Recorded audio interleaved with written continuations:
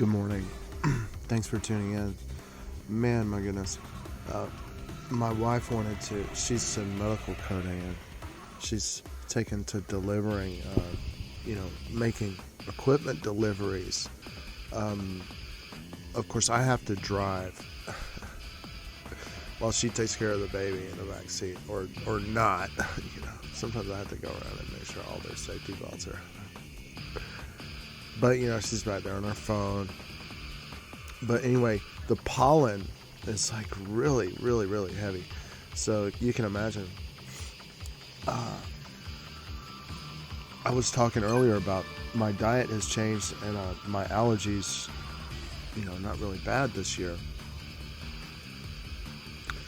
But got out in the pollen yesterday for about 5 hours. And today I'm a little bit sneezy.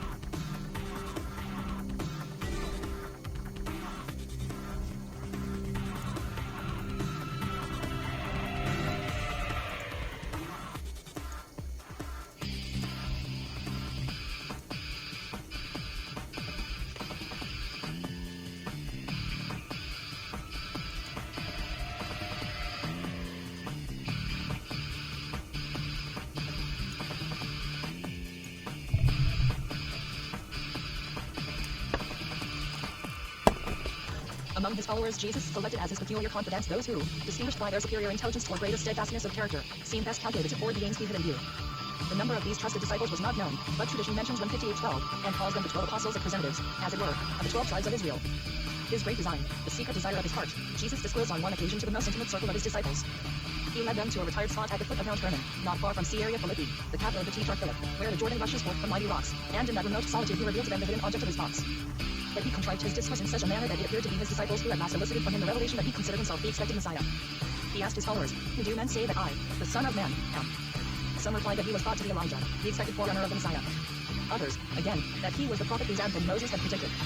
Upon which Jesus asked them, "But whom say ye that I am?" Simon Peter answered and said, "Thou art the Christ." Jesus praised Peter's discernment and admitted that he was the Messiah, but forbade his disciples from divulging the truth, or, for the present, from speaking about it at all.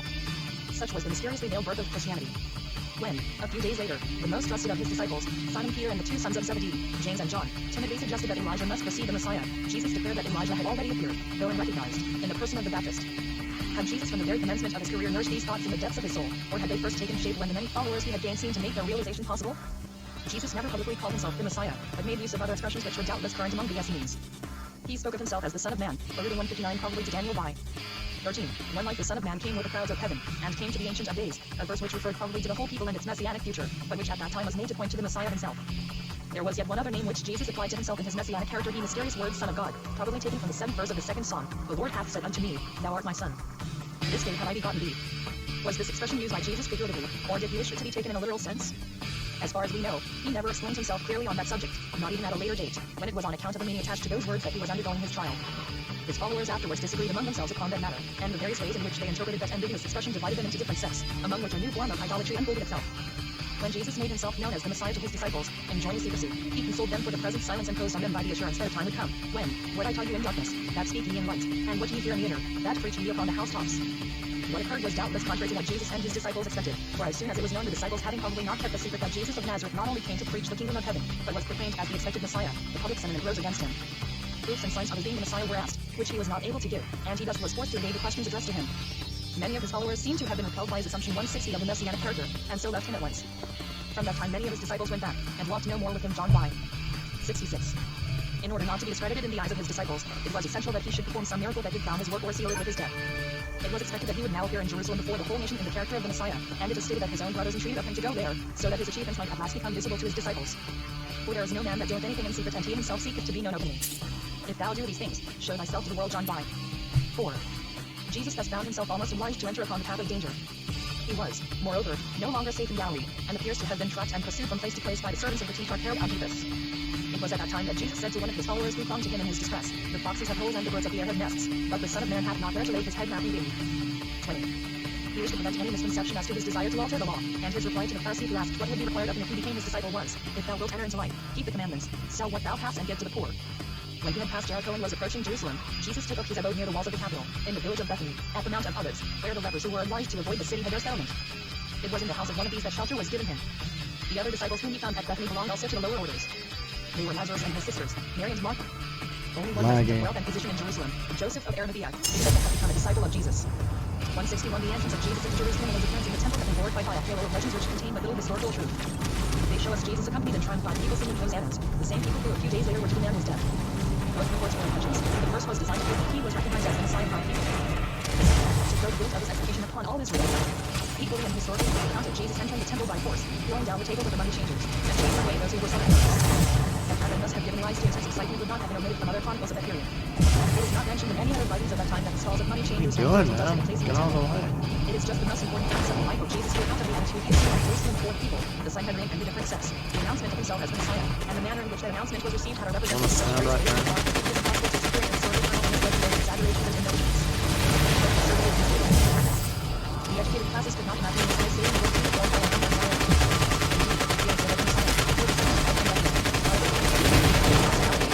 long-cherished conviction of centuries.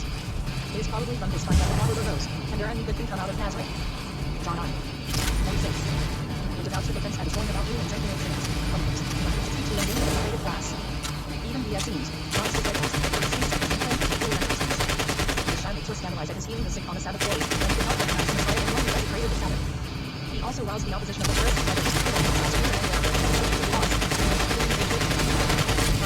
could not look for deeds of heroism. Instead of inspiring his followers, That's pretty tough. he advocated peace, and in his contempt, acknowledged the significance to the Roman tax gatherers.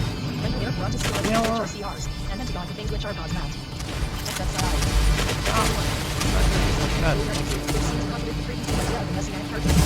Oh. Classes will be wholly indifferent to him, and it is certain that he met with no friendly reception in Jerusalem. These various objections, however, to the mode of life and tenets of Jesus afford no ground for any legal accusation against him. Freedom of speech Ouch. had, owing to the frequent debates in the state of Shammai and Hillel, become so firmly established a right that no one could be attacked for expressing religious opinions, unless he controverted any received dogma or rejected the conception of the divinity peculiar to Judaism. It was just in this particular that Jesus laid himself open to accusation. The report had spread that he had called himself the Son of God, words which, if taken literally, wounded the religious feelings of the Judean nation too deeply to allow him who had uttered them to pass unscathed. But how was it possible to ascertain the truth? See, To I know didn't whether Jesus want had really that. called himself the Son of God, and to know what meaning he attached to these words. How was it 163 possible to discover what was the secret of his sect? To bring up the light, it was necessary to seek a traitor among his immediate followers, and that traitor was found in Judas Iscariot, who, as it is related, incited by avarice, delivered up to the judges the man whom he had dishonoured at the time. One Judean account, derived from what appears as trustworthy source, seems to be the true life of this man as traitor. To be able to arraign Jesus either as a false prophet or a seducer of the people, the law demanded that two witnesses had heard him utter the dangerous language of which he was accused, and Judas was consequently required to induce him to speak whilst two witnesses might hear and report his words. According to the Christian writings, the treachery of Judas manifested itself in pointing out Jesus through the physical homage that he gave his master as he was standing among his disciples, surrounded by the people and his soldiers. Nobody. No sooner had Jesus been seen by the latter than his disciples left him and sought safety in flight, Simon Peter alone following their sentences. And on the day of 14 of Nisan, the feast of the Passover, that is to say, on the eve of the feast of unleavened bread, Jesus was led, not before the great Sanhedrin, but before the smaller court of justice. He was with 23 men, over which the high priest, Joseph came Bye. and presided. The trial was to determine whether Jesus had really claimed to be, as two witnesses testified, the Son of God. For one cannot believe that he was arraigned before that tribunal because he had boasted that it was in his power to destroy the temple and rebuild it in 3 days. Such a declaration, could not have been made the cause of Ouch. himself. The accusation doubtless pointed to the sin of blasphemy, and to his supposed affirmation of Jesus that he was the Son of God. Upon the question 164 being put to him on that score, Jesus was silent and gave no answer. When the presiding judge, however, asked him again if he were the Son of God, he is said to have replied, "Thou hast said it," and to have added, "Hereafter shall ye see the Son of Man sitting on the right hand of power and coming in the clouds of heaven."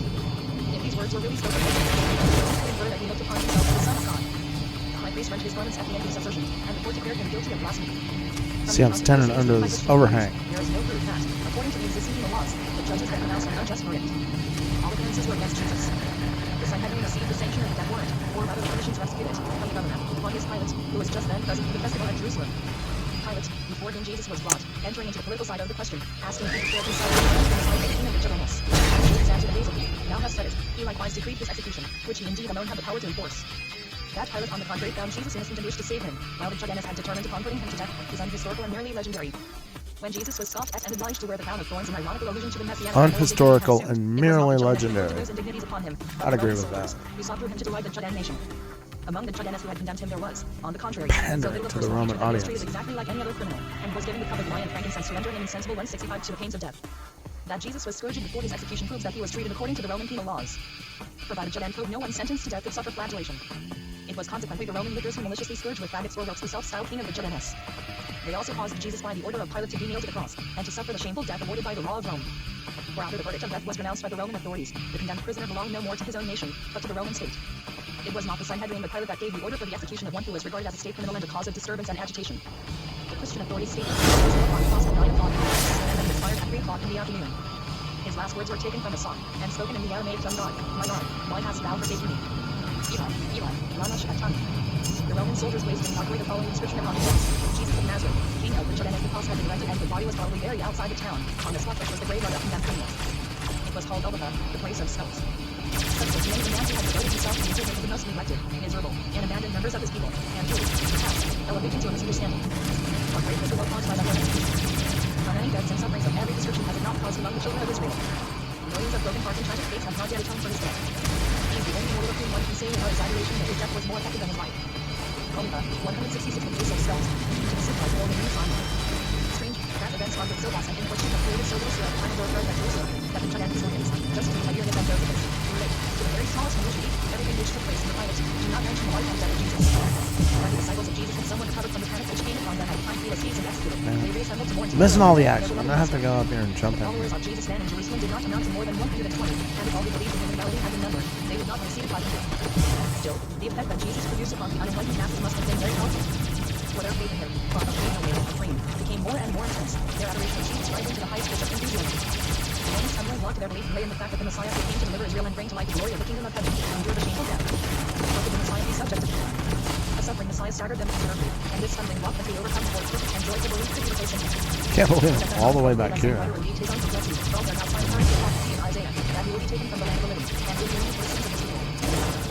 Wavering disciples of Jesus were helped over the grace to by the Pharisees, who were in the habit of explaining the more marvelous claims of the scripture. By this means, they had to know the decision and support of his faith, and as for people that he had to know some doctrines, and the incredible is most of his certainly necessary. From some support, however feeble, from Holy Writ, nothing new would have been received or could have kept its ground. Besides how everything that happened was shown to have been inevitable. Even that Jesus should be executed as an malefactor appeared friendly to people, as if there were little prophecy concerning Messiah.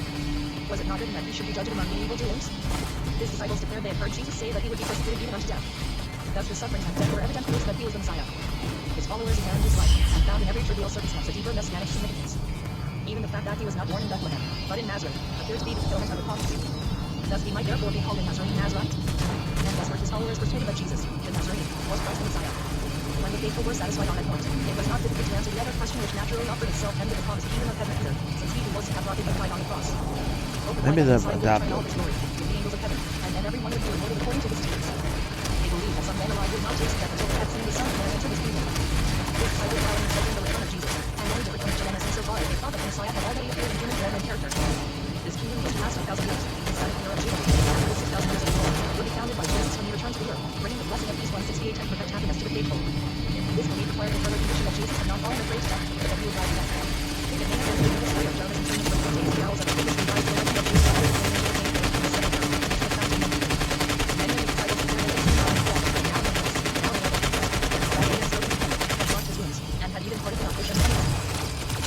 Their faith in the messianic character of Jesus. But greatly as they were glorified him, they had not been raised to by humanity. In spite of the enthusiasm with which he inspired them, they could not look upon him as God. They regarded their own as the whole humanity, and the real God was to be any other human being, and not willing to be the Messiah of the world. They believed in the precepts of Judaism, during the Sabbath, the rites of circumcision, and the dietary laws, marked the reverence to Jerusalem and the temple as holy places. They were, from the other Judeans, some Judaism besides believed and cherished that the Messiah had already appeared. The poverty which they willingly embraced in accordance with the teaching of Jesus was a remarkable trait in them.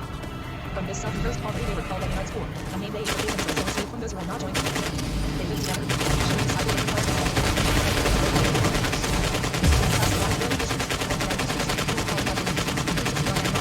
Their order, Essenes. 7 administrative work, as was usual among the Judeans, to manage the expenditure of the community, and to provide for their common repasts. They abstained, and followed the way of the Essenes, whom they also employed as in their disuse of oil and superfluous garments, a single one of white linen being all each possessed.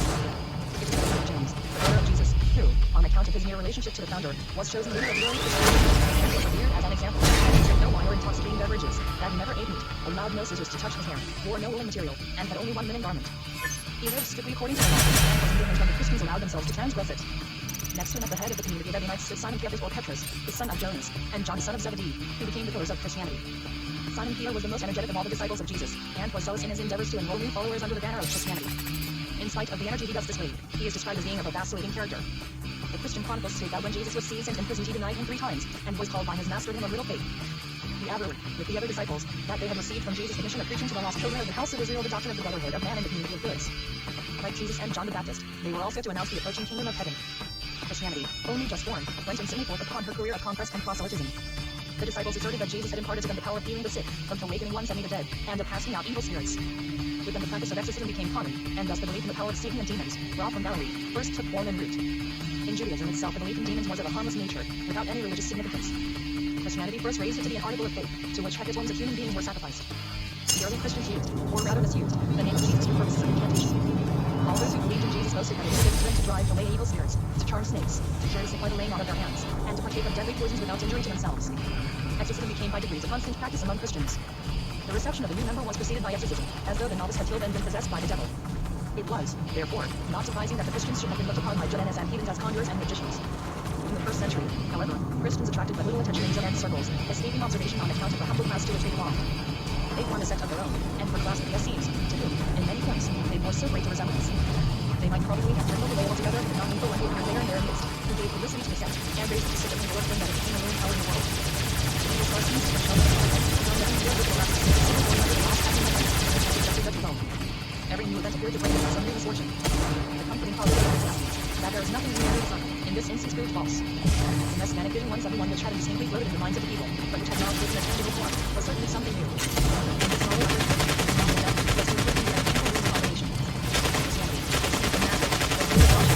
as seems, and inherited the aversion of that sex for the Pharisee and qualified his life as a foolish lady. Similarly, as they looked at the fountain. On his head, my great ship is used in the Christians against their own flesh and blood. They were mockery and scorn to the punishment of death. He had not their decided to cross like the most abject slave, and in derision of his sin, and placed the crown of thorns on his head. The picture of Jesus nailed to the cross, crowned with thorns, blood streaming from his knees, filling their hearts with bitter thoughts of revenge. Instead of turning their wrath against their will, they made the representatives of the judge and people, and by degrees the whole nation, responsible for inhuman deeds. They were determined to deceive themselves, for in time many forgot their place and the fear of their master, and they were upon the heads of all the children of Israel. And about this very thing, they declared their people that these same self-signed desire of office and power, the governor, panicked with suspicion upon every gathering of the people, and regarded every exciting incident as fraught with possible rebellion against the Roman Empire, and disputes against the Samaritans, and ordered rangers, who had 172 been caught in their flight, to be put against the Judge and the Samaritans jointly denounced Tismar buried to Vitellius, the governor of Syria, and Pilate was summoned to Rome to justify himself. The degree of favor shown to the Judeans by Tiberius after the fall of Sejanus explained the otherwise surprising leniency of towards the Judean nation at that time. The Judeans had found an advocate at court in Antonia, the sister-in-law of Tiberius. The latter, who was the friend of the patriotic prince of the house of Herod, had revealed to Tiberius the plot framed against him by Sejanus, and in grateful recognition Tiberius repealed the anti-outlay against the Judeans Vitellius, the governor of Syria, was graciously inclined towards the Judeans, and not only inquired into their complaints, but befriended them in every way, showing a degree of indulgence and forbearance most unusual in a Roman, in those subjects on which they were peculiarly sensitive. When, on the occasion of the feast of Passover, Vitellius repaired to Jerusalem in order to make himself acquainted with all that was going on there, and sought to hide as much as possible the Roman goods. He removed the tax on the streets of the market, and as the capital was mainly dependent upon the proper courts of violence, a heavy burden was thus removed from the inhabitants of Jerusalem. He further withdrew the pontifical robes from behind the lot and built at the fort of Antonia, and gave them over to the care of the college of priests, who kept them for some time. The right of appointing the high priest was considered too important to the interests of Rome to be relinquished, and Vitellius himself made use of it to install Jonathan, the son of Aaron, in the place of Joseph Paetus. Cave has been active in concert with Pilate during all the time he had governed, and from his good understanding of the matter, without was become distasteful to the Judean nation 173 the favor granted to the Judeans by Vitellius was according to the wishes of the emperor, who commanded him to aid the nation with all the available Roman forces in an unjust cause out of Herod Antipas against King Aretas. Antipas, who was married to the daughter of Aretas, king of Medapenes, had nevertheless fallen in love with Herodias, the wife of his half-brother Herod, who, disinherited by his father Herod I, led a private life, probably in Syria. During the journey to Rome, Antipas became acquainted with Herodias, who, down was applying to her position, abandoned her husband, and after the birth of the daughter contracted an illegal marriage with his brother. Antipas' first wife, justly exasperated at his shameless infidelity, led to the daughter of Herodias, and first married to the conflict of was no sooner made known to the emperor than he gave Vitellius orders and to undertake his defense against the king of Medapenes. As Vitellius was about to conduct 2 legions from Ptolemy Abuja, the people took offense at the pictures of the emperor which the soldiers wore on their standards, and which were to have been very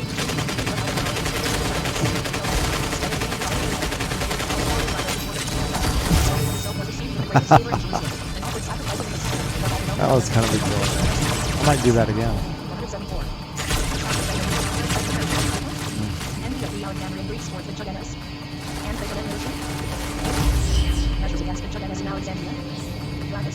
Wow, bad show.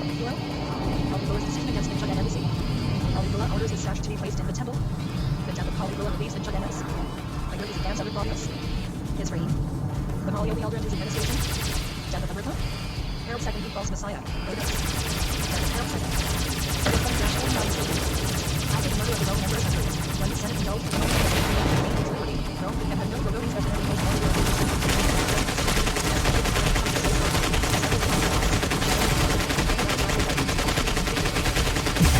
conceived and brought forth by one of Judean birth and developed by a despised class of society, was to tread the power and glory of Roman Christ.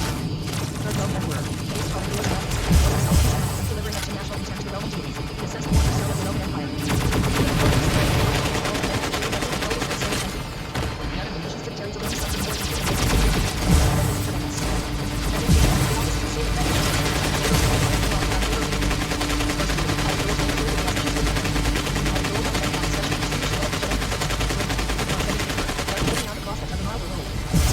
It's got a lock on me. You never know unless you try.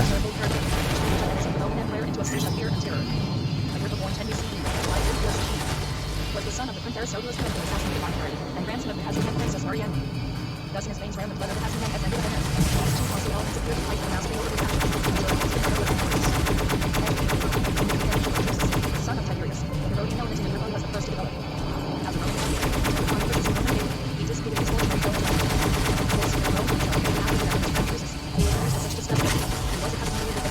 Had to hide it in no part of it. It was then that he contemplated suicide. His last burning life, he was all escaping from his hair, appealed to his sister Herodias,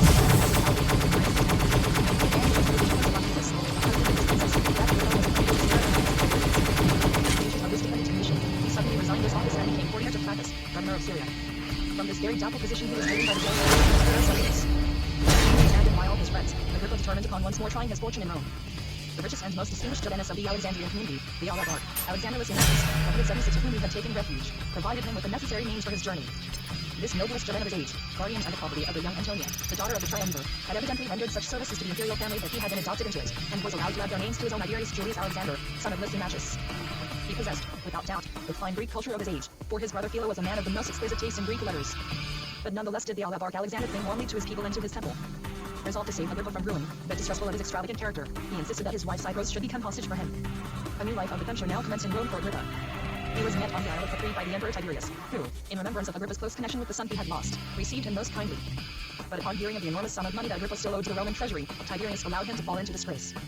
He was saved, however, by his patroness Antonia, the sister-in-law of the emperor, who maintained a friendly remembrance of Agrippa's mother Berenice. By her mediation he was raised to and became the trusted friend of Agrippa's son, Gaius Caligula. But, as though Agrippa were destined to be the toy of every caprice of fortune, he was soon torn from his intercourse with the future emperor and thrown into prison. In order to flatter Caligula, Agrippa once expressed the wish that Tiberius would soon expire and he was thrown to one worthier of it. This was repeated by a slave to the emperor, and Agrippa executed with heedlessness by imprisonment for 6 months, from which the death of Tiberius had passed 7 How does that happen? 177 of the accession to the throne of his friend and patron, Elpis, rose upon the horizon.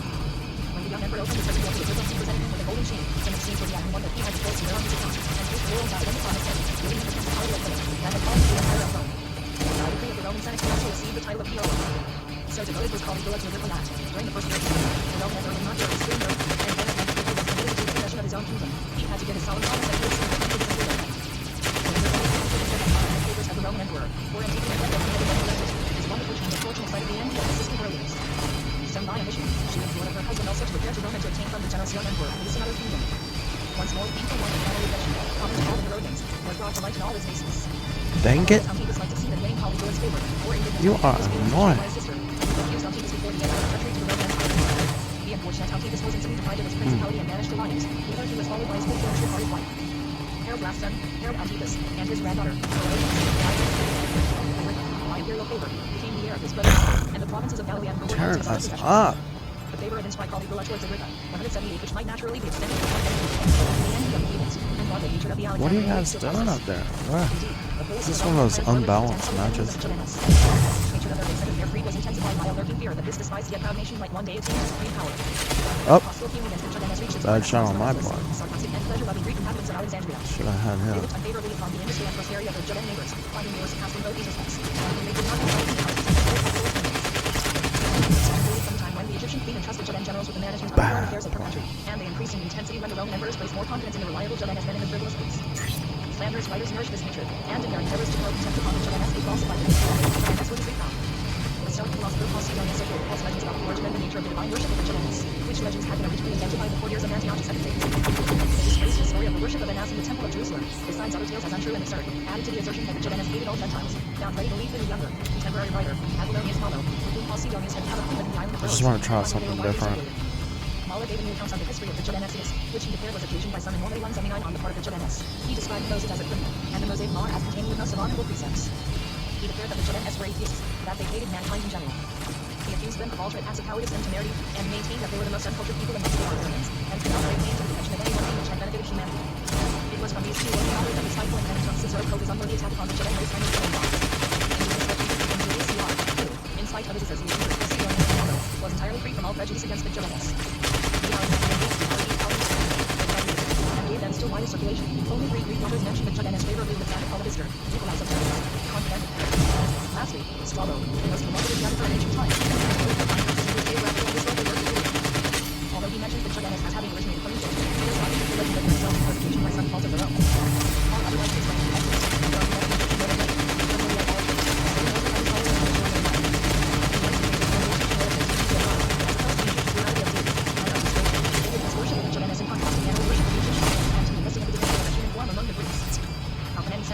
he exclaims, Jeremy, an image of the heavenly why we want to be opposed to the Calmeters of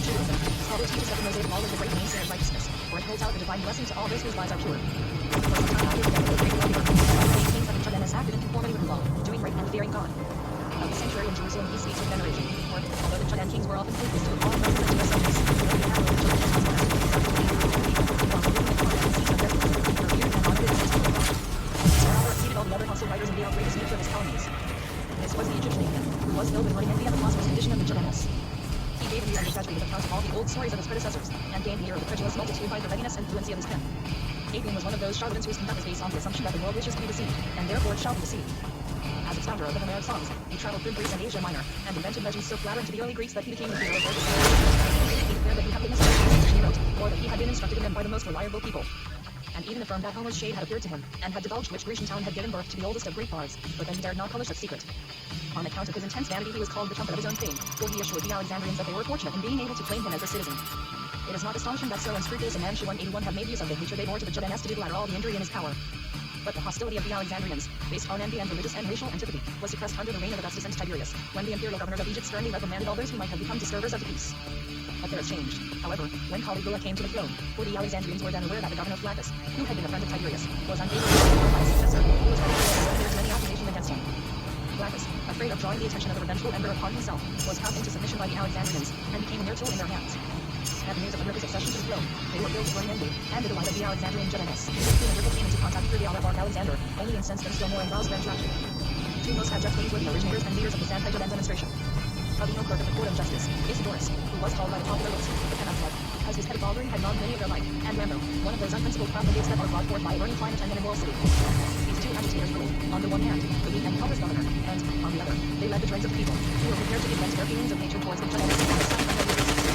Unfortunately, Agrippa, whose change of fortune had been an offense in the eyes of the Alexandrians, touched by the fact that the Egyptians had known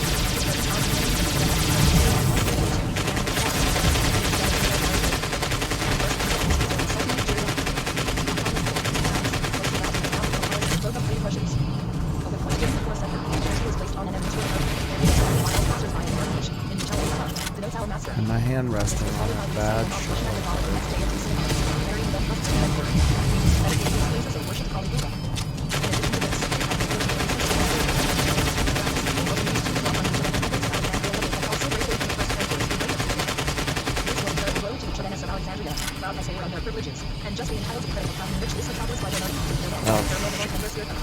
Get a taser.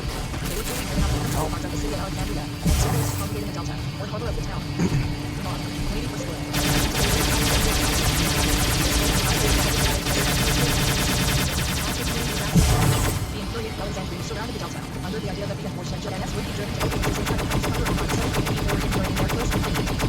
They had asked the scarcity of provisions and help some of the besieged to venture out of their miserable quarters. They were told to and neither 183 would go out of this state of things lasted for a month. The governor went so far as to arrest 38 members of the Great Council, to throw them into prison and publicly discourage them.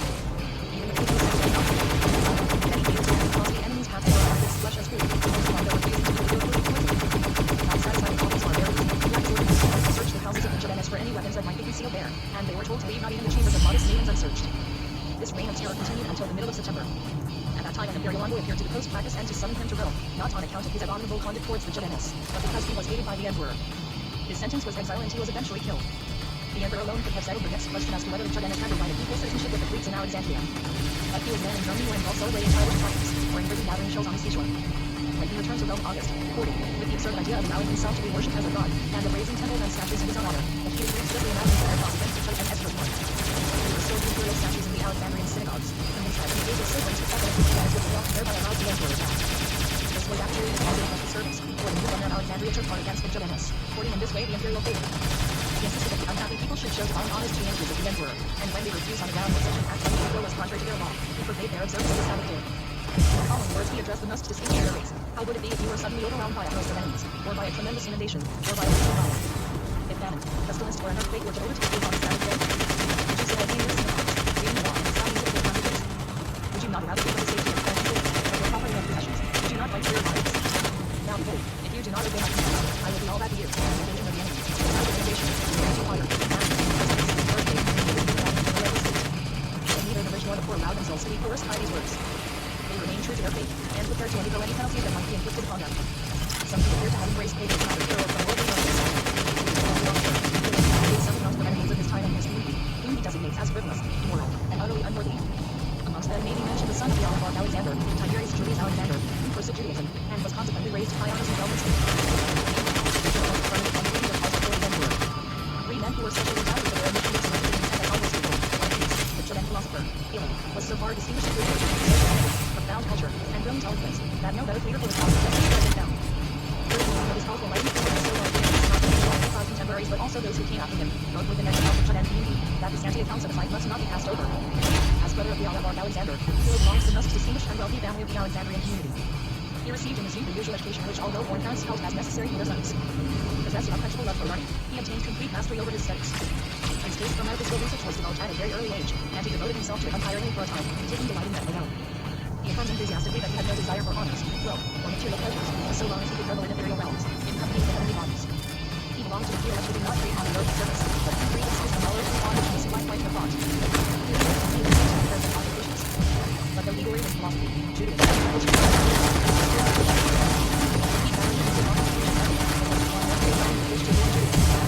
Hilo had been leading a retired life and was living for some time, when, as he had remarked, mercifully he was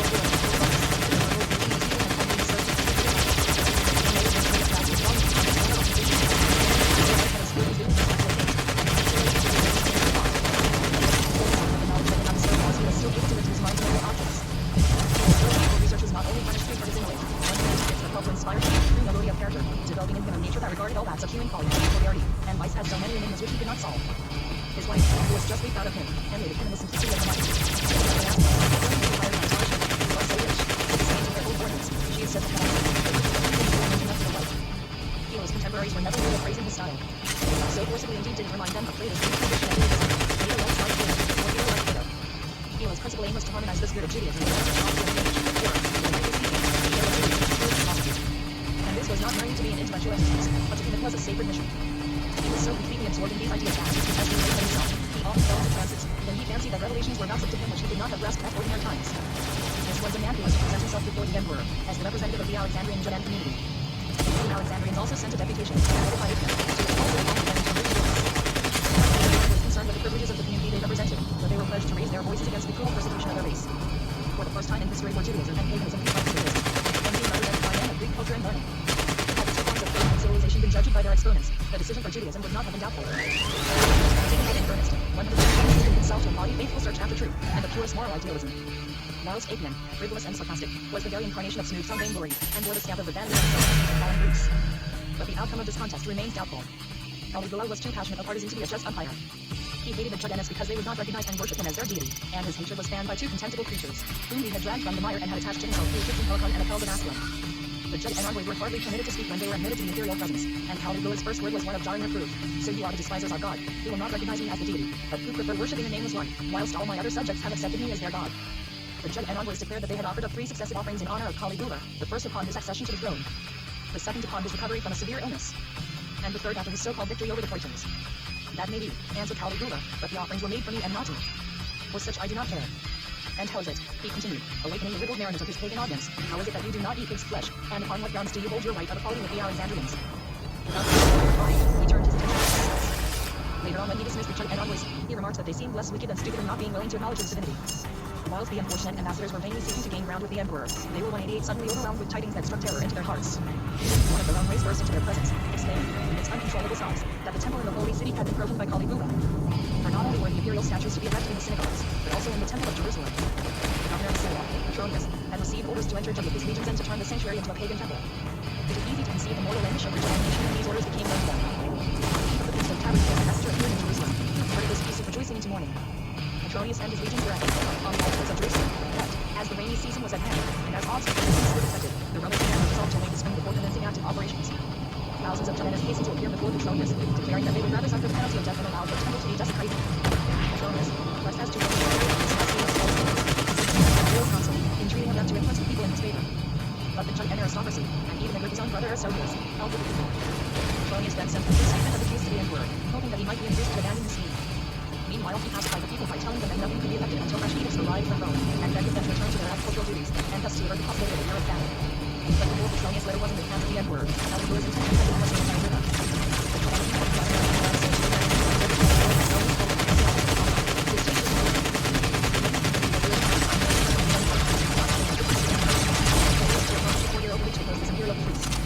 On the contrary, he seemed justified only for the road and then the magnificent feast for the emperor and his favorites. The until of Caligula, flattered by rushed upon him, made a demand of doom, but should be instantly granted. His astonishment was indeed boundless when the Judge Edmond that further repealed and and so thoroughly independent of the will of the Emperor. Plain as he was, Alibaba was hopelessly entrapped, for he could not retract. One hit point. Oh, there he goes. See, sometimes you just want to drop him down. You know you ain't gonna make it, or it's a toss of the dice. I might have survived, but I was pretty close to dying.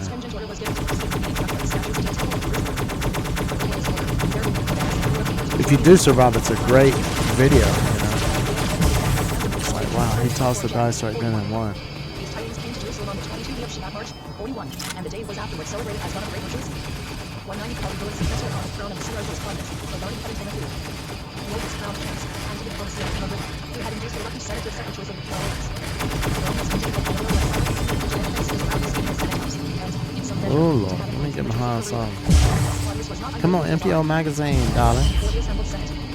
Oh.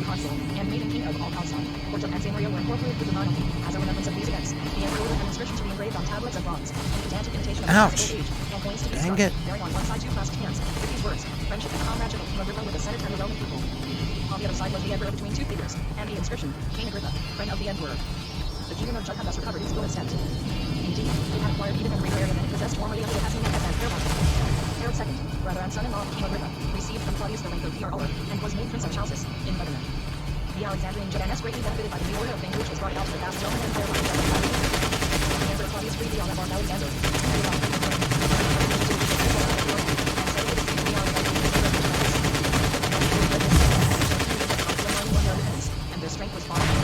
Man. Their rights and privileges were fully re-established by an edict of the new emperor, and they were placed on the The dignity of the Alabama was restored by the emperor, and this was most important to the Judeans, for it ensured them the position of one of their own race, and independent of the Roman officials. It was during this reign that Philo gave developed his writing to a wide circle of readers, and was instrumental in bringing the Judeans to its seat. Claudius extended his goodwill to the Judeans of the entire Roman Empire, granting them complete religious freedom, and protecting them from the interference of the Sorry, Pindus. Oh, here he come again, man. I don't want to kill him now. That's so bad. Come on, Pindus. Come on, meet me head on. You know I'm your brother. That's it. MPO magazine. Gotcha.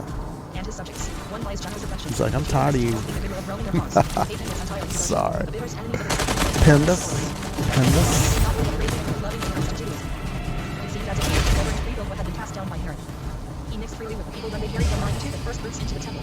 As a math teacher, I don't like Pindus.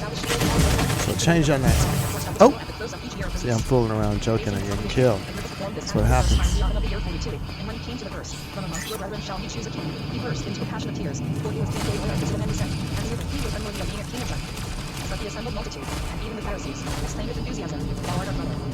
Thou art our brother. Agrippa's careful government made itself felt throughout the entire community. Without doubt, the Sanhedrin, under the presidency of Gamaliel I-Hazard, the elder, the Grand Sebalel, was permitted to take the management of home affairs into its own hands. The presidency acquired greater importance under Gamaliel than it had enjoyed before. For the Sanhedrin, followed upon the constitution of the country, was somewhat like a non determined. The president was declared to be interpretation of and all that he creates must be real existence to him. The moral of these letters, which having so many since been handed down to us, are extremely interesting, both comments and form, for they prove the health and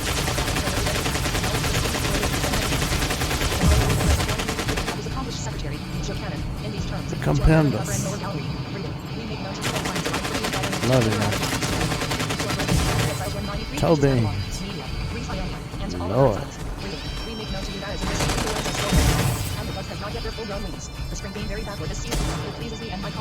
One of those days. Keep trying, man.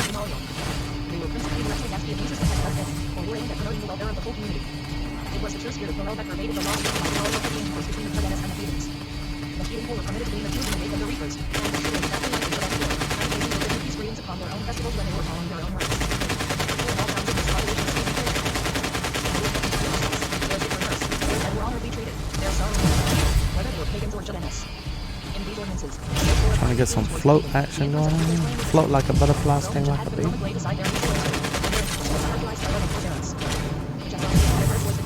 So far that he severely punished some thoughtless Greek youths in the town of Corinth for attempting to introduce his status into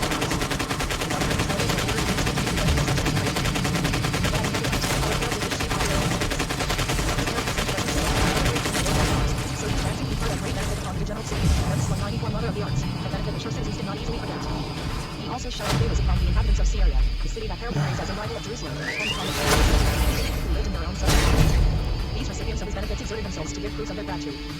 The people of Sebas raised statues to his 3 daughters, and struck coins in his honor, bearing the inscription to the great king reign of the emperor. The last years of this monarch's reign were happy for his nation, both within and without the kingdom of Jud. They were like the rosy flush in the evening sky that precedes, not the dawn of day, but the blackness of night. In some respects they call to mind the reign of King Josiah in the earlier history of the nation, when the kingdom enjoyed tranquility at home and independence abroad, with no dearth of intellectual activity. Hila visited Jerusalem during Agrippa's reign, and was able to take part in the people's joy at the revocation of Caligula's edicts. Never before had the first fruits been carried into the temple with greater solemnity or with more heartfelt rejoicing. To the bright strains of musical instruments the people streamed into the sanctuary with their offerings, where they were received by the most distinguished in their race. A psalm was then chanted, which described how the worshippers had passed from sorrow into gladness. It was at the time that a great queen, followed by her numerous retinue, arrived in Jerusalem, she having renounced paganism for Judaism, thus filling to the brim the cup of gladness of the once persecuted but now honored race. The happy era of Agrippa's reign was, however, not to be of long duration. Although he had gained the complete confidence of the emperor, the Roman dignitaries looked upon him with suspicion, 195 and behold in each step made by the judgment came some trace of disaffection. And they were not far wrong. For, however much Agrippa might coquette with Rome, he was yet determined to make Jud capable of resisting that great power, should an encounter, which he deemed inevitable, occur between the two. His people should not be dependent upon the caprice of one individual. Thus he resolved to strengthen Jerusalem. He chose for this purpose the suburb of Bezetha, to the northeast of the city, and there he ordered powerful fortifications to be built. They were to constitute a defense for the fortress of Antonia, which lay between Bezetha and Jerusalem.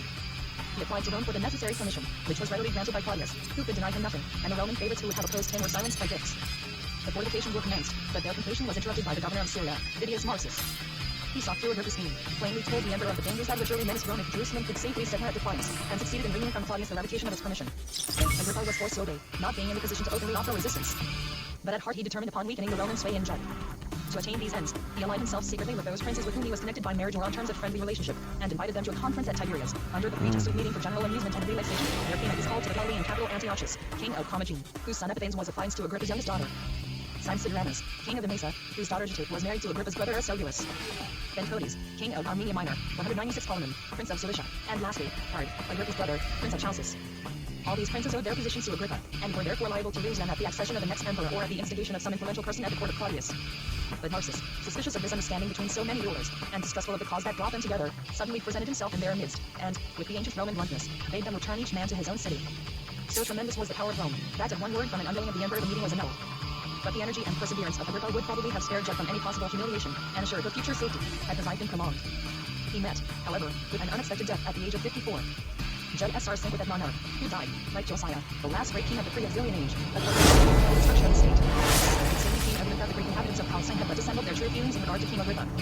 Forgetful of Etmonarch's benefits, the Syrians and Greeks of the city of Syria, and of the seaport of Sebast, solaced themselves by heaping abuse upon his memory, and by offering up thank offerings to Karen for his death. The Roman soldiery quartered in those towns made common cause with the Greeks, and carried the statues of Agrippa's daughters into brothels. Claudius was not indifferent to the insults offered to his dead friend's memory.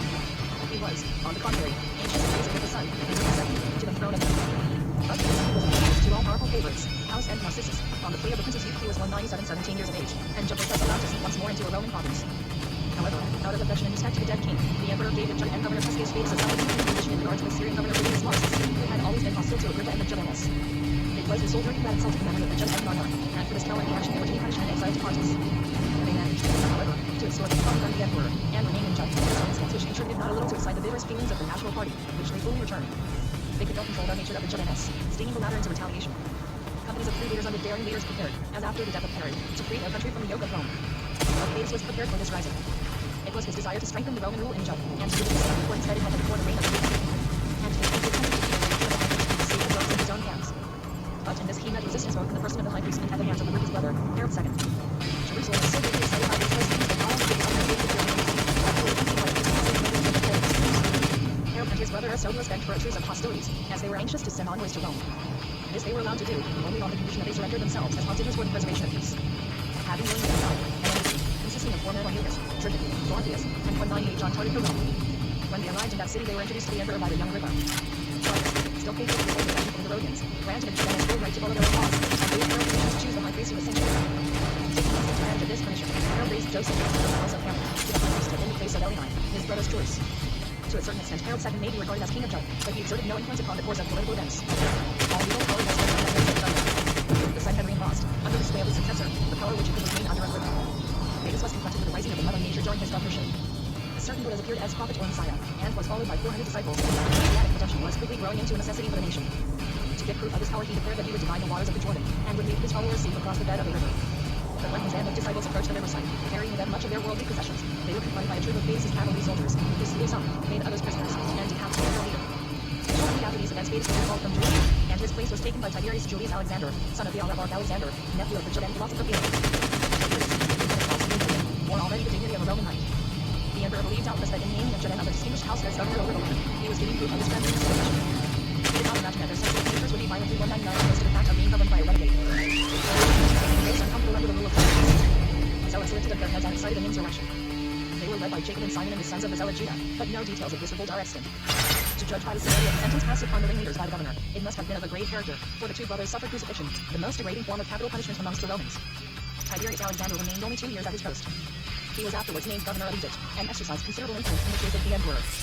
Herod II, king of Chalcis, titular king of Judah, died at this time 48, and with him the third generation of Herodians sank into the grave. 200.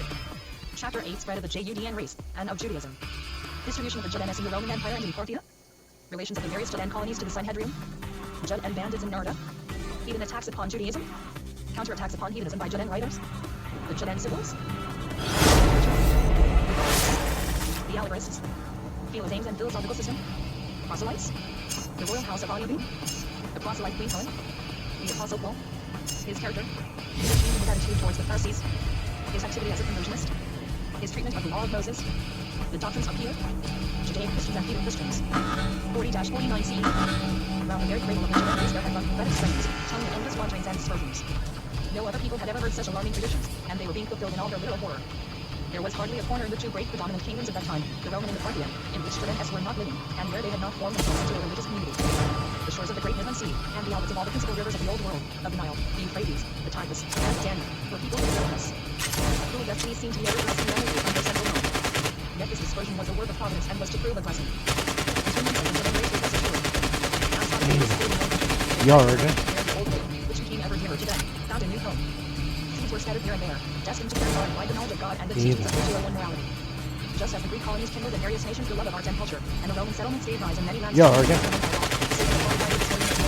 People contributed to overthrow the errors and combat the sensual vices of the heathen world. In spite of being thus scattered, the members of the Judean people were not completely divided from one another.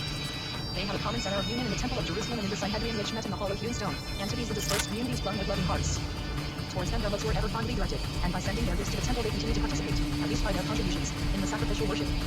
From the Sanhedrin they received their other laws, which they followed more willingly as it was not forced upon them. The Sanhedrin, from time to time, sent deputations to different communities, both far and near, to acquaint them with the message of the Scriptures. The Wicked States were tumbled by the Judeans to build down their culture, strengthen the law of their communities, and gave business much and acquaint them with the necessity of creation of many places of worship, and various foreign Judeans met for prayer. The capital contains the Alexandrians, Cyrenians, Libertines, Hellenes, and Asiatics. One can form some idea of the vast numbers of Judeans existing at that period if one considers that Egypt alone, from the Mediterranean to the Ethiopian boundary, contained nearly 1 million. In the neighboring country of Cyrenaica, there were likewise many Judeans, some having been forcibly transplanted from Egypt, whilst others were voluntary immigrants. Ouch. In many places, Syria, Stop, quit. Antioch, the Judeans formed a considerable 202 portion of the population. Oh, yeah? Let me have a word with you, buddy. Come on. Oh. One of these kings had even given them some of the utensils taken from the temple, and they preserved in their synagogue. About 10,000 Judeans I didn't really take him down that much. Dang it. Just as in Alexandria, one of their most distinguished members was elected chief of the community. There he is. To the great capital of the world. I'm acting as plenipotentiary on behalf of my best robot. And I would like to have a word with you, Mr. Stoteworthy. If you would just give me... You know, you're one of those people that don't let somebody get a word in edgewise, but that's why you only have 1 hit point left. And that's why I'm about to kill you. They were the descendants of former exiles who owned large tracts of country in Mesopotamia and Babylonia. Yeah. Boom. I'm gonna die. Help.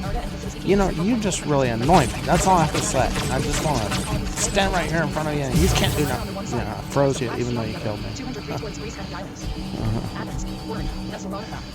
Dropped your hit points down too, didn't I? There is no doubt that from Rome, Judean colonies went forth westward to the south of Sure France. did.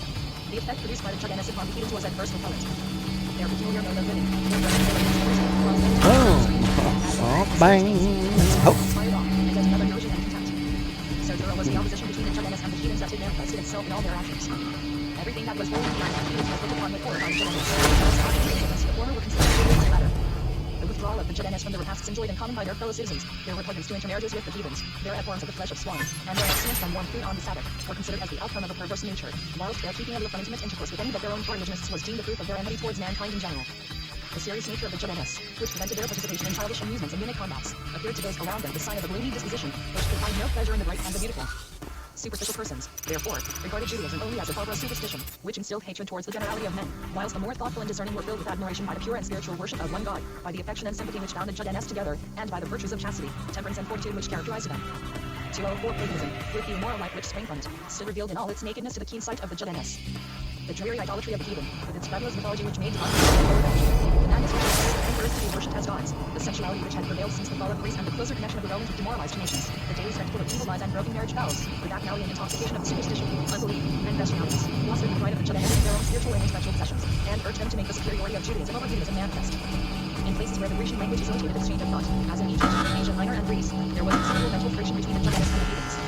Judaism, as it were, summoned paganism to appear before the tribunal of truth, and there placed its own sublime faith beside below, degrading forms of belief of its adversary. The Judeans were deeply anxious to impart the body condition of their hearts to the one, and to attain their ultimate, in relation to the the latter. Some of the most cultivated among the Judeans had recourse to a sort of pious fraud, by which he influenced and soothsayers were made to bear witness to the beauty and grandeur of Judaism. Skillful imitations in verse, the mass of the Judean doctrines, were placed on their ambition, is the mouth of this studied symbol of the strains of Sophocles, the tragic poet who had celebrated the all-powerful gods. When Rome had extended her empire far and wide, and the legends of the Sibyls had become known through many years, Judeans were hastened to make the latter stand sponsors to tenets and views which Geo Christ first not proclaim themselves, while which, if given their own name, would have obtained no hearing. In an oracular form, the Sibyl was made to reveal the deep meaning of Judaism, to stir the hearts of the people by pictures of the awful result of infidelity to God, and to offer to nations engaged in bloody conflicts the olive branch of pusillanimity, opening out to them the prospects of the power of God, predicted by the Spirit, to those who believe in the eternal God of Judaism. And the Sibyl spoke in prophetic strains of the glorious future, where all the nations of the earth will rejoice in the blessings of the Messianic kingdom. Unhappy Greece, sees how the are cast out. All the spirits of the immortal and lofty ones, and takes the upright living. Serve the mighty God, so that all life on life will be will be endure from time to the day of judgment, according to the will of God, will rise up before man. Then will the kings are full of abundant fruits morals of their streets and divine of the olive of choice and nourishing fruits. Also sweet honey dropping from heaven, and tree with every person and flesh, and fire on the land and the kids of the goat. For then rivers of milk will flow, sweet and white. The cities will be filled with rich homes, and there will be no more war or fearful sound of fighting. Nor will the earth, loud groans, nor will peace, and there will be no but great peace will be over all the world, and his unified king will be the other side, and under one law will the people of the whole world be governed by the eternal God, who owns the stars heaven's name law for all weak, pityable men. For he is one God, and there is no other, and the people will have two things. The long period of first writings, the Judean Grecian school was susceptible of arbitrary and hatred for the body of men, on the purpose of the most favor of God, and thus to induce the heathen to become acquainted with the tenets of the latter. Heathen kings claimed that instead idolatry was empty and vain, and that by Judaism, on the contrary, truth was revealed to were pointed out as examples. The book of wisdom was even more decided than Philosophy experience in ancient Judaism until it was sealed by with philosophical opinion, but in a political guard. The true juxtaposition of idolatry showed it to be the cause of vice and immorality, and then, in marked contrast to these dark shadows, made Judaism shine with increased purity and lustre.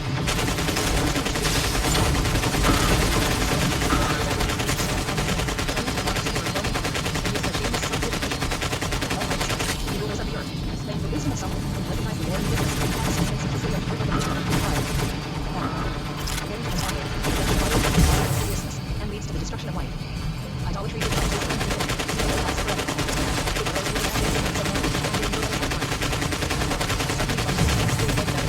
perhaps made for himself an image of the latter. By degrees he worshipped the lifeless figure as a god, and insisted upon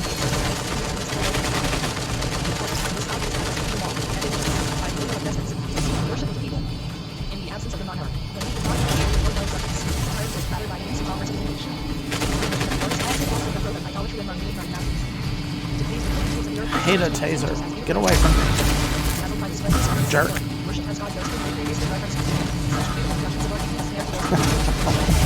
And induce them to deify God to 7 stone and wood, and to bestow on them the Maybe I can tase you. Not alone do the people are in their religious faith, but they live in constant strife with one another and call it peace. Infanticide is so raised that they observe dark, mysterious secrets, and are guilty of unchastity. Each one plays the part of spy on the other, or wounds his friend in his dearest honor. All, without distinction, thirst for blood, love plunder, and practice cunning, perjury, deceit, ingratitude, and every description of impurity. For the worship of vain idols is the beginning, cause, and end of every evil thing. For health he helleth upon that which is weak, for life prayeth to that which is dead, blade humbly besiege that which hath least means to help book of wisdom. G. 18. After the author has thus shown the vanity of idolatry, he attempts to describe the fundamental truths of Judaism. There is no God but him whom the Jews adore. Divine wisdom preserved the firstborn, saved the righteous Noah from the flood, upheld the righteous Abraham innocence before God, delivered the holy seed that judged and people from the oppression of the nations, built the city of God Moses, who approved the terrible signs and wonders. Israel is the upright one whom God has chosen. He possesses the knowledge of the divine things, and may call himself the Son of God, who in his mercy sustains and upholds him. These righteous ones will have eternal life. When Israel is persecuted by the rulers of the earth, because his path lies apart from theirs, and he condemns their godless ways, turns from them as unclean, and calls God his Father. When the nations of the earth torture him and put him to a shame of death, these are only trials imposed by God on his chosen one, to prove him and make him worthy of his grace. He tries him like gold in the furnace, and accepts him as a pure offering. Israel shall judge the nations, and have dominion over the people, and their God shall reign forever. 208. Then will the upright one stand firmly before Shields his down. successors. They will be troubled with great fear. Step up, They buddy. his glorious salvation, and repenting of There his you sin, go. is no longer wicked in derision, and You of know the you wicked want will not be to. sought. And now he is tempted among the children of God, and they are Back up again. Oh, man. That's, oh, and I hit reload. Great. Might as well just die right now. Like the Babylonian Isaiah, the Alexandrian Judean sage contemplated his ideal in Israel, until a noble mission was required, and came hereafter found in glory. Whilst the Alexandrian Judeans were absorbed in Grecian literature and philosophy, and were using the melodious language as a weapon against paganism and the immorality of philosophy, they were carried beyond the object they had revealed. Their desire was to make Judaism accessible to the cultivated Greeks, but in following out that design it was, in some degree, lost to themselves. Greek conceptions had so completely taken possession of their thoughts that at last they came to find in the teachings of Judaism the current speculations of the Greeks. The faith that they had inherited was, however, still dear to them, and they managed, through sophistical means, to deceive themselves into a belief of the genuineness of their position. The scriptures could not, indeed, always offer apposite passages to the prevailing philosophy, but the Judean Alexandrian authors knew how to help themselves out of that difficulty. They followed the example of Greek writers, who found their own views of the world in the poems of Homer, or put them there, and to accomplish that feat, employed a peculiar kind of sophistical word pictures.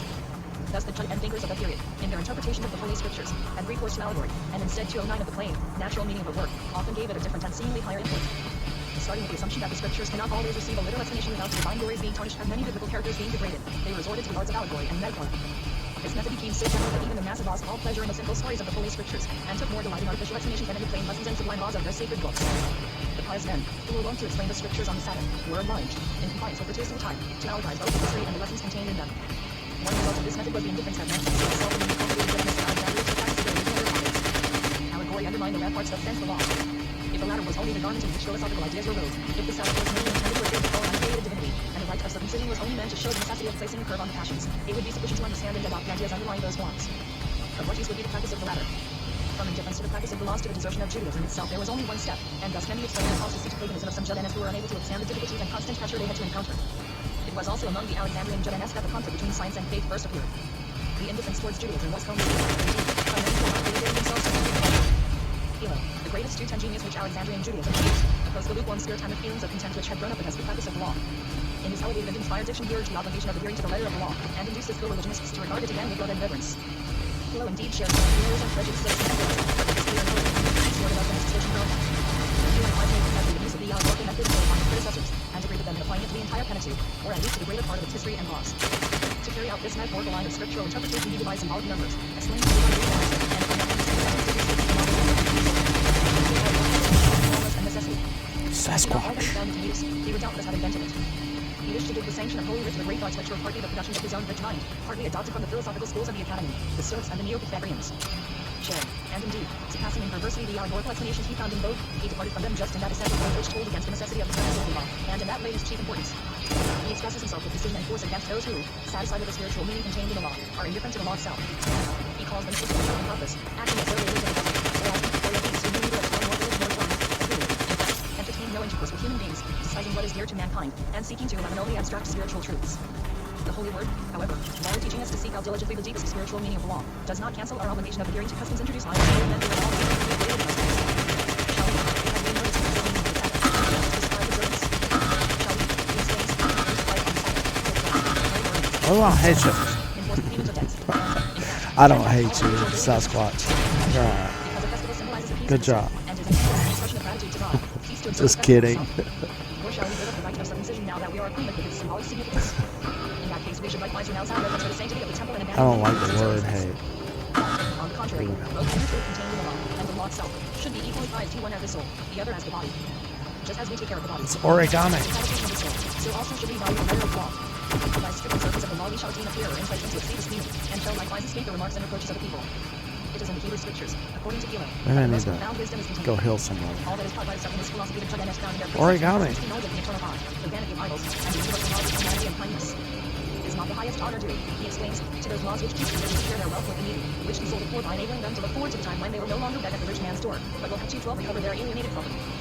For, at the opening of the 7th year, prosperity would return again to the living before them, and would restore to well-being those whom fortune had disinherited, and by almost natural.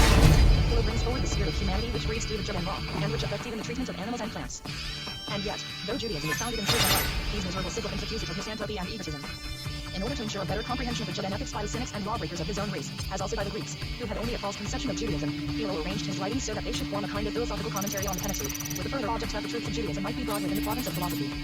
Further, on the one hand, Philo stood firmly on Judean ground. On the other, he was no less imbued with the dogmas of the Grecian schools, which ran counter to the former, and he seems to have been equally swayed by the spirit of Judaism and that of Greece. Vainly he attempted to bring the contradictory from their very inception that they could not be reconciled. To solve the difficulty between the conflicting views of a creating God and the perfect deity who does not come into contact with matter, Philo's system takes a middle course. God created first the spiritual world of ideas, which were not merely the archetypes of all future creations, but at the same time active powers which formed the latter. Through these spiritual powers which surround God like a train of servitors, he works indirectly in the world. Spiritual power acting, as it were, intermediately between God and the Logos, 213 according to Philo, the Logos, or creative reason, the divine wisdom, the spirit of God, the source of all strength. In Philo's more mystical than philosophical description, the Logos is the firstborn son of God, who, standing on the borderland of the finite and infinite, links both together.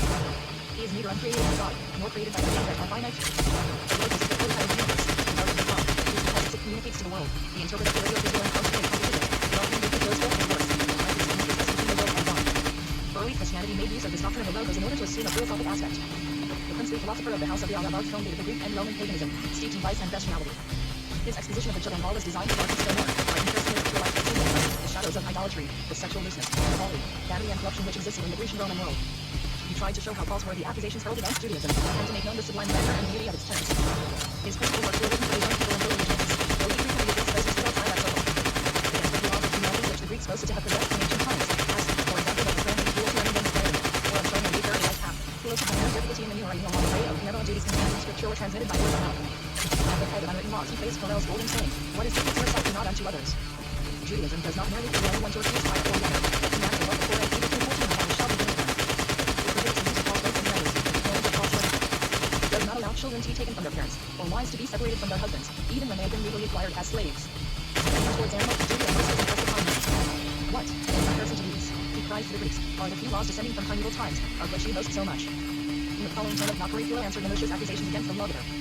Yes, verily, Moses must have been so strong, not only to have preserved the whole people, and supplied them I love making them count, right? That last one. and ignorant of the way they were pursuing, but likewise to have made them, their mutinous spirit, which often broke out against himself, docile and pliant.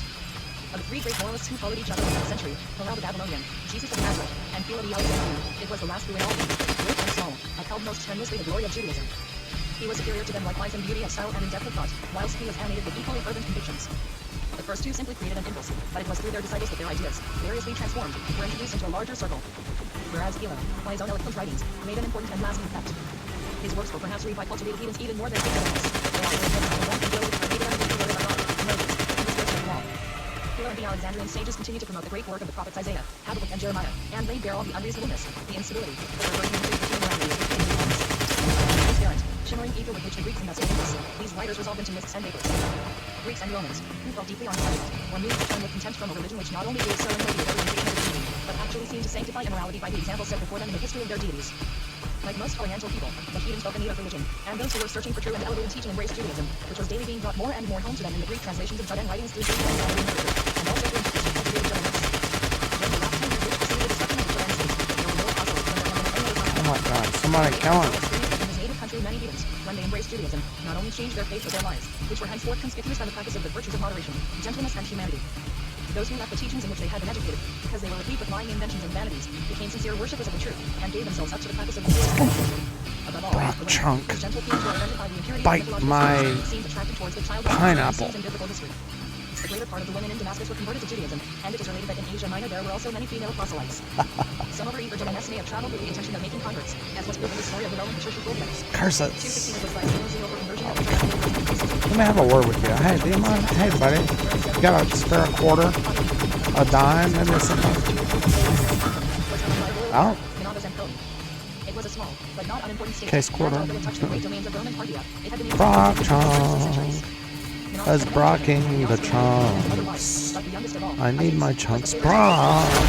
So I call on Brock chunks. had caused among the elder brothers, Menabas sent him to the court of a neighboring king, of the name of the vineyard Benri, who was so greatly pleased with the young prince confided to his care, that he gave him his daughter in marriage. A Judean merchant by the name of Anania traded at this court, and whilst he showed his merchandise to the princesses, he dilated at the same time upon the tenets of Judaism with such success that he converted them to his faith. Isates, whose wife, Senesh, was one of the converts, became interested in Anania, discoursed with him, and became a sincere adherent of Judaism, which he openly embraced in the year 18 CE. His mother, the Queen Helen, had also, without the knowledge of her son, been won over to Judaism. The deep impression which the Judean precepts had made upon the royal converts was proved when the throne became See vacant. if I've got some The dying Menabas Netflix passed over his tickets. eldest son and named Isates as his successor. To the nobles of Ayavim, they suggested that the elder brother should be put to death and thus prevent a civil war, to which their and jealousy might not be brought. But Helen, softened by her conversion to Judaism, 217 did not follow the same path, and kept the brothers in confinement, with the exception of her eldest son, Menabas II. When Isates arrived at the capital of Ayavim, and had, according to his father's last testament, obtained the vows of Menabas, considered it an alien act of cruelty to leave his brothers to languish in confinement, and he sent them as hostages into honorable banishment, some to Rome and some to the Parthian capital. Once on the throne, Isates intended to adopt Judaism, and even to submit to the rite of circumcision, but he was dissuaded from doing so by his mother, and by his physician, also named Anania, who, being a Hellenic Judean, represented to him that the latter was not essential. Isates felt reassured for the time. But another Judean, a Galilean of the name of Eliezer, and a strict follower of the law, came to his court and offered a contrary opinion.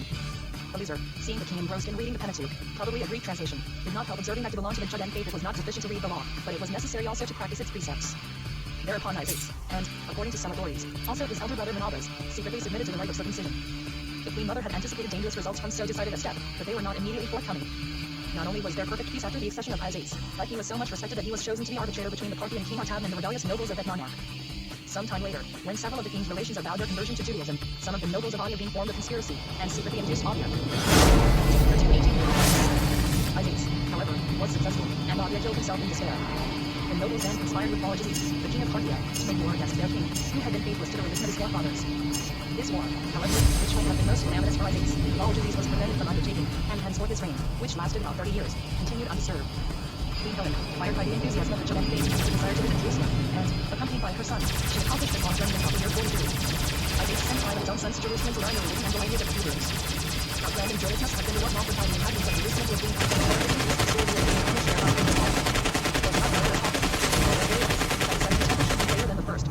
as the heathen should come and worship the one God.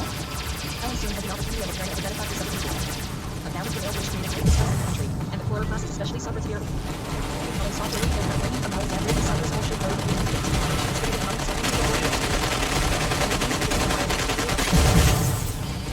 Trucker full. Yo, Yo, Dad, I don't know you. Scary bear, joker fool. Come on, child, what you doing? There you go, Doc.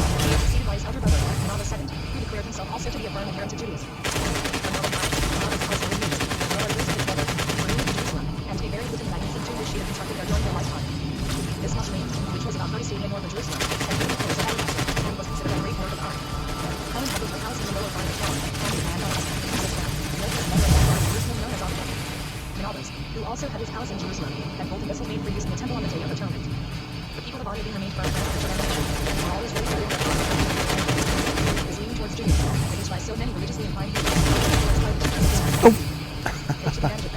All right.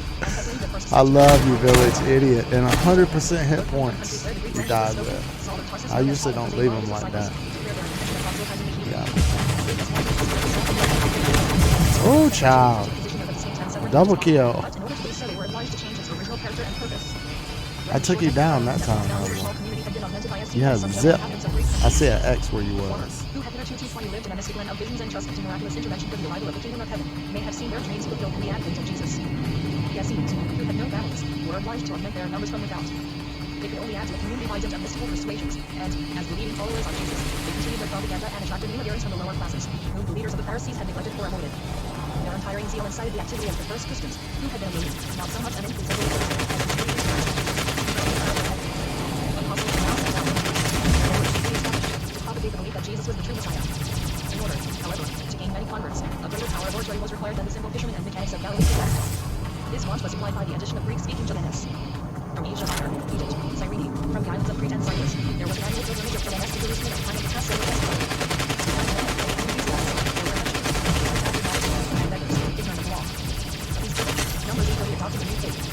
Many adventurers among the Greek Joannes were easily persuaded to accept the doctrine of the community of goods, which the Heavenite Christians had retained from their ancient north, and which found great favor with the Chinese wanderers.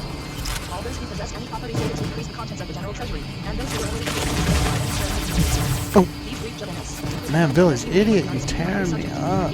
Lord, oh, but you did. That will learn you. Oh no.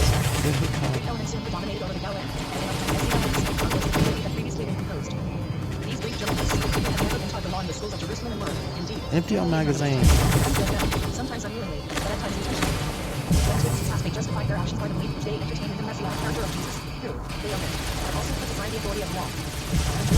Still considered as the holy city, each practice and observance was made a matter of deep importance. People began to suggest that the Nazarenes, who spoke in foreign tongues, were introducing innovations and endeavoring to bring the law into effect. Sweetest taboo. And their utterances in the synagogues and in the marketplaces were Girl, be careful. amongst those who were most connected with the zealous follower of the Pharisees, who he spoke briefly. He was able to measure the boldness and the utterances of the Judaicists and Greeks who were in Jerusalem, and his invitation was raised against them. One of these Greeks, of the name of Stephen, was particularly violent in his attacks, and had recklessly spoken against the holiness of the law in the temple. It appears that Saul proclaimed him to be a blasphemer, and that he was stoned, whether after a judicial trial or by an angry populace is not too known. After that time, the Nazarenes were viewed with still greater suspicion, and were called upon to defend themselves. And again, it was Saul who watched the proceedings of these Greek adherents of the new sect, and caused them to be brought up for trial. They were imprisoned, and those who were found guilty of contempt of the law either in the Messianic subjects were not punished by death, but were sentenced to be scourged. The foreign Nazarenes, terrified by this severity, hastened away from Jerusalem to disperse in various Greek towns and their Judean communities, among whom they continued their work of propagating. Those followers of Jesus, notwithstanding their new faith, did not deny the holiness of the law, remained unmolested. Their three leaders, James, a brother or relation of Jesus, Cephas or Peter, and John, son of Zebedee, were their persecution. The other Nazarene zealously continued the work of converting foreign places. Amongst themselves, they endeavored to introduce into their circle of followers the doctrine of the community of goods, which would enable them to live on from day to day without care or thought for tomorrow. They were particularly attracted towards the towns of Antioch and Damascus, where they found a large field for their labors in the Greek-speaking community of men and women.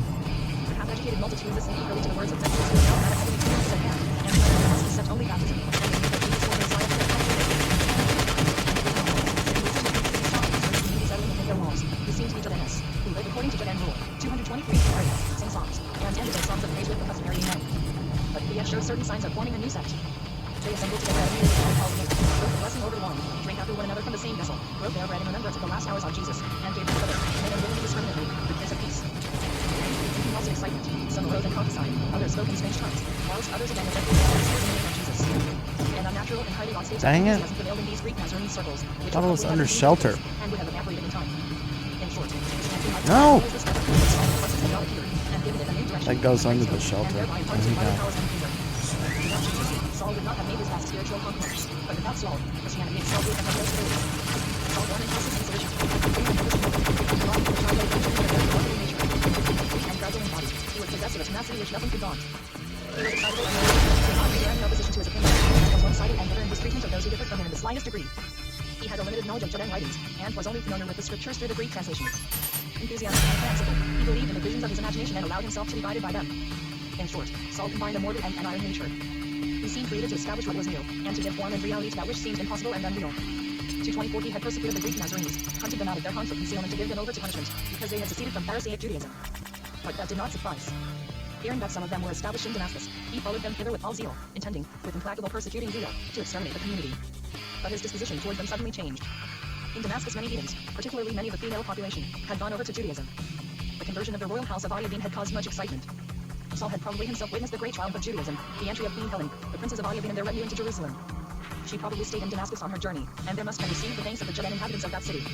These events must have made a deep impression on Saul, and may have given rise to the thought, had not the time foreseen by the prophets now arrived, he should recognize the God of Israel, bow down and swear allegiance to him alone. If he was occupied with these thoughts, he must also have been prepared to wrestle with many doubts to which they gave rise. Would it be possible to convert the heathen world if the law were to bind them with its command? If they were to be forced to observe the Sabbath and the festivals, to keep the dietary laws, to teach, Barry Beast, yeah, I do. Let me get out of this match. I'm on deathmatch tickets right now, so let me finish this and we'll get going. And might they not merely be taught the knowledge of God and a loftier 225 morality? Yet, As the whole law originated from God, by whom it was revealed, and who had expressly commanded that it should be fulfilled, how could it be said so? The saying of his teachers was from first of all, but the law of holy God was revealed by Messiah, and that as soon as the Redeemer came, it should put sense in the If the Messiah had been, then all the difficulties that surrounded the conversion of the heathen would disappear. This train of thought was one day solid. His notice coming from that he had truly to all lost, and he believed firmly and truly that Jesus had made himself manifest to him. Much later he said of the vision which had appeared, figuring the flesh I know not, it was written before I know not, not else. So that's how he fears of God to serve him. This is not very reliable account of an actual fact. Such great importance to Christianity, in a fitting manner. It describes Saul traveling to Damascus. Oh, Neymar Jr., faithful foe. Okay. He is said to have fallen in terror to the earth, and to have heard a voice. Oh, child. Saul, Saul, why dost thou pursue me? Blinded by the vision, he reached Damascus. There you go. Thank you. Oh, man. Oh, no. Ow. Or a different mathematical point of view was revealed to him. Jesus had certainly died, or rather had been crucified. No, no, no, no, no. He must have been the first who had been brought to life again. Well. And therefore confirmed the fact that there would be a resurrection, which in fact happened in our earth. And Jesus at 2:26 also thereby announced the advent of the kingdom of heaven, of which, as the prophet Daniel had predicted, the resurrection of the dead was on earth. That the Pharisees and apostles had come and so preaching as Jesus had arisen. That he was the true Messiah who had been predicted. And that the kingdom of heaven, the glory of the resurrection, was in it, and that the existing generation, or rather true believers in Jesus, would soon witness its revival. This would be red letter results. If the Messiah had already come, or if Jesus were actually the Christ, then the law was of itself abrogated, and the kingdom was in the blessed of Abraham, not observing the law. This would be Boy, I'm just sick and tired of you. himself called upon to convert the depraved world to Abraham, and through That was Christ, lucky. back to the Father of all. Oh. No time was allowed to elapse between the inception of this idea and its realization. Assuming the name of Paul, he joined the Nazarenes of Damascus, who were not a little astonished that their persecutor had now become their calling, and was seeking to make fresh converts. Paul found many opportunities for converting in Damascus, as a strong feeling of Okay, I'm- there, and the sacrifice incumbent on its followers alone affected I'm him. getting with you as soon as I get The newly out converted of apostle here. could render his step easier, as he relieved them of all duties to the law by means of a belief in Jesus. He does not. Shouldn't make too much However, longer. seem to have found a long mustache for his faith, resting as it did on sophistry, even amongst his own countrymen. His word that the whole law had been set aside was probably not considered as quite acceptable. He also seemed to have felt disgusted their former persecutor. In short, Saul Paul could not maintain his ground in Damascus, and fled to Arabia or Nidus, where Judah and communities also 2:27 existed. When, however, he returned to Damascus for the second time, and his court religionists had acquired greater confidence in him, he could indulge his love of proselytism. But his love the version that the law was no longer in force, aroused the Judean community of Damascus against him. The Judean member of the town, who had been appointed to confront Barnabas Claudius, sought to take him prisoner. They took and saved him, by lowering him in a baptism window in the wall. Thus he escaped from those who had been considered the destroyer of Judaism. He returned to Jerusalem 3 years after his conversion. He felt that there was a wide difference between himself and the Galilean Christians, and that he would not be able to make friends with them. So let's go to the one part, that the blessing for all generations. The promised land made to Abraham that he should be father of many nations, and that wealth of the heathen should belong to the children of Abraham, was now finally taken to us, and that Paul was called upon to effect this work. Mayo Sotas, 17,000 points of damage. This was the glad message which he brought to the people. It was a far-reaching thought, of which the Ebionites in Jerusalem and the so-called named apostles had no understanding. Can I have a word with you? Hey, excuse me. Hey, don't just walk away when I'm trying to talk to you. Come on, give me a break. So disrespectful. And in the town of Corinth.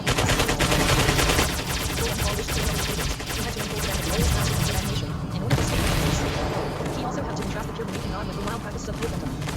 He found it susceptible to believe the pure teachings of truth and alone. Not as you focus on mythological stories of the gods and the deification of human beings. The remembrance was yet fresh in their memories how all nations of the Roman kingdom, with unexampled angelics, and the worshipped as a god. Despairing and pure spirits sought a god to whom they might elevate themselves, but they did not find him. Escape, Paul was escape, the prophet escape, of God, escape. surrounded, it is true, with wonderful stories, which, however, pleased them on account of the mythological strain in them. The heathen nations could better comprehend the Son of Alright, God so than the Macarena Son just of God. crashed on me. I was like, Widespread disease of immorality, don't put me which back tried in there throughout the again. world, Give me a rendering Judean chance teachings acceptable and proper. to get out. Paul's orations, delivered with the fire of enthusiasm, and uttered by one who threw his whole soul into his words. So yeah, let me. I'm gonna stop the music and stuff for a second. So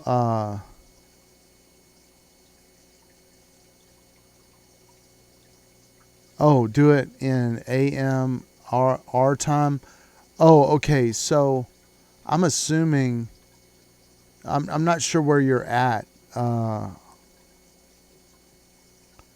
So you're somewhere where you're like very late night, right?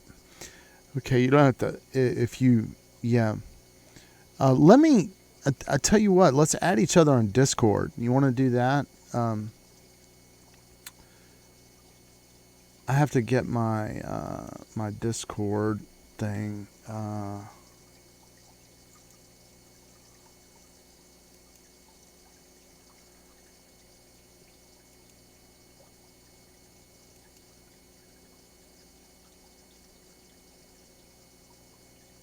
Copy. 6:42 a.m. Oh, so you're talking about later on today. You're about an hour back from me. I'm assuming you're in the United States. Alabama, Mississippi way or something like that. Louisiana. All right. Okay. So what time are you thinking about, sir? That's my Discord, by the way. If you add me on Discord, then we might be able to. There's a couple things I want to try, and let me tell you this right now. So if you have time and you don't mind, what's happening with me is like, okay, yeah. See, I was thinking Louisiana, right? Okay, yeah.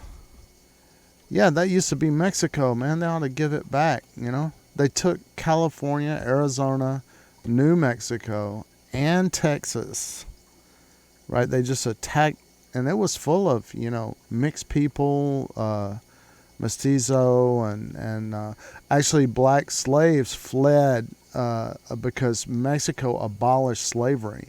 So in the very remote countryside here where my mom grew up, a black family that my mom was real close with, they named their daughter Texas.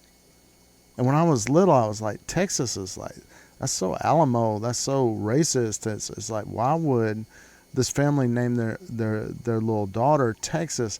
But they were so old back then that Texas, they thought of it as a place where black people could flee to get their freedom, so they named their daughter Texas as hope. But when the Civil War started, one of the main reasons of starting the Civil War is they wanted to rebel to break the Texas territory off from Mexico, but more importantly, to bring Texas into the Union as a slave state, which it meant that they went around and all the black people who had escaped into Texas, they went around and hunted them down and killed them one by one, right? And eventually, even though they took all that territory and it was full of Hispanic people and mixed people and stuff. Okay, let me see.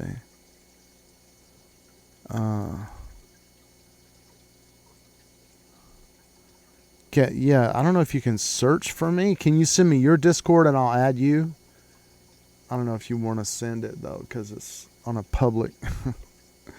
But I don't, I don't care if mine goes over, because I usually let people, as far as internet safety and crazy people and stuff like that, I usually would give people the benefit of the doubt. I feel like everybody's got the good side and the evil side, and it depends on what you bring out in people. So generally, it's like I just share my Discord, people can add me or whatever like that.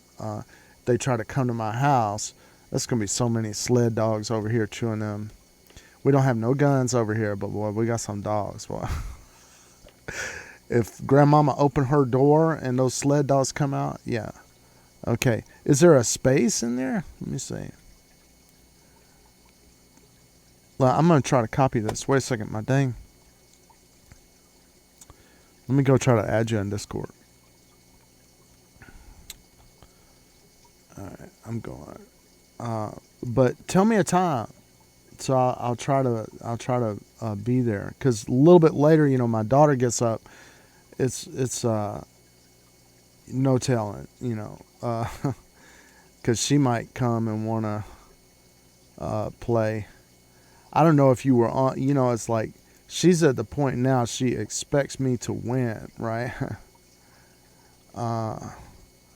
And she got in my lap the other day, and it's hard for me to win when she's like sitting right in front, But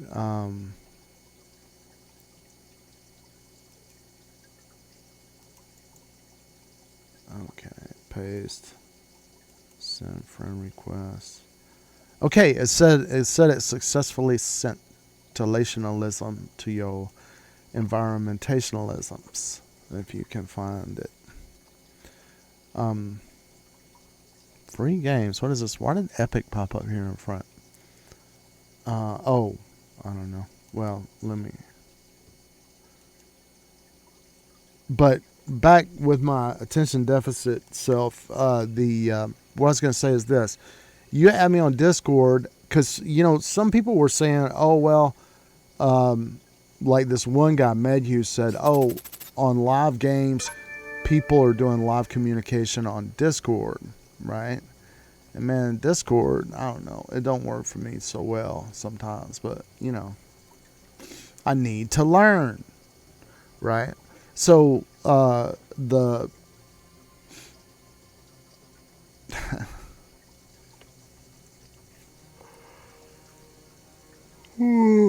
excuse me. I had some melatonin last night, man, so I got a little bit groggy.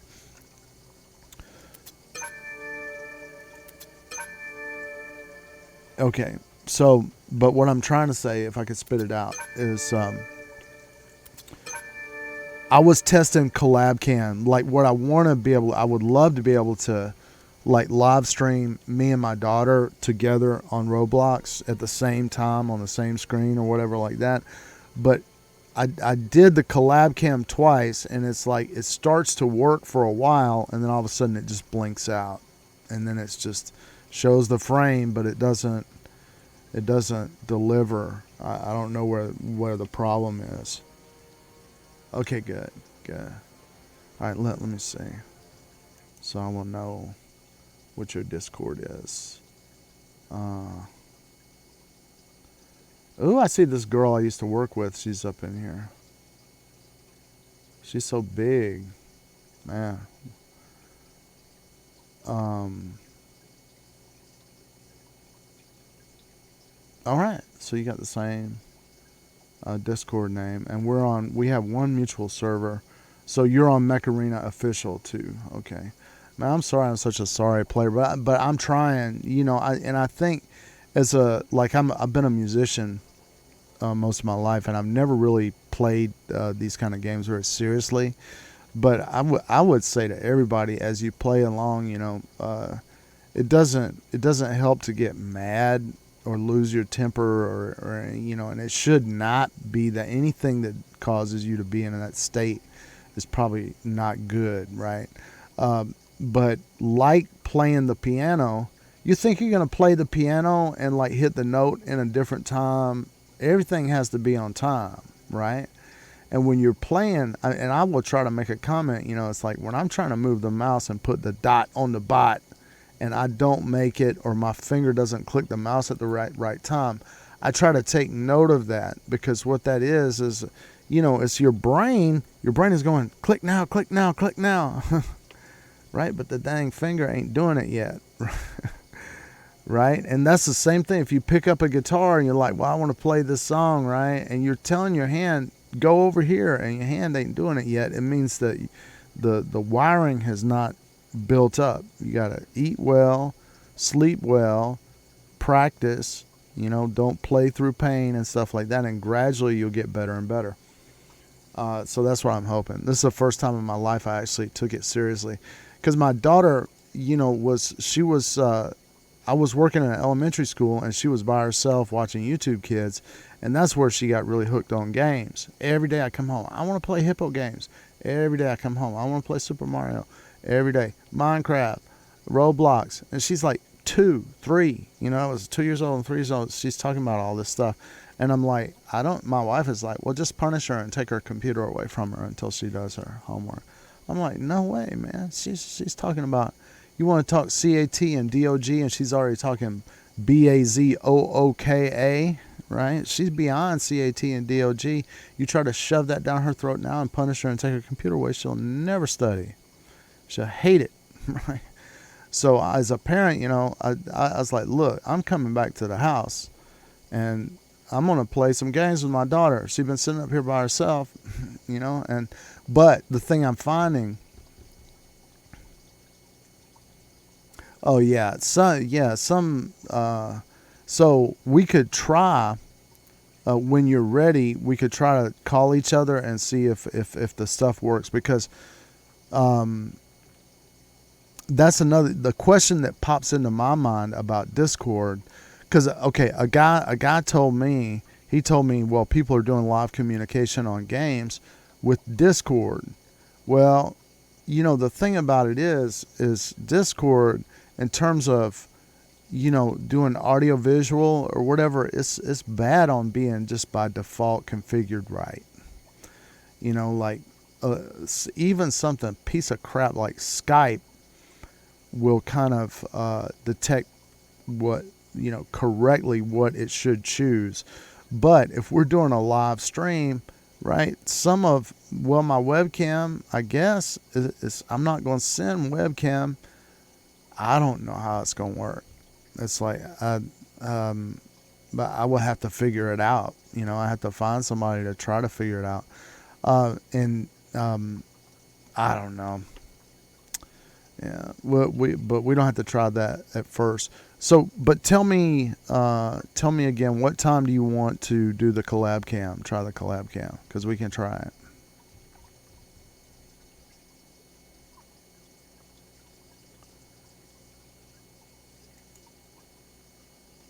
I know this is where this page right here I'm bringing up is where my collab cam should show. So.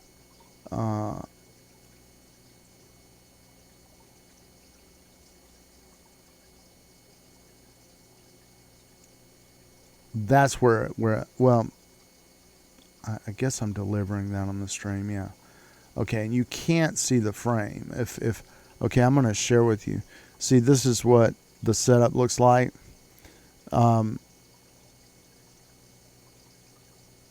Okay, maybe 1 or 2 hours. So this is 8, 9, 10. Okay, we'll just have to play it by ear. By that time, my daughter may be up in here, and like I said, man, when she comes in, she expects me to win right now, and she gets pretty mad at me.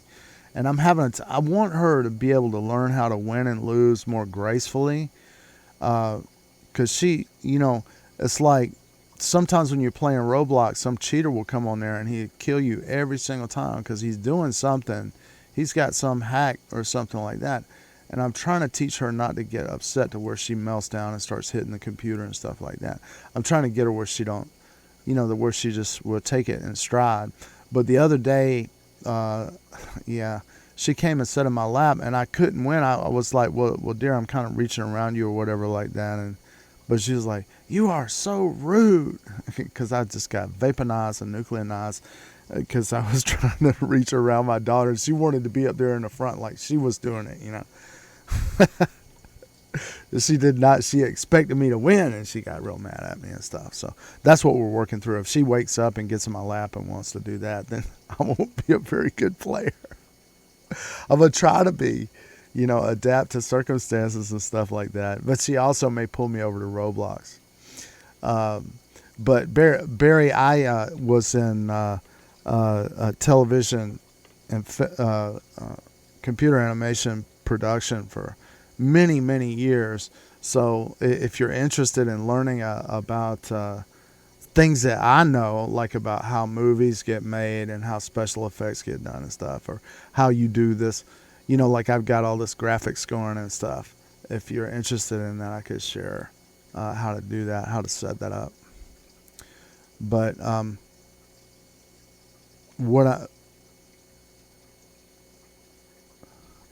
oh yeah. If they find you, they're gonna study your behind. And I will tell you, I have worked for a game development company, and when you're behind the scenes or whatever, there's an element of like, well, if it's real controversial, it does attract customers. People go in there and they get more engaged because there's some kind of drama, real drama unfolding, right? So it's like the particular company I work for, they were like, well, are we sure that we want to intervene on these situations? Where it's a complicated case by case type of thing. But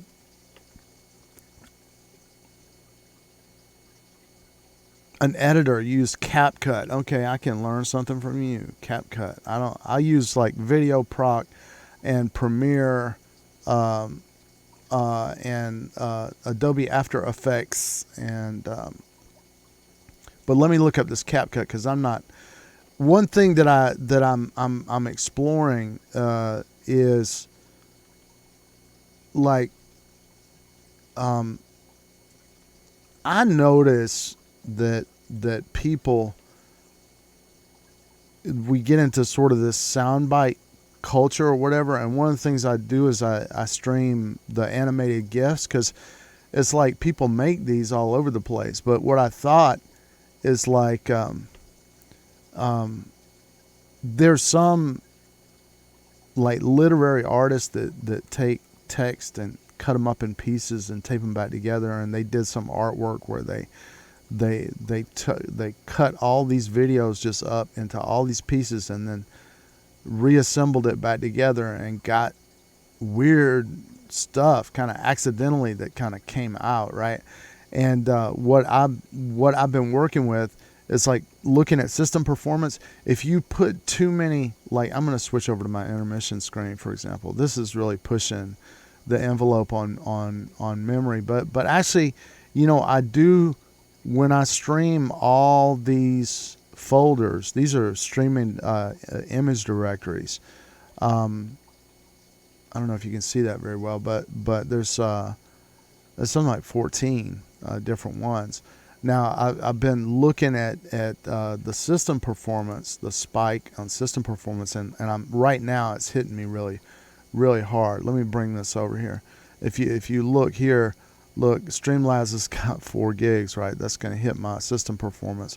But CPU, I got some breathing space, right? When this CPU right here spikes to 100%, then stuff is going to stop working, right? So I got to watch this. Right now, I've found that this kind of goes up and down, like that I can run this, and I don't understand why that is. I can run this, and it will settle into something around 2 gigs, and then the machine will kind of work. But back to what I was saying about video editing,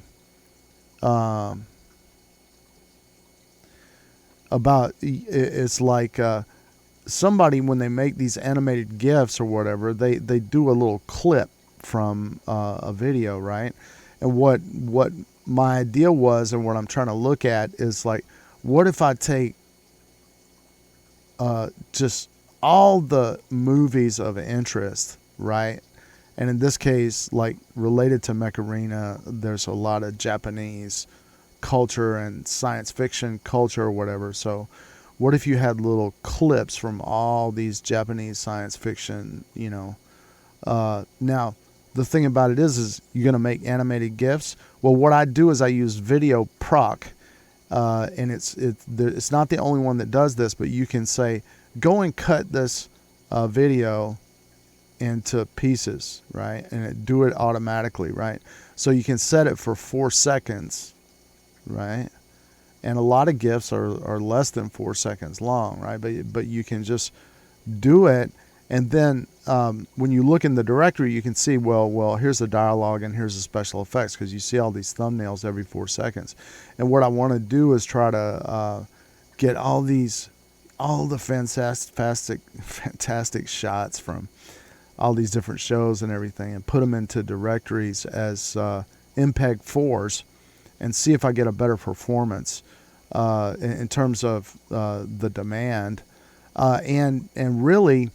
Like if I did like if I got all these incredible topical, like up here I got original Star Trek Leonard Nimoy stream, right? So theoretically you could get all these clips of the man, right?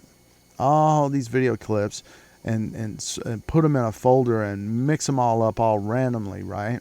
And then stream that folder. And it would automatically just blend them like this, right? And then you could get one video file that, like, you could record that locally, for example, put it full screen or whatever, record it locally, right? And then put it in a directory and add it as a source and get another performance gain. But, you know, with Streamlabs, we're a little bit in the dark. It's like you shouldn't rule out continuing to study OBS Studio, because OBS Studio is the free thing that Streamlabs kind of took to use on their product. And they have a mixed reputation. There's also this StreamYard thing a guy was talking about. Have you tried the StreamYard? I'm wondering. But the temple I go to, they use a streaming service that's like a paid thing. I don't know what it is, man, but it's Stream Spot or something like that. And I question why they don't. If they stream it to YouTube, why don't you just stream directly to YouTube? Why are you paying somebody? Yeah, for the extra money. You could give that money to poor people.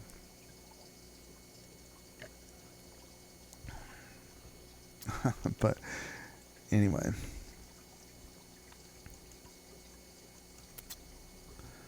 So I'm thinking I'm gonna start things back up and start my book back up.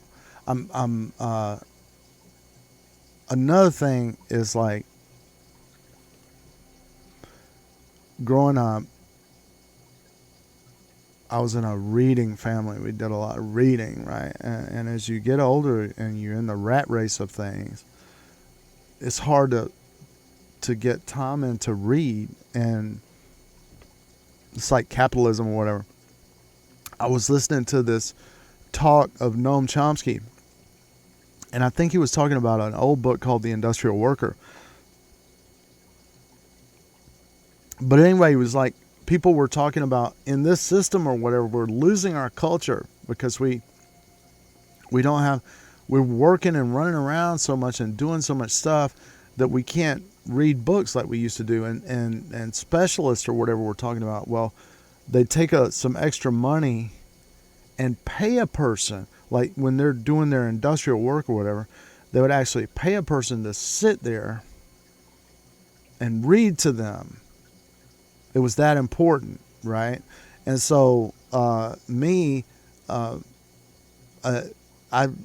can read Chinese. You know, I can read a lot of Chinese. Well, there's a lot of Chinese, you know, very hard to read, right? It's all different levels, because in different parts of history, the Chinese language are using characters in a way that they're not used anymore, right? So when you read Chinese, it's like, if you ever look at the text of the first English book that was ever written, it's called Beowulf, right? And if you go get the original text, you just try to read it.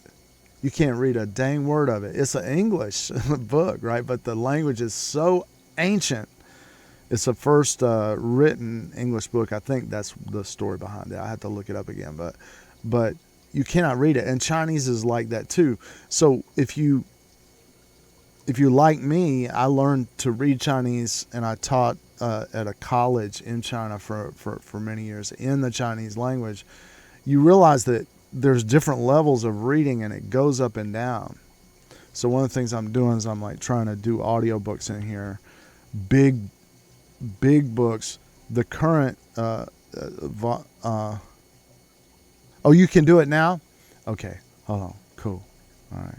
I'm getting ready to open it, and I don't know if it's going to work. Let me get on my CollabCam page. Hold on.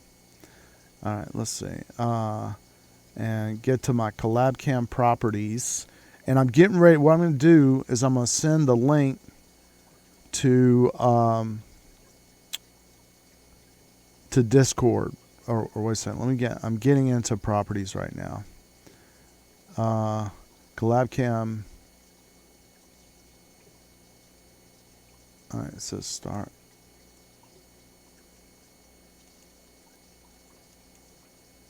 All right, I got the link copied, and my other software is trying to pick it up, but I'm not going to let it do that. Okay, wave to. I'm joining your server, right? And wave to say hi, bro. All right. Now, let's see. Control V. Here is my join link for CollabCam for you to join the stream. So try it, see if it works. And I'm going to show you live what's going on here. So, okay, let's see.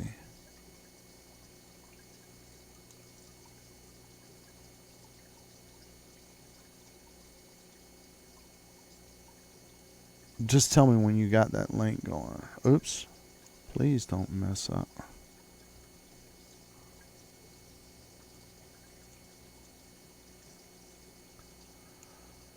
All right.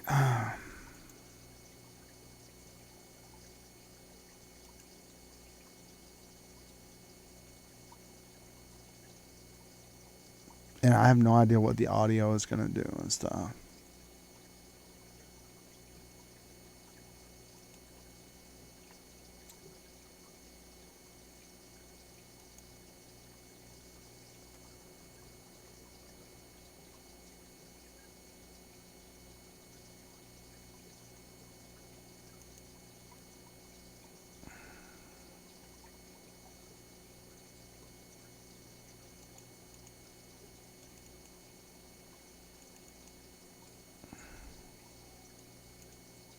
No.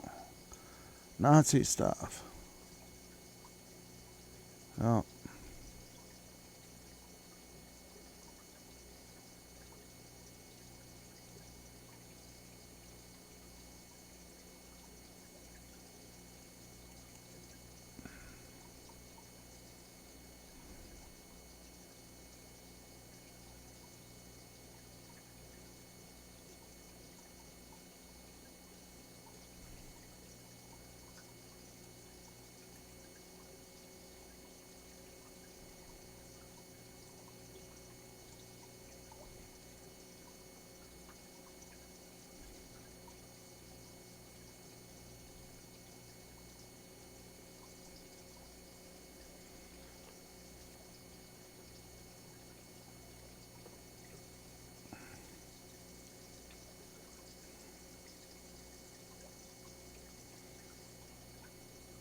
How's it going? What's happening, man? Okay, he's setting up now. All right. Let's look at this Mad Magazine. Okay. Oh, all right. Did you follow the link? Open in Discord. I sent you the join link. And I think you can join. The easiest way is to join with your web browser. It says you can join with Streamlabs, but I have not got that to work.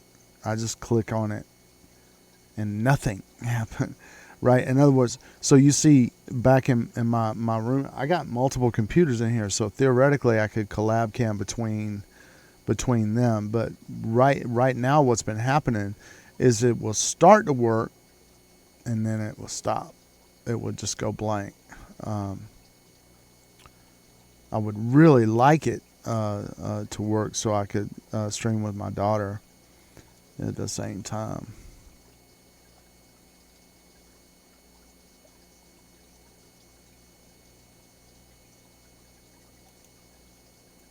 I'm looking for a...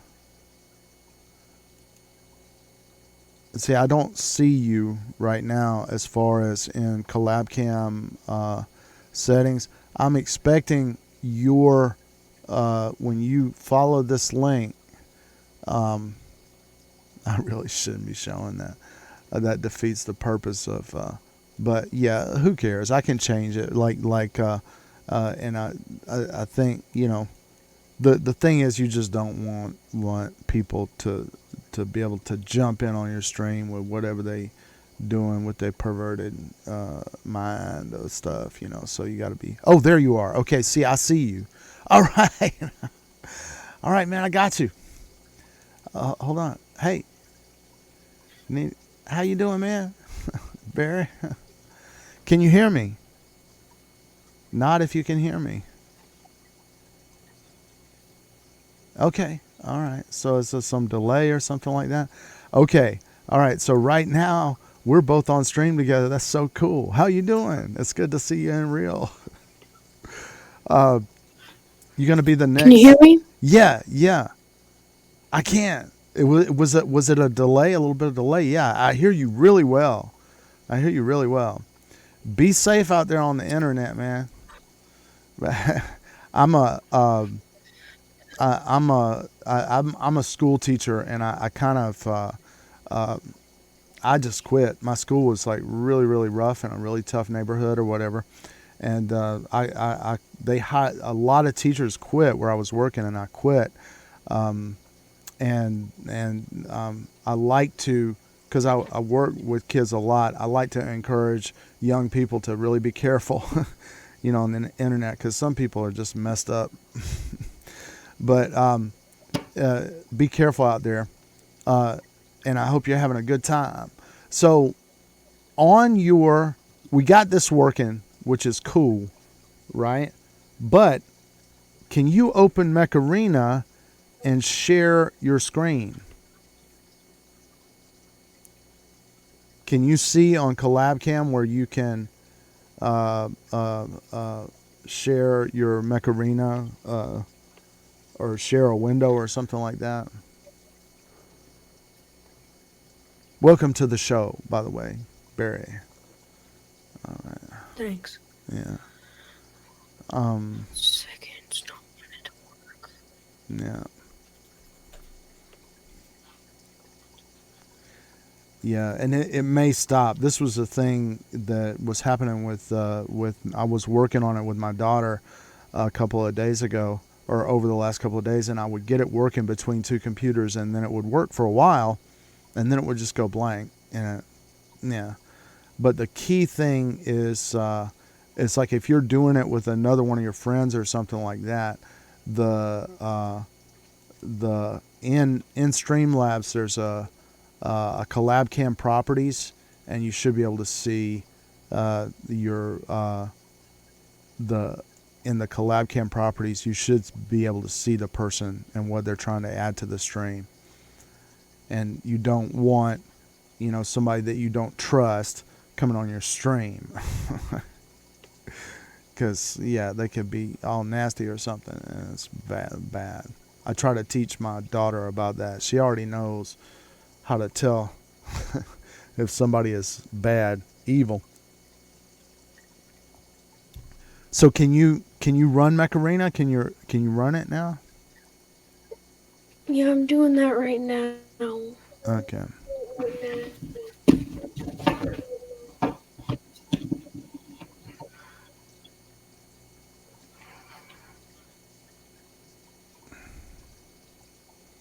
I need to make sure that you're added up in here. I'm going to go and see if I can.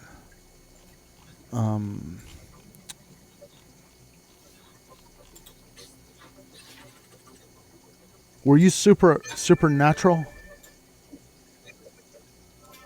Yeah. Okay, that's you. Okay, I remember. And you are Squad Power 1182.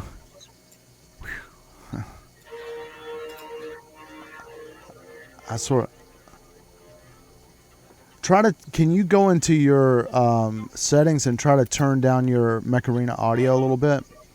You click on your icon here, and then you go into controls, I think. Let's see. Well, no, settings, and then turn down the music. You see, I put the speech on 0. And I put the music down really low, and then as far as sound effects, I put my sound effects at half volume, and that's just the way that I ended up mixing it down to get the, after the fact I listened to it, and I listened to it in some different locations. There's a studio where I play music with somebody, and we were listening to it over there to see what it sounds like. But, I don't use the Mech Arena music. I'm on Digital Juice, so a lot of, if you see me with real kind of pro-looking backgrounds, like these animations and stuff like that, it's because I've got a VIP membership with Digital Juice, which, it's worth it to me. I used to work in TV production and for a closed circuit television system at a university, and it was a lot of work. And years ago, when Digital Juice first started, I was like, "This is it just save you because you've got a lot of professional assets, music, anything that you need to get your show completed." Because it's like, man, we got to make TV for the business school at a university around the clock, one person. Well, in the beginning it was just me, but they had me train other people eventually to do it. But it was hard for a while, and so I used Digital Juice for, if I'm going to have music or something like that, Digital Juice, or backgrounds or something. All right. So, do you see screen share? Share your screen. Yeah, I see it. All right. You want to share your Macarena scream, and we'll try to go into battle together. See how it looks. I'm excited, man. This is it. We're doing it.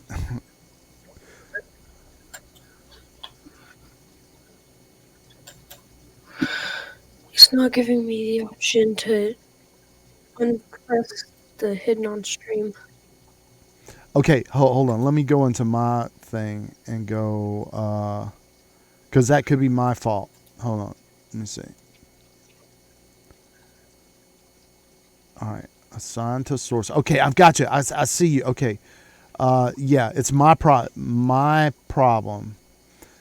All right. So, okay, what I'm going to do is I'm switching. Okay, that's the problem. Okay, let me go. All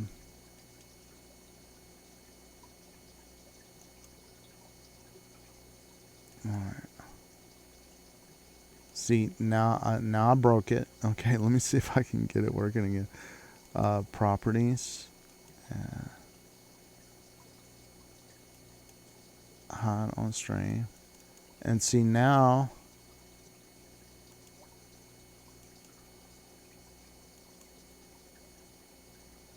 Okay.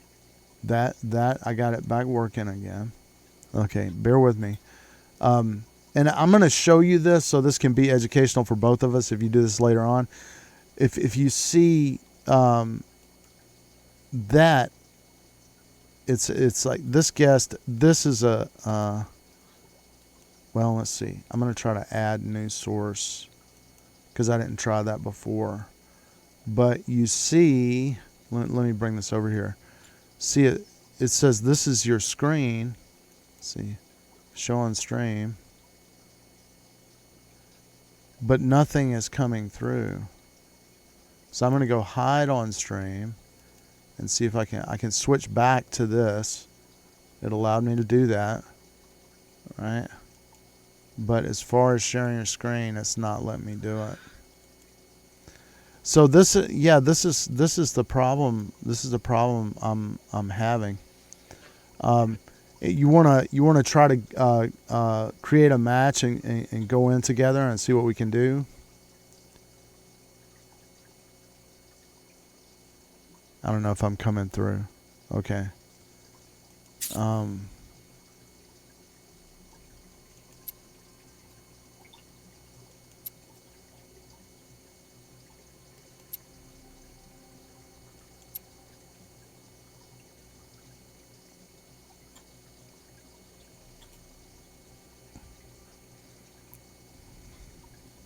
Send another one? What?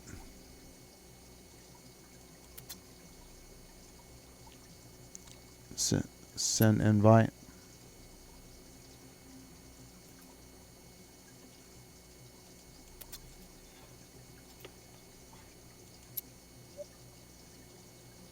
Can you send another invite? Yeah, I'm gonna try. Hold on. I just sent it again.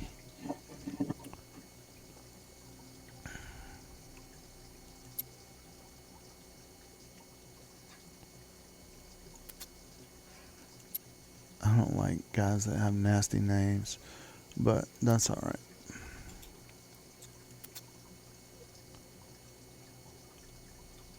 Well, they stay for a minute.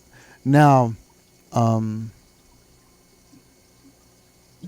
Sorry, my internet's really slow and everything does not arrive on time. right, it's okay. It's okay. I actually, we had a storm and it almost took out my modem, and I had to get with AT&T, and they sent me a new modem. It's fast as all get out now, really good. But my internet was really bad.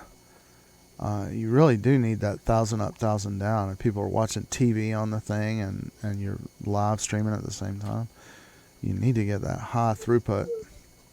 That's for sure.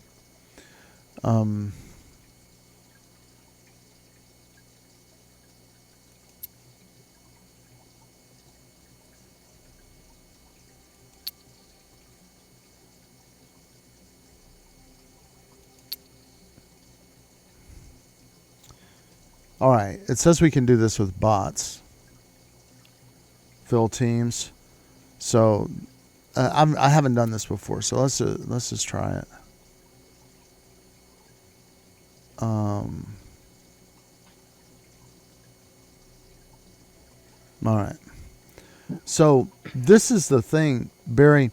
I'm seasoned Division 4, and you are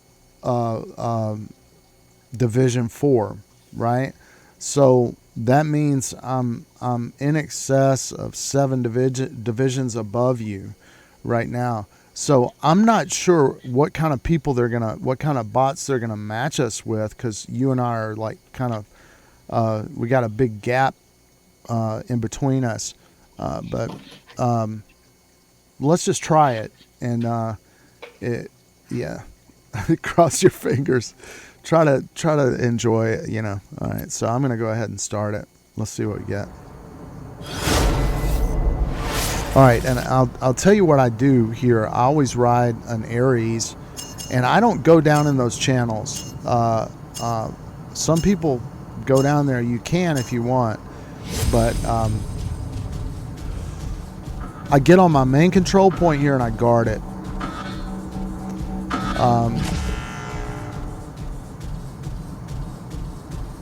Are you in the game as well? Good.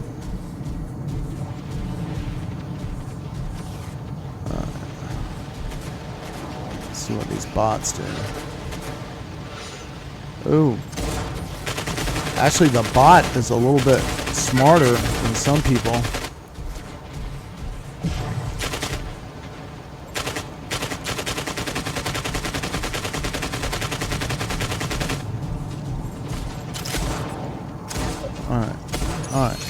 Alright, yeah, that's a good bot. Oh, boy. It'll be so humiliation if the bots beat me.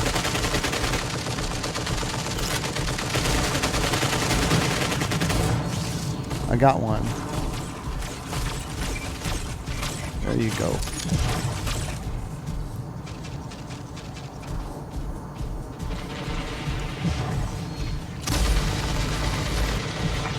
Good use of the turret, by the way. I'm not very... Oh! I'm trying to kill that guy.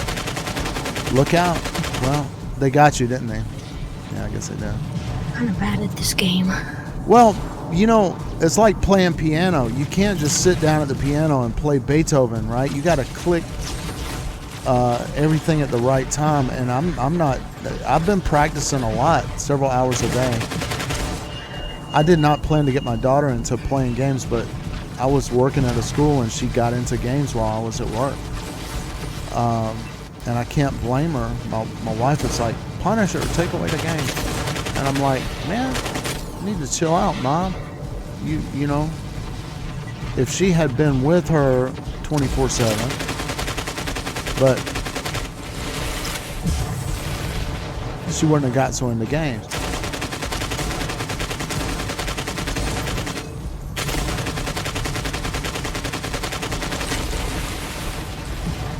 But you gotta, you know, it's like you can't get nervous or strained I mean, I go in here sometimes and, you know, just get torn up. But as you practice, you get better.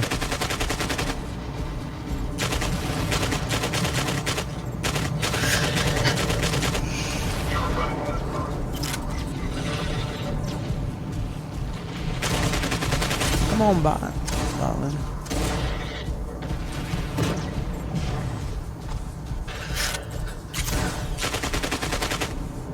All right.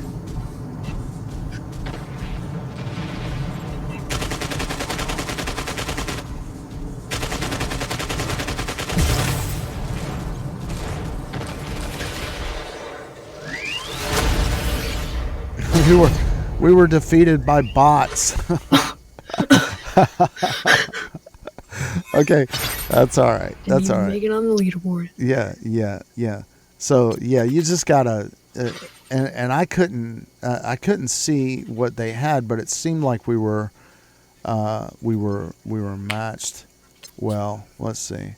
All right, so I'm gonna, and this is good though. I gotta, let's see. All right, I'm showing the match ID, and see, I don't know what this equalized teams is. Does that mean it would just look for 2 people? I really don't know what the definition of equalized teams is. Let me just try it and see what happens. All right, so equalized teams, bot. Okay, that's a bot option, right? So I guess that's going to be 2 versus 2. And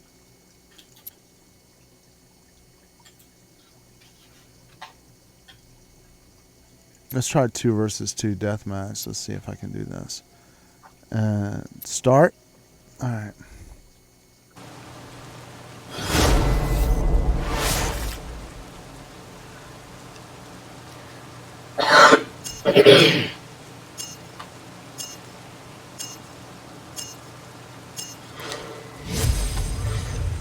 One of the things is not focusing on people. You know, I see so many people get killed because they're trying to get some particular person, and it's like really you need to be looking at your situation and the combat, the layout of things.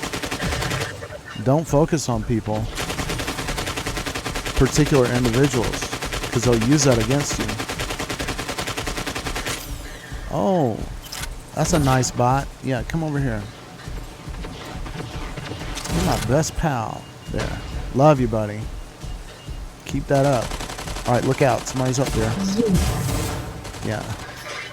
That's all right. Yeah. Pay attention to your mouse, too. I don't know if you have a good gamer mouse, but I can't afford a good gamer mouse. Oh, man. You are so rude popping up over here. How did he pop in right there? And a bot, too. Okay. You're through now, boy. All right. There's another one. Oh, ouch. Sorry. What does this guy got? Look at that. I'm unloading a whole magazine into him. Damn, would you mind? Oh. You are just so. Let me. Well, no, I don't want that. Let's go. I'm going to get a heal mag in. Because I need practice with it.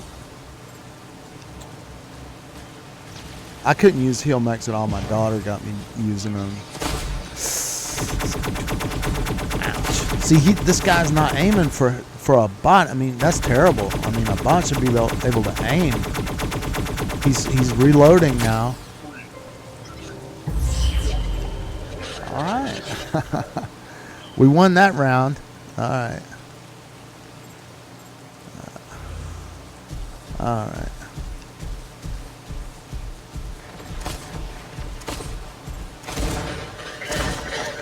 Okay, would you just stand still for a minute? Do you mind while I shoot you? Lord.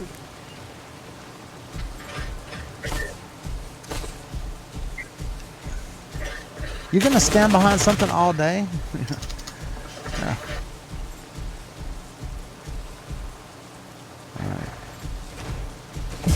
Oh, yeah. Sorry about that. Somebody got the drop on you, buddy.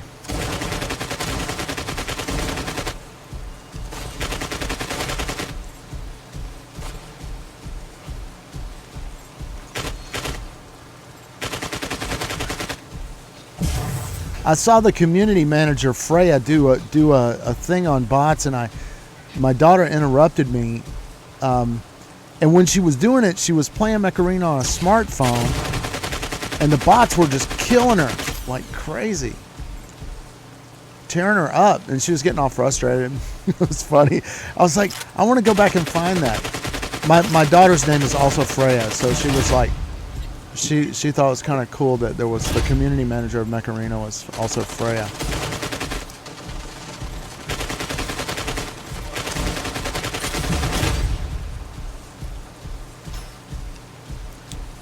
I'm gonna die. Well, you have to die to live. Oh, come on. Would you mind just, please don't come over here when I'm, thank you. All right. Good. Thank you very much, bot number 1. Oh. All right. Good Ooch, game. 9. Yeah, and man, if you look on my YouTube channel, I've been practicing for months. I started playing the game when it rolled out, and you know, there's people way ahead of me. All right. I look at those people in the top 500 of season divisions, and I'm like, I've never seen a single one of them in combat. They're so more advanced in terms of playing skill, and you bet they have a really nice computer. They have a really kick butt internet connection, right? And they've got very expensive mouse. My mouse is like, I was using, when I started on Macarena, I was using a mouse that I got from Goodwill for like $1. And I was just getting torn up because it sucks. A mouse that, and so I got this Chinese knockoff gamer mouse, Walmart or whatever, for, I don't know, $20 or something, which is a lot. I've got a family, and, you know, I quit working at, I'm not getting that 50 grand I was getting when I was teaching over in the ghetto over here. So we got a house, and my wife is working in this medical coding thing, right? But I can't afford a dang $100 and something mouse. But yeah, I looked on that. My daughter was trying to get me to play Valorant. I cannot play it. It's like instant death. Instant death. And I'm like, oh man, I get my whole team killed. I feel more like when my daughter was watching on YouTube Kids, and she saw the cartoon ad for Valorant. It's like a cartoon of, like, it's aimed at 5-year-olds, 6-year-old kids, right? And it's not like the real Valorant is, but she wanted me to get on Valorant, and I got on there, and I could play the practice rounds on Valorant. But when you get out there with real people playing Valorant, I could not even tell what's going on. Instantly I'm dead. And my daughter's like hiding behind the chair. So I got on Macarena, and I've done better, but I've never seriously tried to play. So it does take practice, and you gotta be cool head. You gotta be calm, and don't let people get to you. Get on the chat rooms and people are cursing each other out and stuff. Stay away from that. That's messed up. Valorant is the same as Macarena, just they're mechs. Yeah. I maybe I need to, and I'll try to play Valorant again, but I haven't totally given up. But I want to get a more expensive mouse. I read somewhere that there's a mouse, like it's like $100 and something. It has a special pad that people use for Valorant. There we go. Thank you. I like this level somewhat. I used to work in a big hotel. It reminds me of the hotel where I used to work. Okay, now, stupid bot, come over here. Quit hiding behind stuff.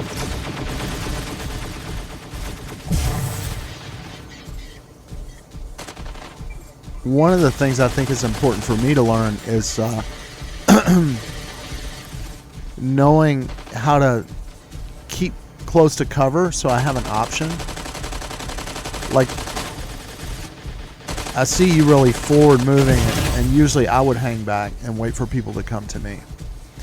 Now, when I was little, we were told we had to go to the Vietnam War, and I did not want to go to the Vietnam War. I was scared of it. Curious, it's just a good thought to push in.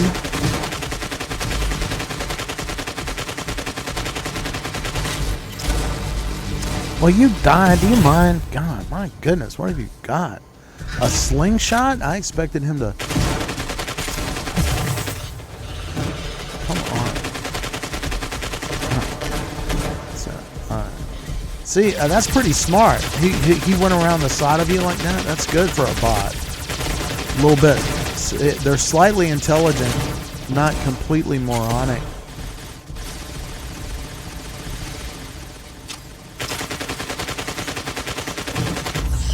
All right, 5-0. Hey, we're kicking butt now. So I'm not. Your playing style is not like mine would be, but I'll go along with you. So just play like you would normally play, and I'll just kind of try to modify, see what the result is.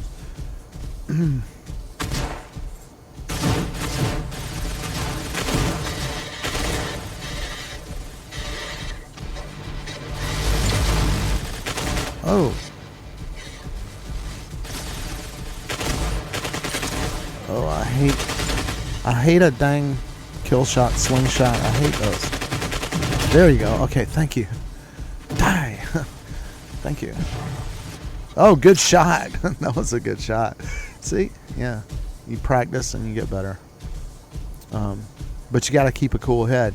You know, it's like playing the piano. You don't see people trying to play Beethoven and getting all pissed off, angry.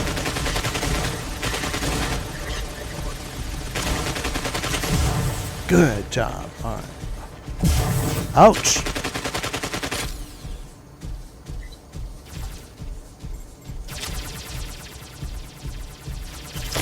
Do you mind? Oh no, I hate a dang. This is exactly what I hate. Is that funnel? You know, it's like a cone. When you got them thank you. I appreciate that. I needed that. Die. They want my shield. I'm gonna die. Come on, shield. Oh, thank you. I needed that, brother. Oh, bro. I sure didn't need that.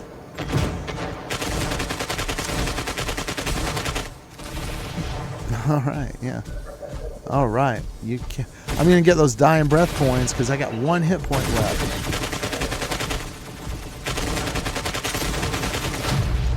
Whew. Cannot believe I survived that.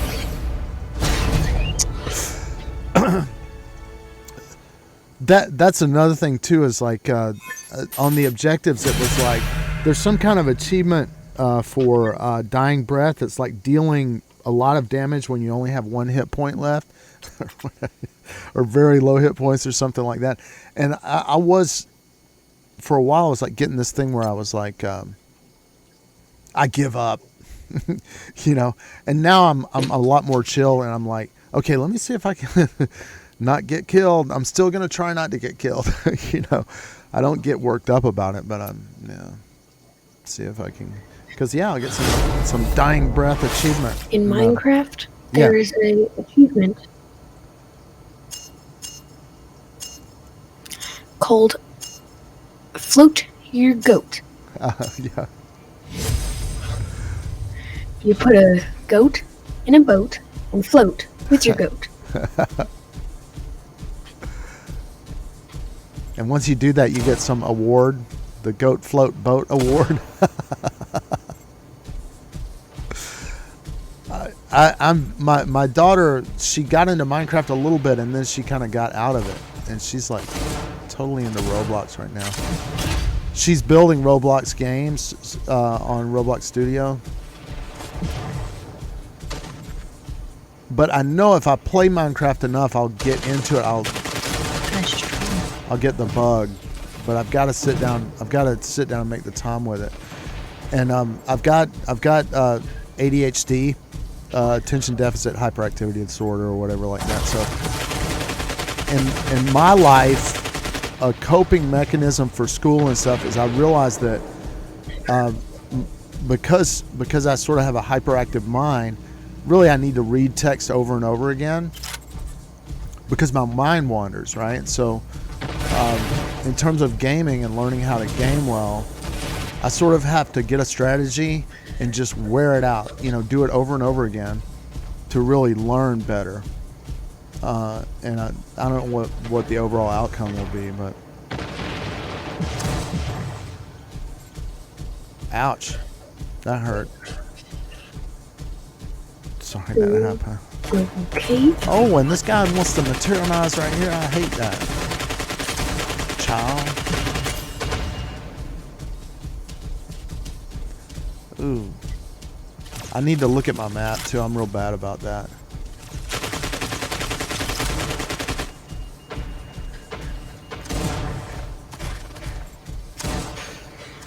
To me, it's a sign of my IQ problem that my transform in my brain, I have a hard time translating between what's going on in the map. So I'll be looking at it and I'll think I'll know what's going on the map with respect to where I am, but then somehow I got it backwards. All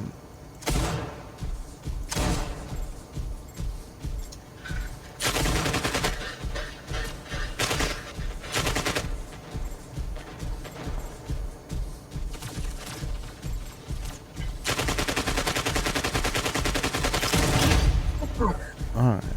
Good. Yeah. Pop you upside the head. Bot. Stinking bot. So humiliation for me to get killed by a bot. And it took out my shield too. When I should have. Alright, that's what I like. Good. Just stand right there. Don't move around too quick, please. If you don't mind. There, that's what I want. Thank you. Good.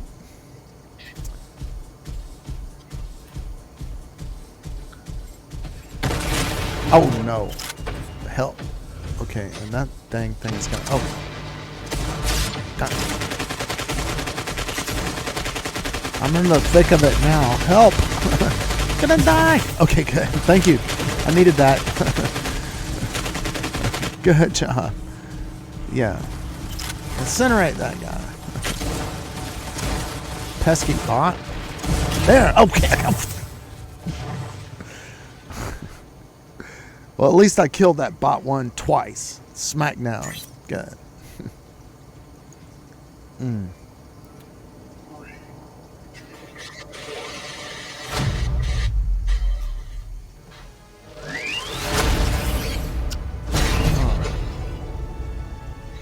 Alright, we're on the board. It'd be like totally a drag to like have bot 1, bot 2, bot 3. That would be like so humiliation, man. Like, I know I'm so humiliating. I know I'm supposed to use the present progressive, but yeah. We had a real mean English teacher, and my reading skill is actually very, very high. But in the school that we were in, we had kids that had literacy problems, and they got this really mean old lady, English teacher, right? And she get furious if you said a word wrong. And I was like, I do not want her traumatizing the kids like that. So I would deliberately say stuff wrong.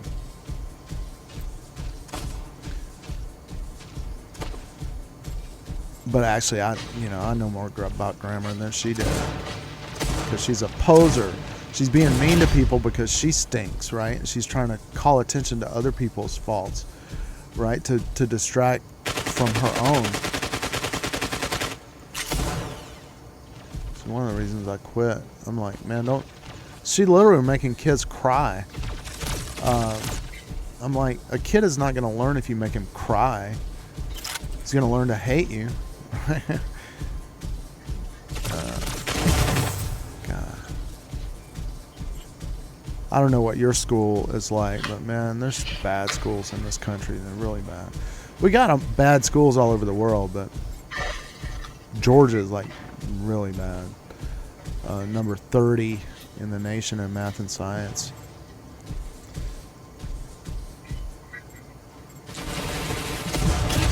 All right.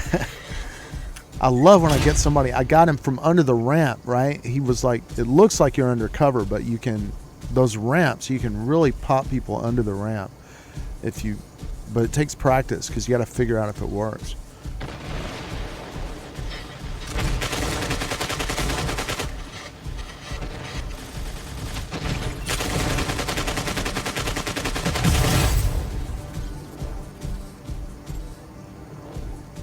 That guy just one-shot me.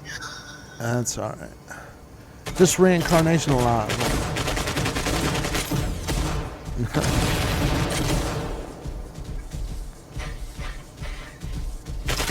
I'm doing my kamikaze. I just want to get in your face. Even though I know you're a bot, I want to really get in your face.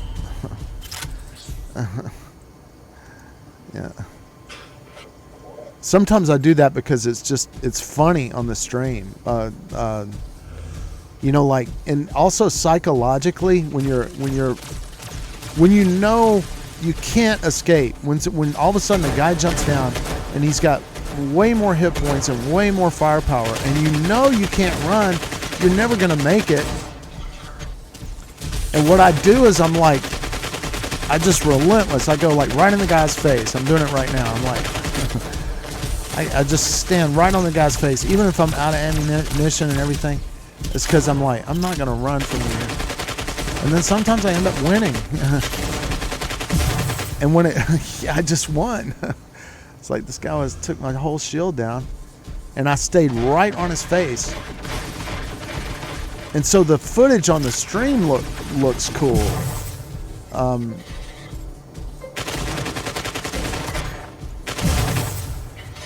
It's like not self-preservation to do that. Like here I'm being more defensive. Like I went for cover just then. All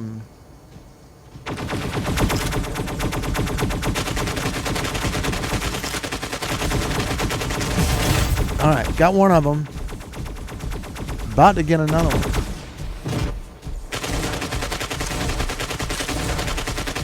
So I'm getting right on his face. And he's really taking me down, and I'm gonna die. I'm gonna die. Oh, I died. Oh well. But that's just, I do that as an example of a way to get, sometimes the footage is hilarious, you know, because the person psychologically, they're going, man, you're crazy. What are you doing? You can't win. Why are you attacking me like this? Why are you getting right on my face? You're gonna die. And then all of a sudden you beat them. If they send you that little enraged emoji, it's like, I'm sorry, man. I just trying to get my coins. Don't want to, you know. It's not like I'm really killing you. I have a question. Yeah, what's your question? Can you hear me? What's your question? Yeah, I'm here. So should I buy the Arcturant or save my credits for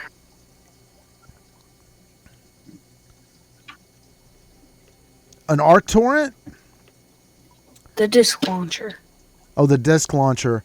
I've heard mixed reviews on that, and I think it has to do with your style of play. That okay. I heard one guy's like, I saved all my coins. It's something like 800,000 or something to get the disc launcher.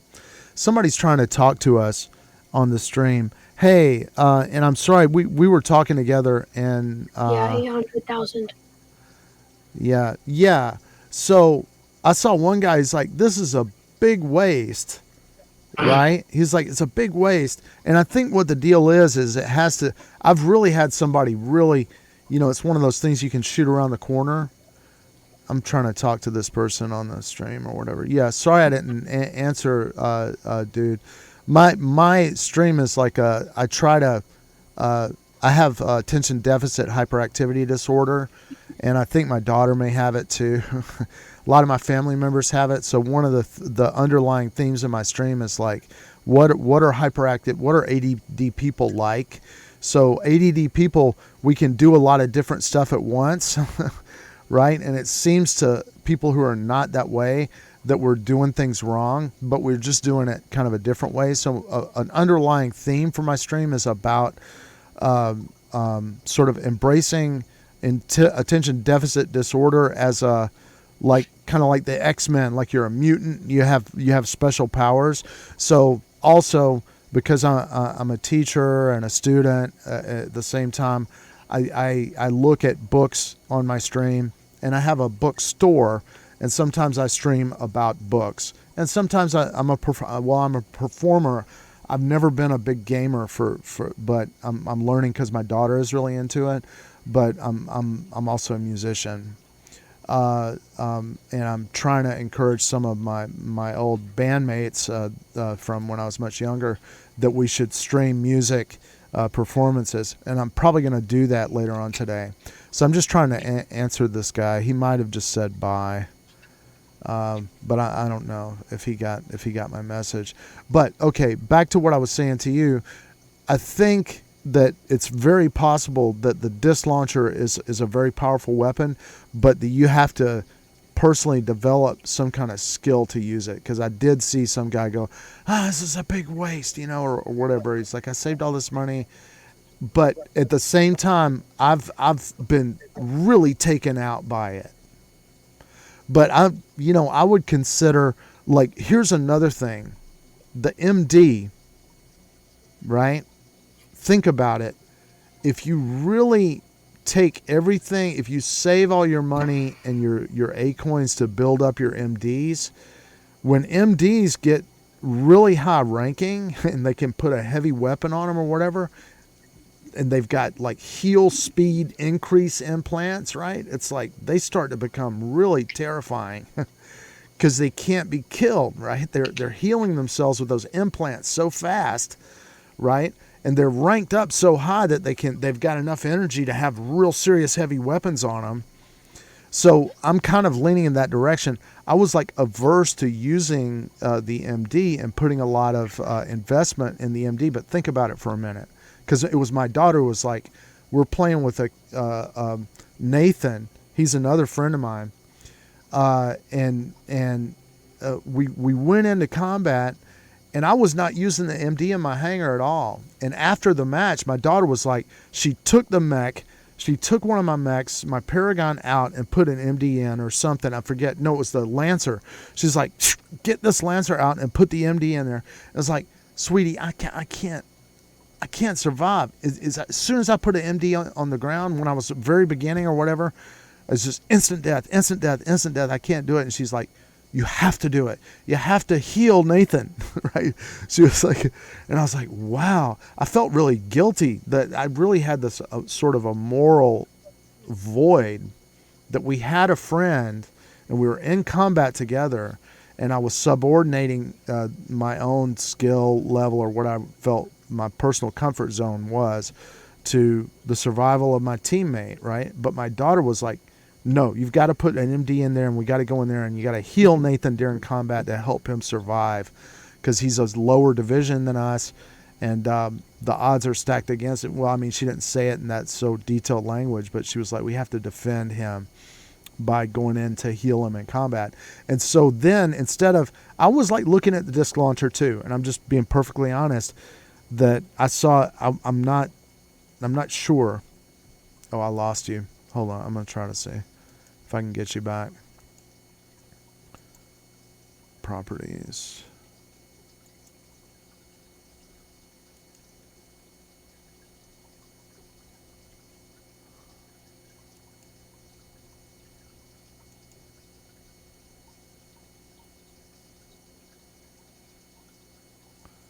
Oh.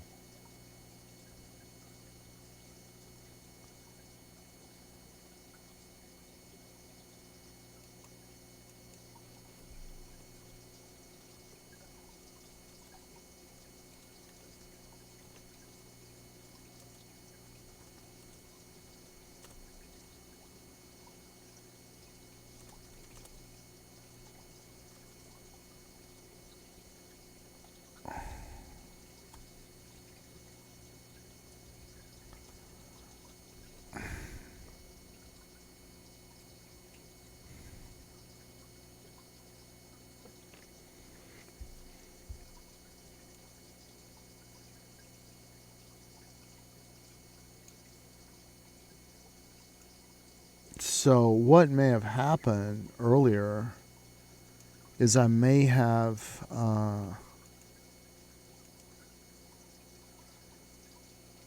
had Barry's screen share coming in behind me. I don't. Okay. Yeah, Barry. Right now, I'm gonna. In case you can still see me. I don't know if you dropped connection or whatever, but see. This is the secondary collab cam, and actually it was up behind this.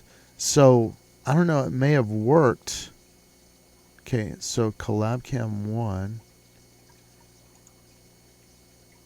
What I want to do is shrink this down.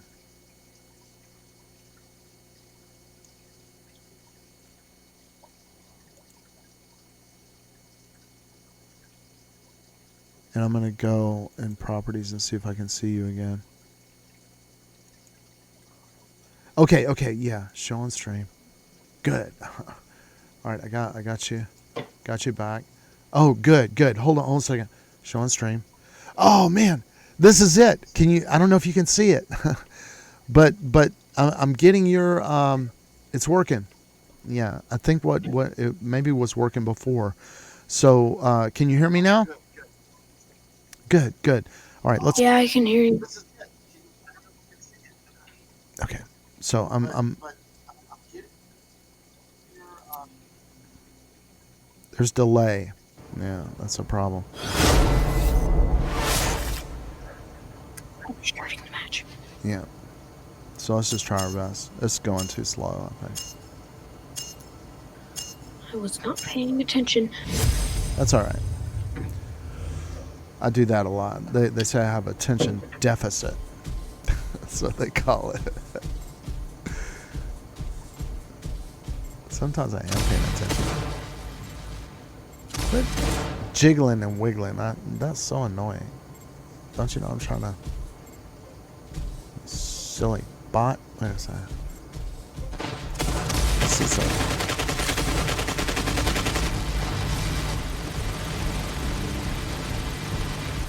hear that?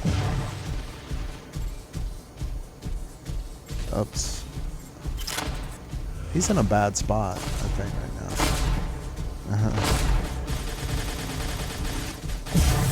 now. Ouch.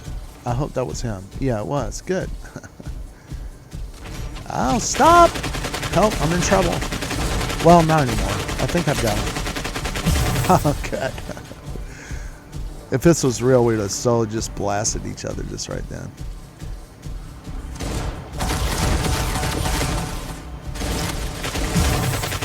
Oh, dang it. Don't kill my friend. Jerk. Stupid bot.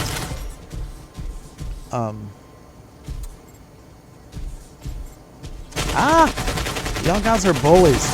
This is how they do. They gang up on people. I'm in trouble now. When in doubt, run like crazy. Get away. Okay.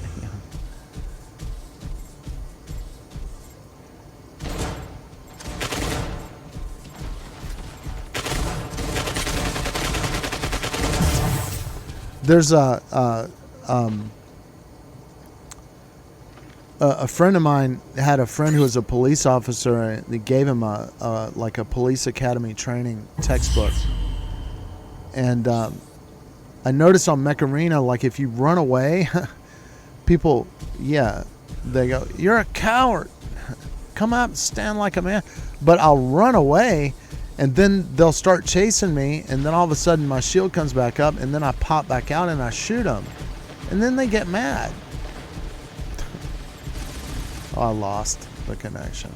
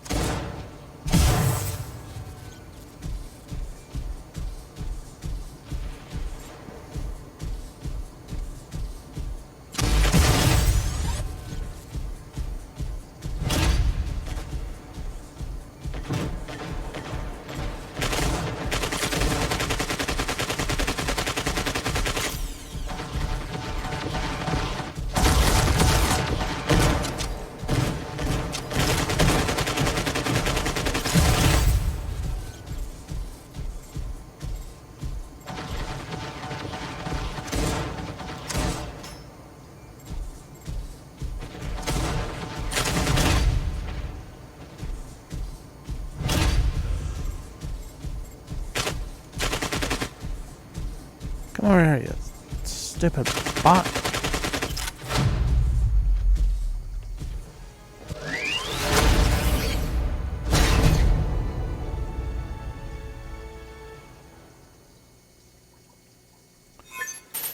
Alright, I'm gonna try to see what's going on with this collab cam again. So, oh, wait a second.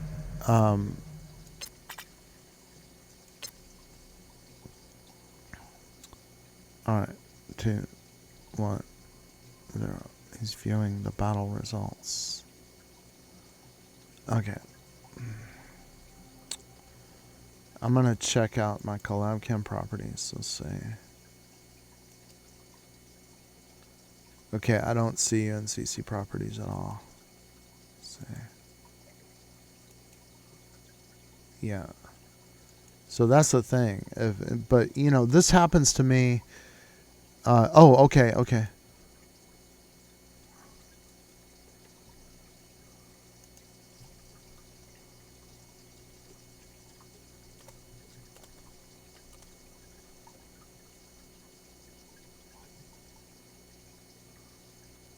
Thanks, Barry. That was good. I had a good time this morning doing that.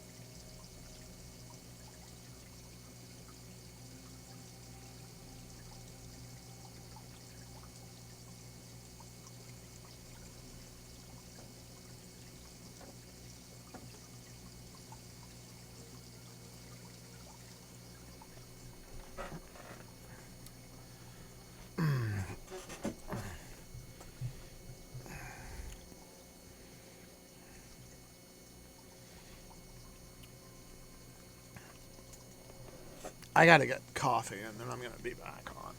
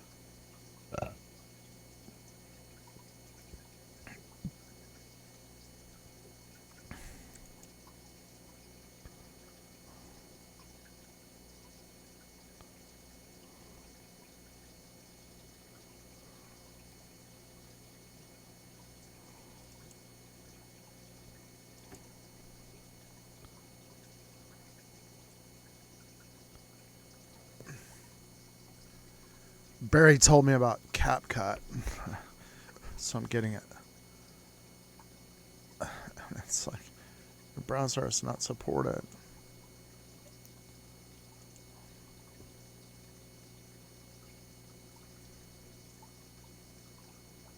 Have to start Chrome to get this crap. No, I didn't mean to call it crap. It might be really cool. That's why I'm downloading it.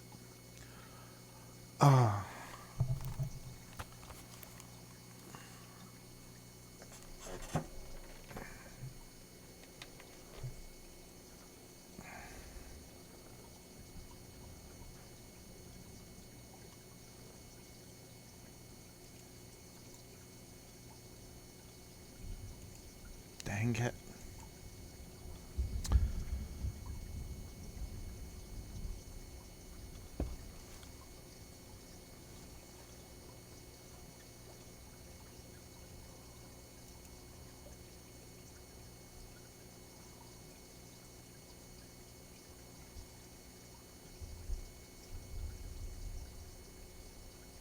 I think there's like thundering and lightning going on.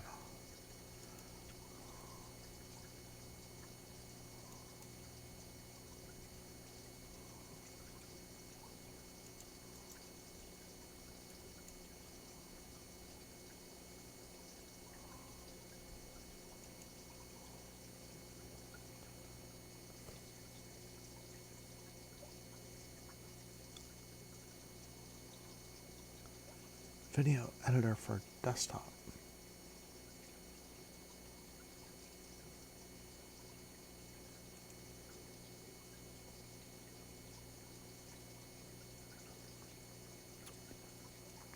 I guess I should do a plug for CapCut. I don't know. Which role best describes you?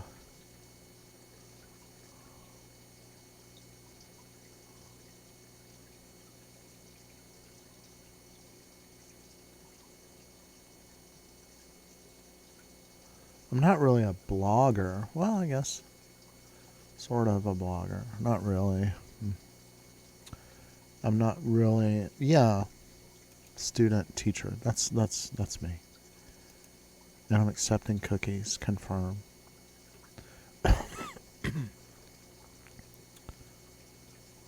And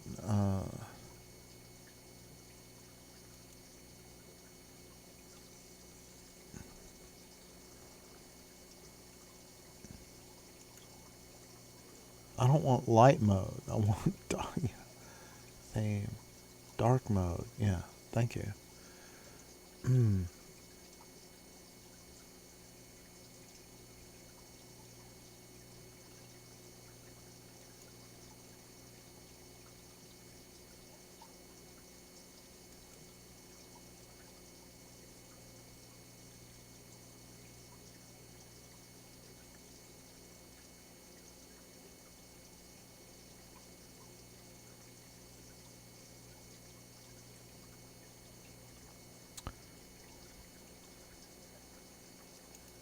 All right, I downloaded it. I'm going to get back on Macarena in a second. I just didn't want an attention deficit. Barry's advice.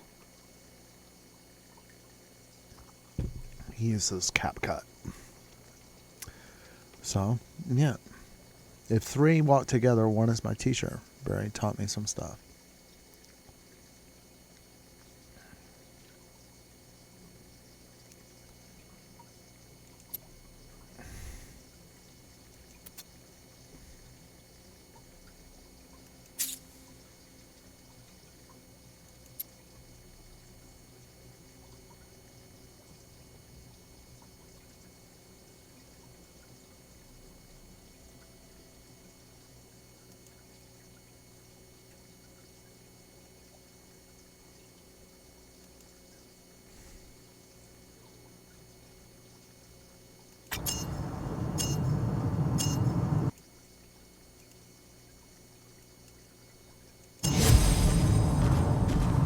Words could not fail to make an impression on the better disposed and purer-minded heathens. To this was added the fear of the approach of the end of the world, which Paul, through his firm belief in the resurrection and reappearance of Jesus, had transformed into the hope that the dead would rise, in effulgent form, at the trumpet call, and that the living would be carried up into heaven in a cloud. Thus Paul appealed to the imagination of many heathens in his apostolic wanderings from Jerusalem to Illyria. At first he aroused only people of the lower classes, slaves, and especially women, 229 by his glad tidings. To the cultivated Greeks, the Christianity which Paul preached, based on the so-called resurrection of Jesus, appeared as a ridiculous absurdity. The Judeans were naturally displeased with him. Paul's chief topics, on which he related to the heathens whom he wished to convert, were the Judean nation, Judean writings, and the Judean law. Without these, his preaching about a Messiah or salvation had no foundation. The Greeks must have been told about Israel and Jerusalem, or his words would have fallen on deaf ears. Therefore, only the words of those towns where Judean communities dwelt could come to the nation to receive some conclusion of the history and doctrines of Judaism. Paul's efforts were directly aimed at destroying the bonds which connected the teachings of Christ with those of Judaism. He therefore inveighed against the law, as it proved a hindrance to the reception of heathen proselytes. Paul not only disapproved of the so-called ceremonial laws of Judaism, but also those of Thou shalt not covet, verse allows covetousness. Thus through the law, the knowledge of sin had arisen. A man is sensual and inclined to sin, or pleasure weak and inclined to resist the law. Paul set up a new teaching. He maintained that man had only become sensual and evil and evil from the first man. Always called the middle or true the hereditary sin, and by disease that had come upon humanity. The law was not able from this hereditary sin. In order to destroy sin and sin, God had given instructions to the Messiah, his son, which had been commanded by the and to the children of his son, to which the hereditary sin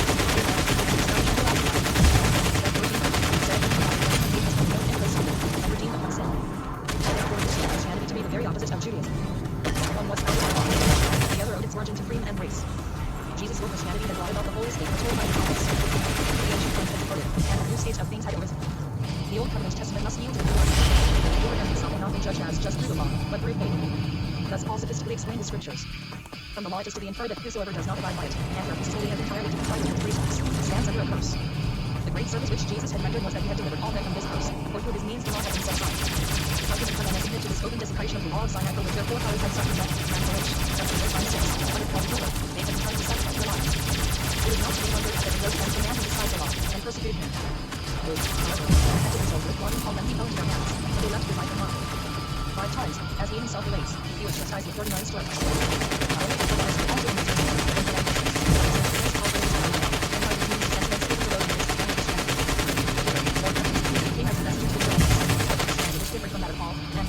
Stick it out there again, boy. Ouch. I was really wanting to shoot that guy. Hate a taser. I need to chill. Now stop beating us. We want to win. You're making us lose. With all your skills. I think you're so smart with all your robots and skills. Capabilities.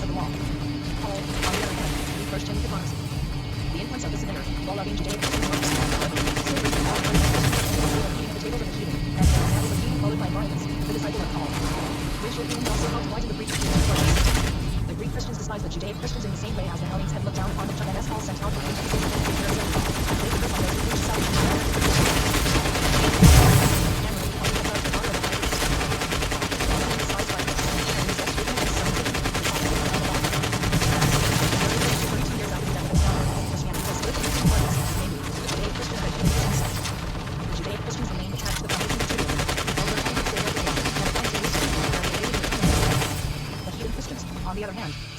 more and more from Judaism, and took up an inimical position towards it. 233.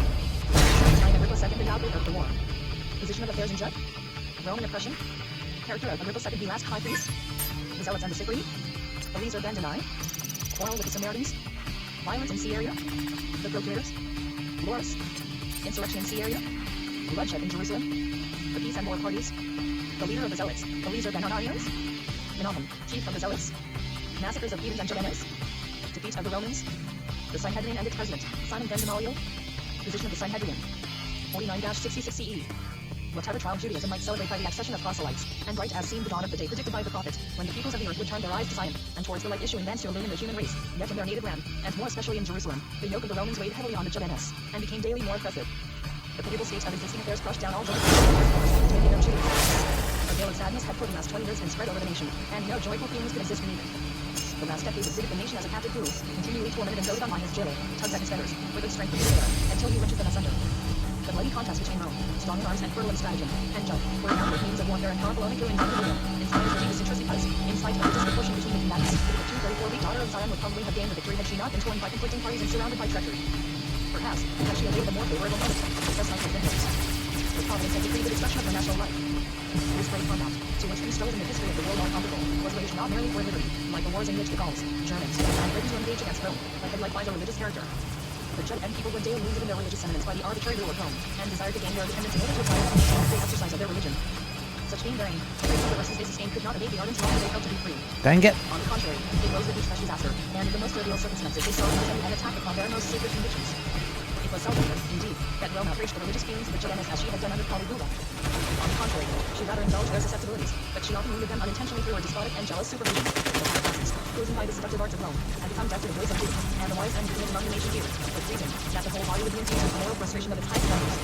Aristocratic families were, indeed, so deeply steeped in immorality that middle classes could hardly escape its contaminating influence. That standard was set by the last members of the House of Israel, who were educated to learn Rome itself were in the small force of the Roman Catholics. In April 27,200 and by running on the National League, from the last noble Roman king of the and was 15 or 17 years at the time of his father's death, reigned in the poisoned era of the Roman court, where the Roman without gratitude and virtue slaves in their secret life. After the demise of Harold II, the emperor Claudius gave Agrippa the tiny kingdom of Chalcis about 50. So this was his last sign of the Hasmonean and devoting God's blood and ancestors by the beautiful Richard Berenice, was a year younger than himself, and the widow on the death of her husband. Harold II knew it probably some reason to rumor, as Agrippa found himself forced to silence it. He betrothed his sister to Roman, being of tradition, who, perhaps they had been even more than by her beauty, adopted Judaism to obtain her hand. And was free again to indulge in her licentious intrigues. Agrippa's second sister, Mariamne II, born 34, married to a native of Palestine, Julius With your Archelaus, fancy she Ukrainian had born her power. daughter, and became the wife of the Judean Demetrius of Alexandria, probably the son of the oligarch Alexander, and in that case the brother of the apostate Tiberius Alexander. Still more depraved was his youngest sister, the beautiful Drusilla, born 38. Her father had found, when still a child, to the Antiochus, the son of his friend Antiochus.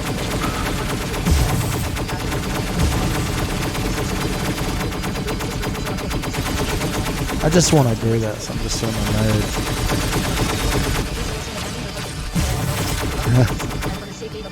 Oh. Dang it.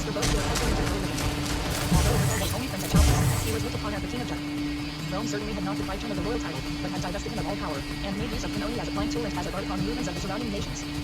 Agrippa was devoted to the imperial house, styling himself the emperor's friend. He displayed weakness and impotency when it behooved him to put bounds to the usurpations, insolence, and arrogance of Rome, and strength when he opposed the struggles of his people to regain their freedom and liberty. Although Agrippa, including his most distant connections, he was the two brothers of and hostile to their own people. The only authority which the council had left in the hands of the titular king, and which was ratified by his successors, was that which he was allowed to exercise over the temple, and which enabled him to appoint the high priest. It was not religious zeal or moral worth that swayed Agrippa in the high priest, but simply the sentiments felt by the candidate for that office towards Rome. He who carried surly and the surrender of national aspirations farthest gained the prize. In barely 20 years, Agrippa had named at least 7 high priests. Among that number was Ananias, son of Eliezer, whose enormous wealth, either acquired or inherited, allowed him to ingratiate himself with all who were open to him, acts of lawlessness and violence. Since the time when Herod had lowered the dignity of the high priest's office by permitting it to be so ordained by conjuring to most degraded sentiments, there were 237 certain families who seemed to have acquired a right to dispose of both hosts, and Ammon or Seth demanded it seldom that anyone was elected outside that circle. Members of these families vied with each other in dishonorable conduct and frivolous thoughtlessness. I have a robot left. Fierce jealousy broke out to acts of violence. Playing really lousy. I'm sorry. Were the scenes of bloody skirmishes between the followers of those hostile rivals. Would you mind just... Don't go behind my fence. Oops.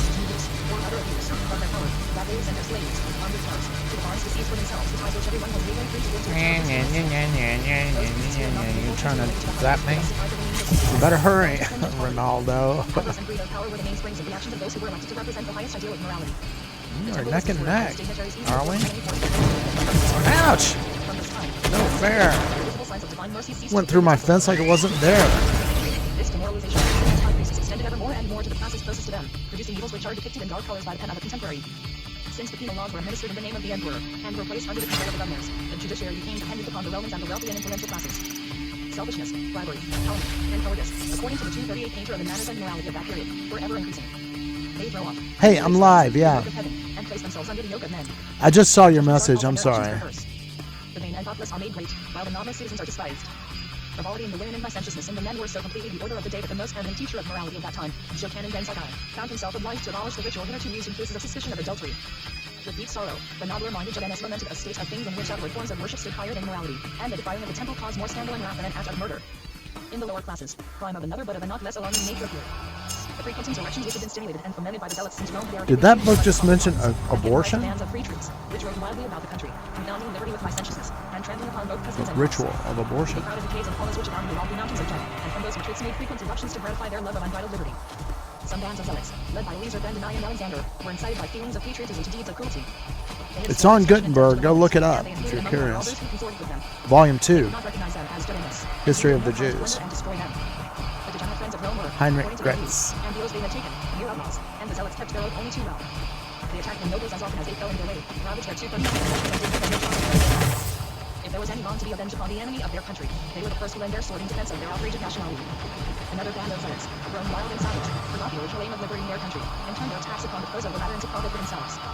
They were called Sikari, from the short dagger Sika, which they wore concealed under their clothes, and with which, either openly or insidiously, they struck and killed their enemies. The Sikari belonged to the very race of the zealots. The Ramses of Judas of Galilee, Menahem and Eleazar ben Jenna, as their leaders, but at the commencement of this epoch they were under no discipline whatever. They wandered about the country without any defined object, lending their assistance to the Syrian officer of the Lord and armed with daggers. They wandered among the various groups that belonged to the temple during the festival, and then deceived, striking on those they had marked out as their victims. These murders were committed with such extraordinary rapidity and skill that for a long time the assassins remained unknown.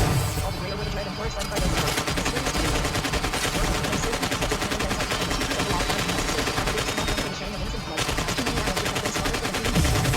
It may have been about this time that the great Simon David functioned and controlled the rights of meeting from the Kingstown Culture Commercial Hall in 2 and after civil rights dissolution to stem, if possible, the confusion and disorder which existed, the noble citizens combined, and keeping away from conflicts and strifes, Good. sought to further by all means their forward spiritual advancement of Judaism. To keep the law intact was no sacred task. Being represented. He was considered, next to the president of the Sanhedrin, Simon ben Gamaliel, and perhaps even before him, as the greatest teacher of that time. On account of his deep knowledge of the law and of the worth and dignity of his character, Jochanan ben Zakkai was made vice president of the Sanhedrin. That position gave him the power to cancel such laws as could not be enforced in that stormy period. His chief office, however, was that of teacher. In the cool shade cast by the temple walls, he sat, encircled by his disciples, to whom he delivered the laws that were to be observed, and expounded the scriptures. Besides this root of anarchy, there was another source of discord and misery. As the existing situation became more and more sad and hopeless, the longing in the hearts of faithful believers for the expected deliverance Thank you, was to bring Mr. them to Emotional. more and more intense. What a guy. Thoughts were riper among the people now than they had been What a pal. Oh no. Better back up. Look out. Look out. Mr. Emotional, he's gonna kill us both. Too close.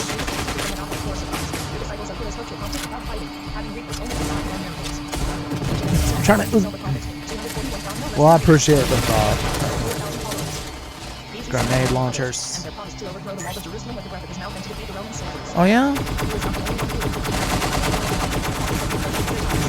Come here to me. Oh.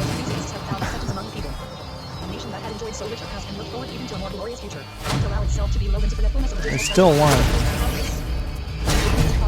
Harmless enough in themselves, derived its sad importance from the bitter and savage animosity with which they inspired the Roman governors. If the people, jealous of any interference with their religion, looked upon the slightest offense to it as an attack upon Judaism itself, and made the governors, the emperor, and the Roman state responsible for the delinquency, the imperial officials in Jeb were not less susceptible, for they treated the most trivial agitation among the people as an insult to the majesty of Rome and the emperor, and punished with equal severity the innocent and the guilty.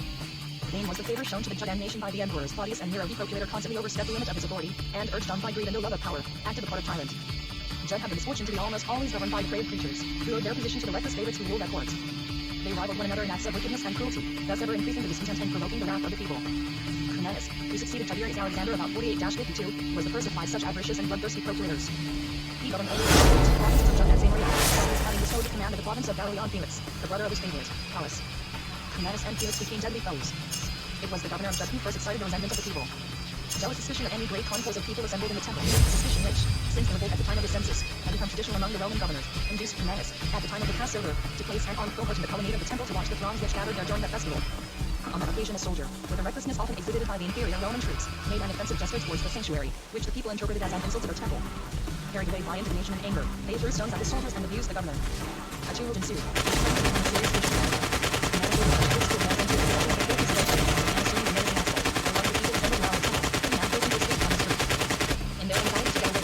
Pressed fearfully through the various places of exit, and it is believed that more than 10 or indeed 20,000 persons were suffocated or trampled to death. A similar opinion might have led to the life of but not completely complied with the wishes of the people. On the highway, not far from Bethlehem, a band of Sikri having fallen upon and robbed the servant of the emperor, Cumanus resolved that all the nations should suffer bitterly for the act of violence committed in their vicinity. One of the Roman soldiers, infuriated by an attack upon a 243 fellow countrymen, got possession of a book of the law, tore it in pieces and threw the fragments into the fire. Here was a new cause for angry excitement and wrathful reproaches in the Brown, desperation of the brown, secret. Countless bands flocked to Cumanus at Syria. Golden brown. Much rather, they Spain, would they suffer the worst invasion Stay right there, huh? Love it. Many a thermal lance is like really slow. Presence of those whose religious feelings he had outraged. Another occurrence took a more serious form and led to strife and bloodshed. Some Galileans were on their way to oppress the Jerusalem, passed through Syria, and whilst in the town of Jin, on the southeastern end of the plain of Jezreel. I shouldn't have done that, but I wanted Was this to. only an accidental omission, or the result of the burning hatred which existed between the Judeans and the Samaritans? In either case, the representatives of Galilee were justified in demanding vengeance at the hands of the governor. But Cumanus treated the affair with contentious You poppin'. and thus obliged the Judeans to deal with the matter themselves. Among other Leaders of the things. Zealots, Alexander Ben and Alexander, incited both by the Galileans and their governor, Felix, took the matter into their own hands, entered with their troops the province of Achaia, inhabited by Samaritans, and fearlessly destroyed and killed all of the village. The Samaritans killed Cumanus and repressed his attack upon their province, and gave them permission to carry arms, sending at the same time Roman troops to assist them in a fearful massacre. 244 this proof, as they considered it, of the partisanship of the emperor's officials roused the anger of the inhabitants of Jerusalem to such a degree that, spurred on among others by Dorcas, a man of some position, they were on the point of attacking the troops of Cumanus, which was doubtless the gravity of the situation, and was a catastrophe by 20 years. The principal authorities of Jerusalem, alarmed at the possible consequences of an outbreak against the Roman arms, strove to prevent so dangerous an act, and, clothed in deep mourning, implored the irritated multitude to pause in the future. At their prayer, the people laid down their arms. But neither the Judeans nor the Samaritans were really passive, and still fighting for the Roman country. Committees Quadratus, accusing each other, and asking them to investigate the whole dispute. To have that object, Quadratus visited Samaria, but he was not an impartial judge, and Shit. the captive Judeans were deemed to I push on so the could have cross. used that. It was only after those executions had taken place that Not he formed the a dime. of justice, and summoned both parties to a good verdict. In the meantime, however, Felix having taken the part of the Galileans against the Samaritans, such entanglements ensued that Quadratus would not venture to adjudicate between the disputants, and ordered to send deputies to Rome to obtain a decision of the emperor. Among the Judean envoys were Jonathan, the former high priest, and Ammon, the governor of the temple. Cumanus was also obliged to leave his post in order to appear at Rome and justify himself there. All the intricate court intrigues were brought into play by this trial, which took on a more serious aspect from the fact that Jonathan himself was one of the 245 accused. He caused a tribunal to be formed, but the verdict was given not by himself, but by his depraved wife, the notorious Albert Cumanus, who was married to Thomas, the brother of Felix. It had been arranged between the Judean deputies and House that after sentence was pronounced against Cumanus, the emperor should be asked to name Felix governor of Judah in his stead. The verdict given in favor of the Judeans could not be considered an impartial one, and was not in itself a proof that the Samaritans had been the aggressors. Many of them were pronounced guilty and executed, and Cumanus was sent into banishment. At the same time, probably also through the intercession of the Empress, a kingdom in the northeast which was bestowed upon Agrippa. It consisted of that part of the country which had once belonged to Philip's tetrarchy, Bacon, Laurinaitis, Auranitis, Trachonitis, as well as Plinius and Abilene. On Jacopo Rome kept a firm grasp, and would never allow a native prince, however much he might be under Roman influence and control, to exercise in that domain any regal prerogatives. Felix, whose appointment had been sought of the emperor by the former high priest, Jonathan, succeeded Cumanus as governor of Judah. He married Drusilla, King Agrippa's beautiful sister, who therereupon went over to paganism. During his last administration, Felix surpassed all his Samaritans and Audacity. He gave himself up entirely to the acquisition of riches and the satisfaction of his appetites. He continued to exercise his evil power even after the death of Claudius 54. For although the young emperor, Nero, or his mother, Albertina, was as favorable to the house of Herod as Claudius had been, and had given Agrippa 4 considerable towns with their surrounding districts as well as the important city 246 of Tiberias near Terracina in Galilee, Jed was allowed to remain under the iron rule of its cruel governor. Felix pretended to attack only the seditious Greeks. But the wild Sikri showed how little truth there was in that assumption. Numerous, indeed, must have been the victims who suffered death at his hands under the plea that they were the enemies of Rome, for even the former high priest, Jonathan, at whose request the emperor had given Felix his appointment, now bitterly reproached him for his misdeeds. Exasperated by his boldness, the governor caused him to be assassinated, employing the Sikri to seize and murder him in broad light of day. Ishmael, of the house of Bobby, was named high priest by Agrippa in about the year 59. It was during his pontificate that the family of the high priest gained such power in the state that, aided by a strong rabble, they were able to compel the landowners to pay them all the tithes, thus robbing the lower priests of their incomes and causing many of them to perish from want. The arrogance with which the governors treated the nation was not without its baneful influence upon the conduct of the foreigners who dwelt in their numbers in the towns on the seacoast. The Greeks and Romans that had settled in Judah openly showed their hatred to their neighbors, and usurped the position of Ouch. The fearful picture drawn by the great prophet seemed now on the point of being literally fulfilled. The stranger in thy midst will ever rise higher, but thou wilt ever sink lower.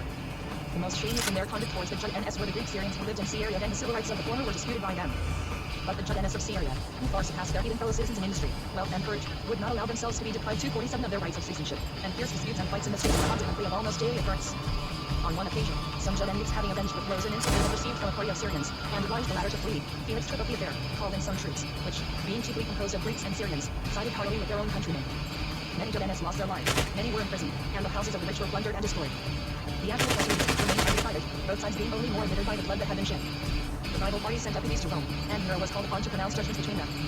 Bribery gained the favor of Burrus, the secretary of the emperor, to the cause of the Syrians of Syria.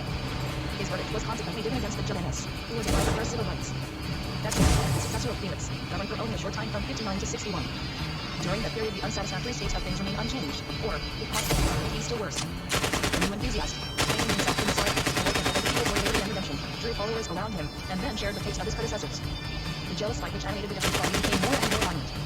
The king, Agrippa, at length took up his residence in Jerusalem, in the Hadrian Palace, which was just opposite the temple. In order to overlook the glory of the latter, he added to the height of his palace, and from the bottom of the building, he could watch every movement that took place in the temple. The temple authorities took up the province, and proclaimed that it became infringed upon their privileges.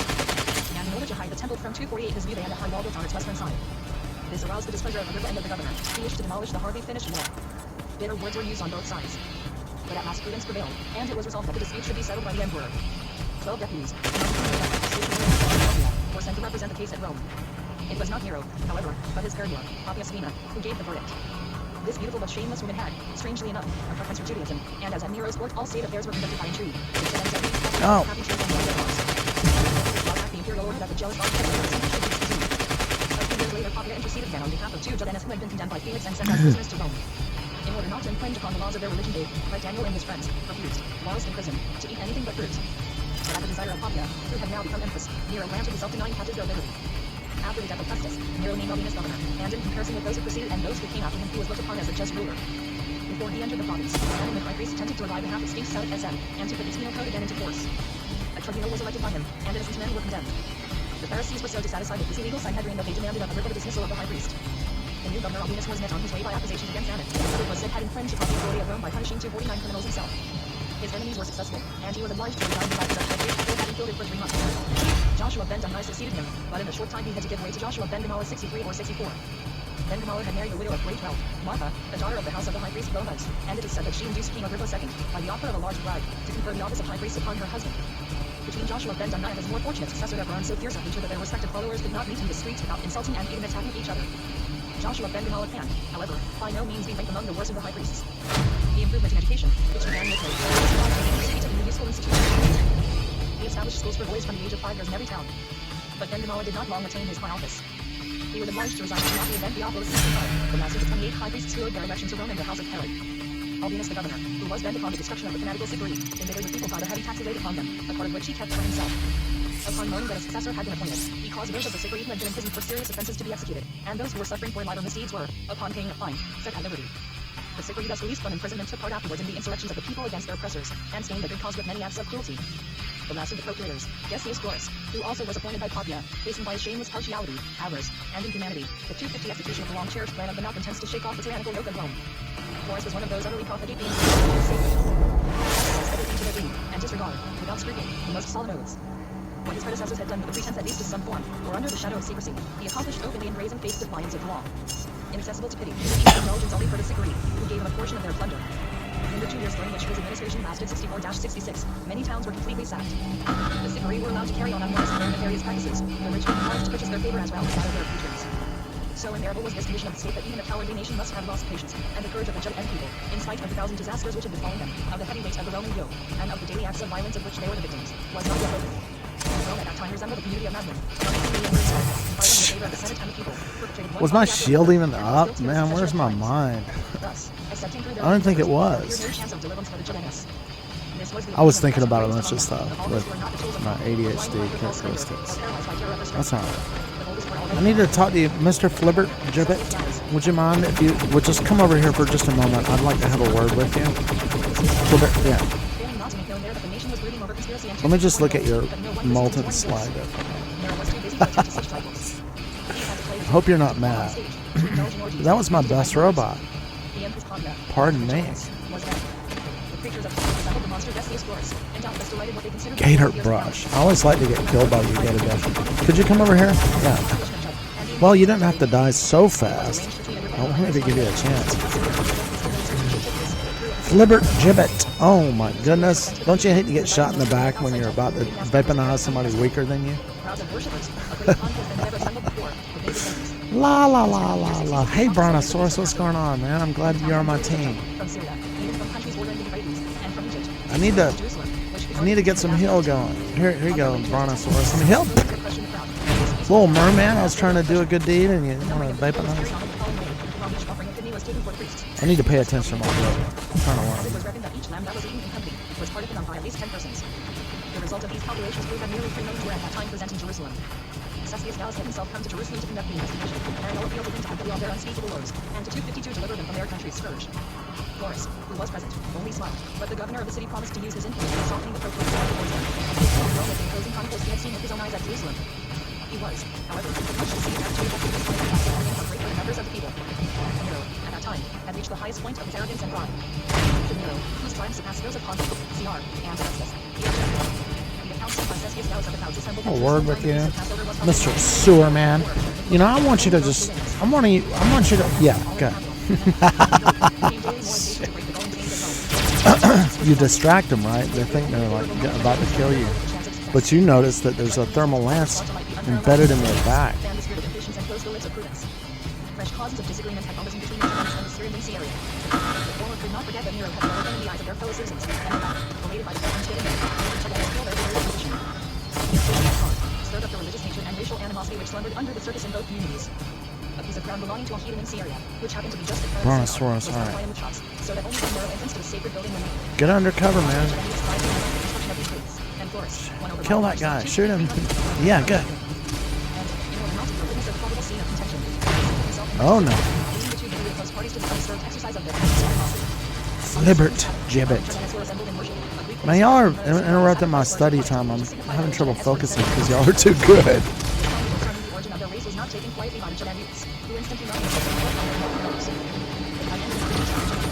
Oh yeah? Among whom was the rich tax gatherer Monica, to Florence and Signoria. The deputies reminded him of the son he had received, and of his promise to afford them protection. But instead of listening, he said harsh. Dang it. When tidings of his new act arrived, but before they had time to form any kind of action, Florence sent them another exasperating message. He desired the warden of the temple to hand over of the sacred treasure of which was plainly discerned by the inhabitants of Jerusalem, made them flock around the temple as though they would shield the present sanctuary. The latter, anticipating opportunities to satisfy his avarice and thirst for blood, now came himself to Jerusalem, and by his presence added fuel to the 254 fire. Florus placed himself as judge in front of the palace of Herod, and called upon the high priest and the men of Thrace standing to appear before him, demanding them to deliver into his hands those who had dared mock him. Trembling, they endeavored to offer excuses for what had taken place, and implored his mercy. But Florus heeded them not, and gave orders to the Roman soldiers to plunder the upper marketplace, a quarter inhabited by the wealthy. Coming to get you, little merman. The wild soldiers threw themselves into the market and Is that Dave Merman? women and children, ransacked houses and carried off their contents. On the one day 65, more than 3,600 men perished. Prisoners, by the command of Florus, were scourged and crucified. In vain had the princess looked in Berenice knelt before Florus, imploring him to say the word of bloodshed and destruction. He was deaf to her entreaties, and in fear for her own safety she was obliged to seek refuge and safety in her palace. Some days after, vast crowds gathered in the now half-ruined upper town Zion, uttering lamentations for those who had been killed and pronouncing execrations upon their murderer Florus. And it was not without much difficulty that the heads of the people succeeded in killing. But this only increased the jealousy of Florus, who demanded, as a proof of their present peaceful intentions, that the people with the nobles should go forth to meet the incoming troops and welcome them in a friendly spirit. The representatives of the sanctuary could hardly induce the people to comply with that request, for the patriots rebelled against the new humiliation thus thrust upon them, and persuaded many to share their sentiments. At length, however, the high priest succeeded in persuading the people to offer an amicable reception to the Roman cohorts. But soon the deceitful intention of the governor manifested 255 itself. The people fulfilled the heavy sacrifice they had with heavy parts undertaken to perform, and greeted the troops with forced friendliness. But the soldiers, having received their instructions from Florus, looked grimly at them and made no response. At the first murmur of discontent caused by the strange manner of the Roman troops, the latter rushed upon the people with drawn swords, driving them before them, whilst the horses trampled on the fugitives. A fearful crush took place at the gates of the city, and the road from Mizipo was strewn with the wounded and the killed. When it was perceived that the soldiers were directing their steps towards the dislikes of the soldiers could no longer be concealed, and the people hastened to the sanctuary to protect it, if possible, from this sacrilegious project. They threw stones at the soldiers, barred their passage through the narrow entrance, demolished the colonnade which connected the Fortress Antonia with the temple, and thus frustrated the governor's hope to become the second Francis. Without being aware of it themselves, the inhabitants of Jerusalem had by that step commenced the war of insurrection. Before the determined attitude of the people, the courage of Florus forsook them. He informed the representatives of the capital that in order to restore peace to Jerusalem, he would rid the city and withdraw the greater number of the troops, leaving only a small garrison behind. Upon representations being made to him that the greater part of the army was hated by the people, on account of the inhumanity which it had been guilty, he bade them choose those soldiers who had taken least part in the recent butchery. The representatives of just elected the soldiers who served under Vermicilius, whose weak disposition appeared to them a pledge of forbearance. But hardly had Florus left Jerusalem, 256 when he had firm and resolved itself into determined action. The people were divided into two parties. One was the party of peace, the other the party that favored revolution. The latter party was composed chiefly of the young and strong, who shared the views and principles of the Zealots. They were ready to risk their lives in their endeavor to overthrow the yoke of pagan, tyrannical Rome, and remain their cherished liberty. The Revolutionary Party was not devoid of success and self-expression. They had already formed an alliance with the priestly house of Ayabi, which was forming opposed to Judaism, and had likewise managed to interest the Parthian Babylonian community in its cause. The advocates of war, bold and fearless, they were challenged by their more team members.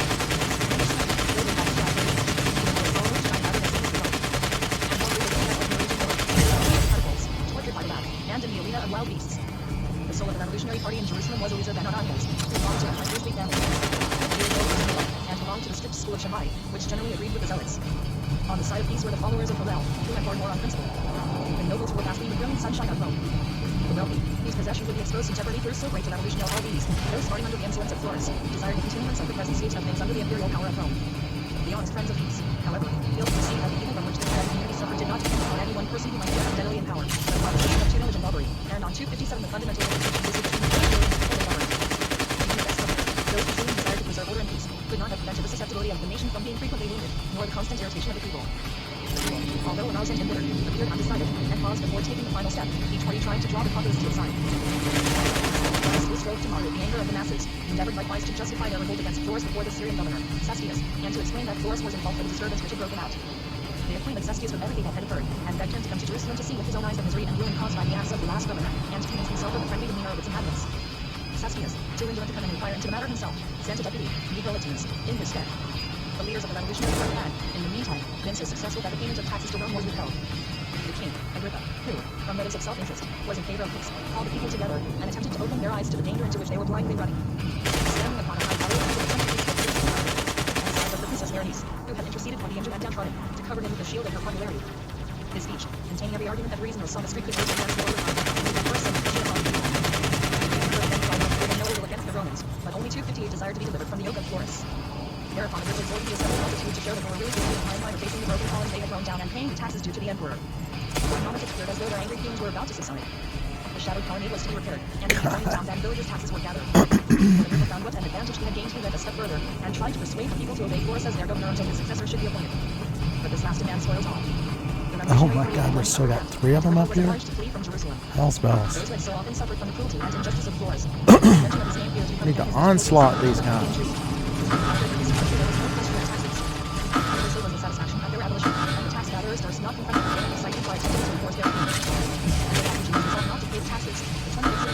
Was henceforth to be kept as the anniversary of a victory. The Cyprian now also began to bestir themselves. They assembled under the command of Malcolm, a descendant of Judas, the founder of the Zealots, and took the fortress of Masada. They put its Roman garrison to death, possessed themselves of their weapons, and being thus well armed, appeared on the field of battle. And the revolutionary and drove them on to complete rupture with Rome. He dissuaded the priests from receiving any presents or sacrifices from heathens, and so great was the 259 power he exerted that he persuaded priests discontinued offerings and sacrifice for the Emperor Nero. That was the starting point of the revolution. Allegiance to the Emperor was thenceforth renounced. The party of peace saw also the great importance of the step and tried to retrace it. Learned teachers of the law, doubtless of the school of Hillel, explained to a large gathering of the people that it was unlawful to shut out the offerings of heathens from the temple, and the aged priests declared that it was an ancient custom to receive such offerings. The officiating priests, however, remained unconvinced, and threw themselves without reserve into the maelstrom of revolution. From that time on, the temple obeyed its chief, Eliezer, and became the hotbed of the insurrection. The advocates of peace saw with sorrow the progress made by the rival party, and tried to smother the flames before they could accomplish the work of destruction and ruin. But the means they employed to quench the revolutionary deputies to Florus and Agrippa, earnestly entreating that a sufficiently large number of troops should be instantly dispatched to Jerusalem. You go boss and Mark, I don't know you. By the spirit of revenge which made him desire that the page of Ennis should become more and more hopelessly entangled, refused to comply with that request. Agrippa, on the other hand, sent 3,000 horsemen, or knights, Ninja, and wild tragedites, under the command of Philip of Babylon and Darius, Player. commander of cavalry, to help the party that wished to remain at peace with Rome. When these troops arrived, they found the mount on which the temple stood, as well as the lower town, already in the possession of the Zealots. The aristocratic quarter of the higher town alone remained open to them. A fierce combat 260 took place between the two parties, the royal troops joining the few soldiers left of the Roman garrison. Fighting continued for 7 days, with no decided results. At the time of the festival of carrying 15th ad, however, the situation changed. The Zealots barred the entrance of the temple against anyone belonging to the peace party, and came over to the side of the mountain and brought it to the altar, as well as the civilians who their names the temple with God. Strengthened by the increase of numbers, the Zealots broke obeyed their opponents and became masters of the upper town. The anger of the people was roused against the temple. They set fire to the houses of King Agrippa and diverting and flames likewise the house of the rich priest Ananias, and the public archives, among which the bonds of debtors were kept.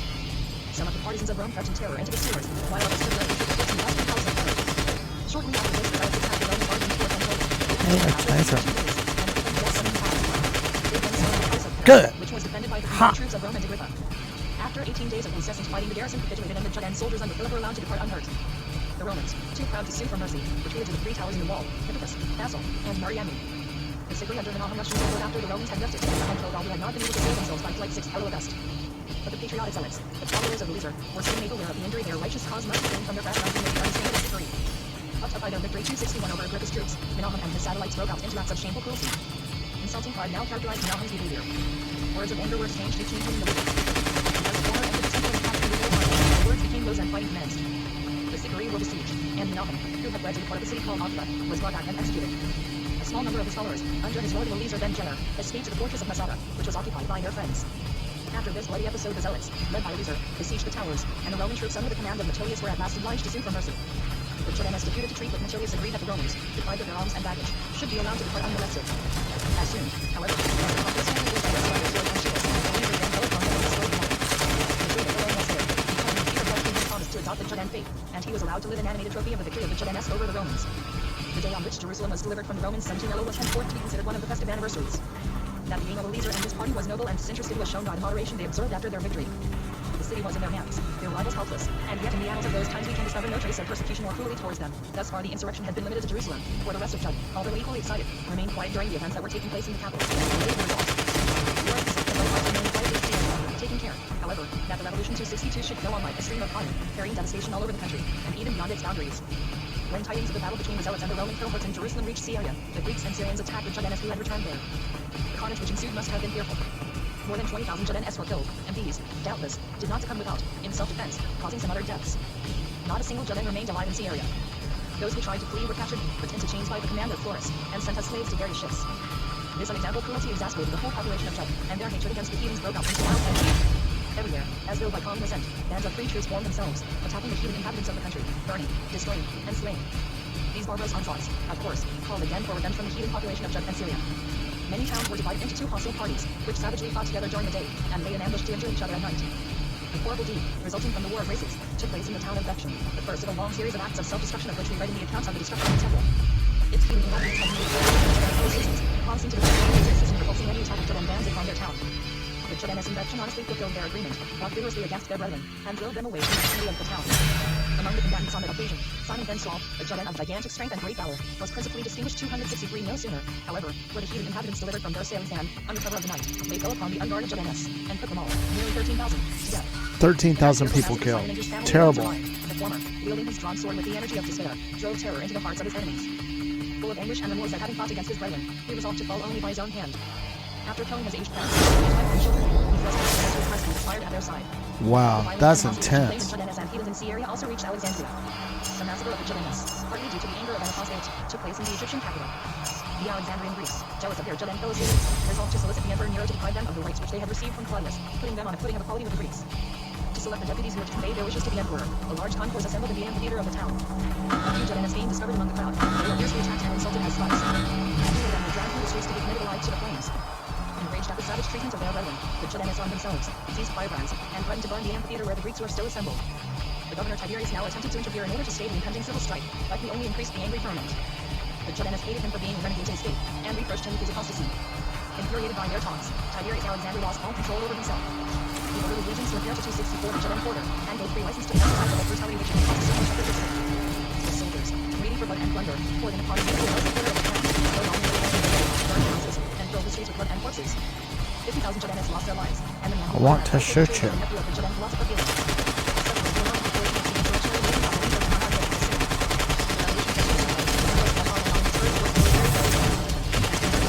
That was very satisfying. Brave and daring warriors increased. The expected help now came from Ayyubin and Babel. Members of the royal house of Ayyubin, brothers and sons of Achimaedes, Ramesses and Sinas, took the management of the rebellion into their own hands, and prepared to allow to last. 3 heroes, who alone seemed more than equal to a whole army, now entered Jerusalem. They were Nigel, from the other side of the Jordan, Cyrus, and Simon Bar-Jonah, the wild patriot, who, from his first entrance to the end of the war, brought terror to the hearts of the Romans. Except these cowards, and his duty was as the governor of Syria to uphold the honor of Roman laws, and to keep the heroes of could no longer witness the rebellion spreading around him without an effort to stem its progress. He called his legions together, and the neighboring princes voluntarily sent their troops to assist him as 3,000 foot soldiers and 2,000 horsemen to the 265,000 army, and offered Mech, himself as bro. the of that dangerous country. Sassus led more than 30,000 men, experienced soldiers, out of Antioch, against Judah, and doubted not that in one battle he would be able to destroy destroy the Judean rebels. On his way along the sea coast, he left in every town marked with blood and fire. As soon as the zealots in Jerusalem heard of the approach of the Roman troops, they seized their arms, in spite of it being the Sabbath day. They were not afraid to face the Romans, nor would they allow the Sabbath laws to interfere with their warlike ardor. Saskius had made a halt at Goliath, about a mile from Jerusalem, in 70, perhaps, when the repentance and faith. The zealots attacked the Roman army with such hostility that they broke through their ranks, killing in the first onslaught more than 500 soldiers, whilst they only lost 3 and 20 men themselves, 26 to shriek power. If the Roman cavalry had not come to the assistance of the foot soldiers, the latter would have been utterly destroyed. Loaded with rich booty, the victors returned to Jerusalem, singing jubilant hosannas, while Saskius during 3 days remained idle in his camp without venturing to advance. It was only on the 4th day that the Roman army approached the capital. The zealots had abandoned the outer parts of Jerusalem, which could afford them no adequate shelter, and had withdrawn behind the strong walls of the inner town behind the temple. The Romans thereupon marched in, destroyed the suburb of Ziva, then pressed on towards the western point, just opposite Herod's palace, where they pitched their camp 30 Tishri. This caused no alarm to the zealots. They were the traitors who, following the advice of Hanun ben Jonathan, wished to open the gates to the enemy, 266 over the walls, and prepared vigorously for the defense of the places they occupied. During 5 successive days the Romans stormed the walls, but were always obliged to fall back before the missiles of the Judeans. It was only the occupying part of the northern front. But this advantage was not followed up by Saskius. He did not deem it advisable to continue the combat against heroic enthusiasts and embark on a lengthy campaign at that season, when the autumn rains would soon commence, if they had not already set in, and might prevent the army from receiving provisions. On that account probably he thought it more prudent to retrace their steps. It could hardly have been cowardice which inspired the resolve. As soon as the unexpected departure of the Romans became known to the inhabitants of Jerusalem, they followed them, attacking the rear and flanks of the army from the mountain crests, the Roman troops being obliged to keep to the beaten ways in the valleys and passes. A great number of Romans, among whom were many distinguished officers, lay slain upon the line of march. When the army reached the camp in the Mount, it found itself surrounded by swarming hosts of Judeans, and Saskius, not considering it safe to remain there any longer, hastened his retreat, leaving the heaviest part of the baggage behind. In the narrow pass of Bethlehem, the Roman army fared still worse. Attacked on all sides, from the arrows of the enemy, which fell thick upon them from the vantage-grounded mountain wall on either side. While the Roman troops hurried on towards Bethlehem, and they would have been almost completely destroyed in their flight had not approaching night saved them from further pursuit. The Judeans remained all night before Bethlehem, but Saskius, leading 400 brave soldiers and 267 in the camp, marched noiselessly out with the whole of his army, so that at break of day, when the Judeans perceived what had taken place, he had already obtained a considerable start. The 400 soldiers left behind succumbed to the Judeans, who then vainly followed the Roman army as far as Anatris. They found, however, rich booty, consisting of tons of gold. These they brought back as trophies to Jerusalem, making good use of them later on against their enemies. Thank you. The chests of Saskius, which contained his Don't supplies need for it war, yet, fell but also into their hands, and helped to replenish the treasuries at Jerusalem. In this first appreciate campaign the against the thought. despised Judeans, the army of Saskius lost nearly 6,000 men, both Roman and allies. And Who is that, governor man? had brought from Antioch as a support to fight Grant, he against sent me. Hey, bro, that's so nice. equivalent to a shameful defeat. The zealots, shouting in self-war songs, returned to Jerusalem in October, their hearts beating with the joyful hope of liberty and independence. The proud and happy time of the Hasmonean That was seemed to very return, and its satisfying. glory even to be surpassed. Had not the great Roman army, feared by all the world, been defeated and forced to ignominious flight? What a change had been effected in the brief space of 6 months. Then everyone trembled before the cowardly Florus and his few soldiers, and now the Romans had fled. Had not God helped them as mercifully as he their forefathers? The parts of the zealots knew Junior. as we had the two generals, Tiberius and Cestius, the led by Shaul and Tiberius. How many times can I miss this macaroni noodle guy? You like mac and cheese? You're about to beat cheese. Whilst others pretended to share the zealots' love of freedom and hatred of Rome.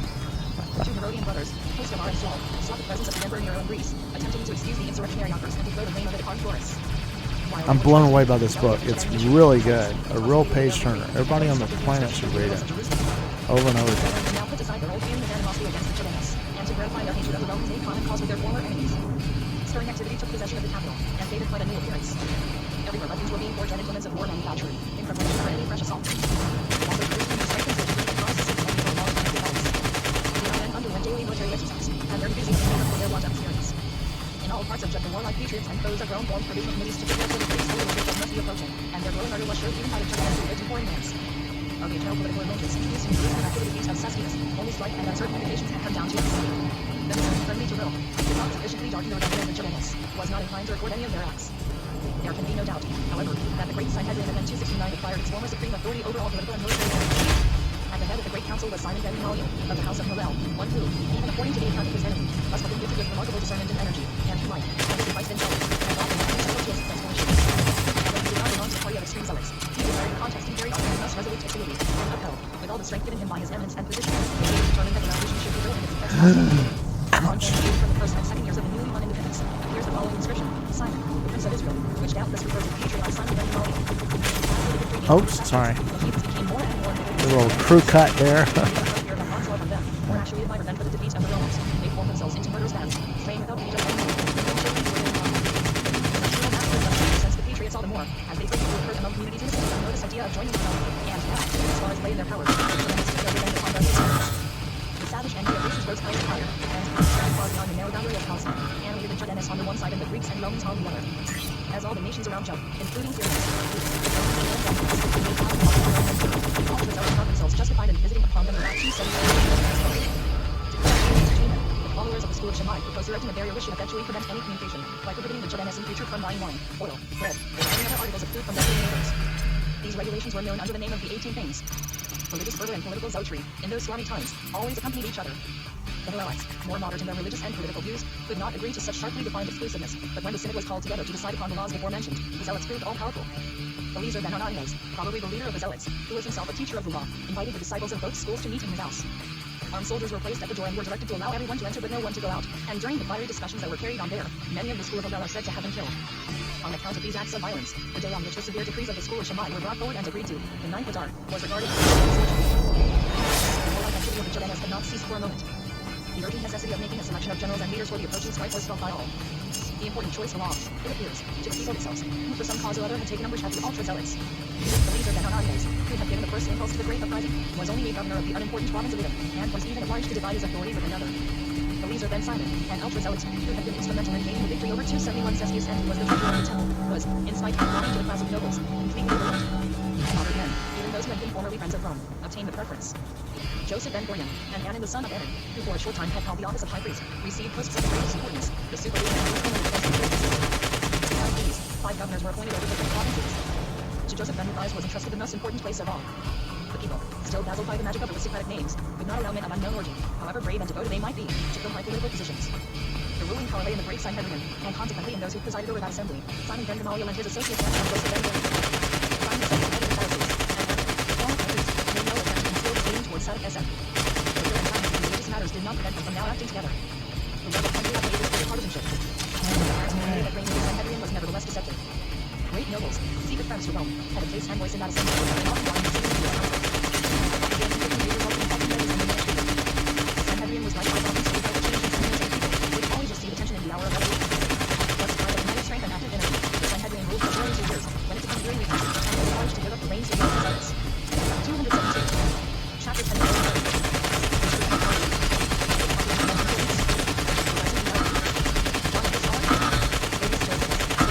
Would you mind dying? If you don't mind, I appreciate it.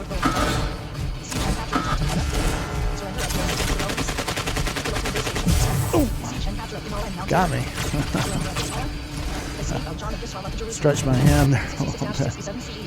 Good job, dude. Got more firepower than me. Dang it.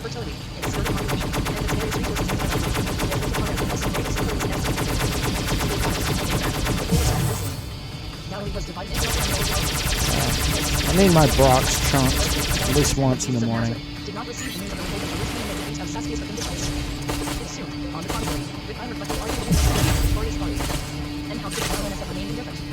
Had they not witnessed the cruel deaths of their own kin at the hands of the heathen?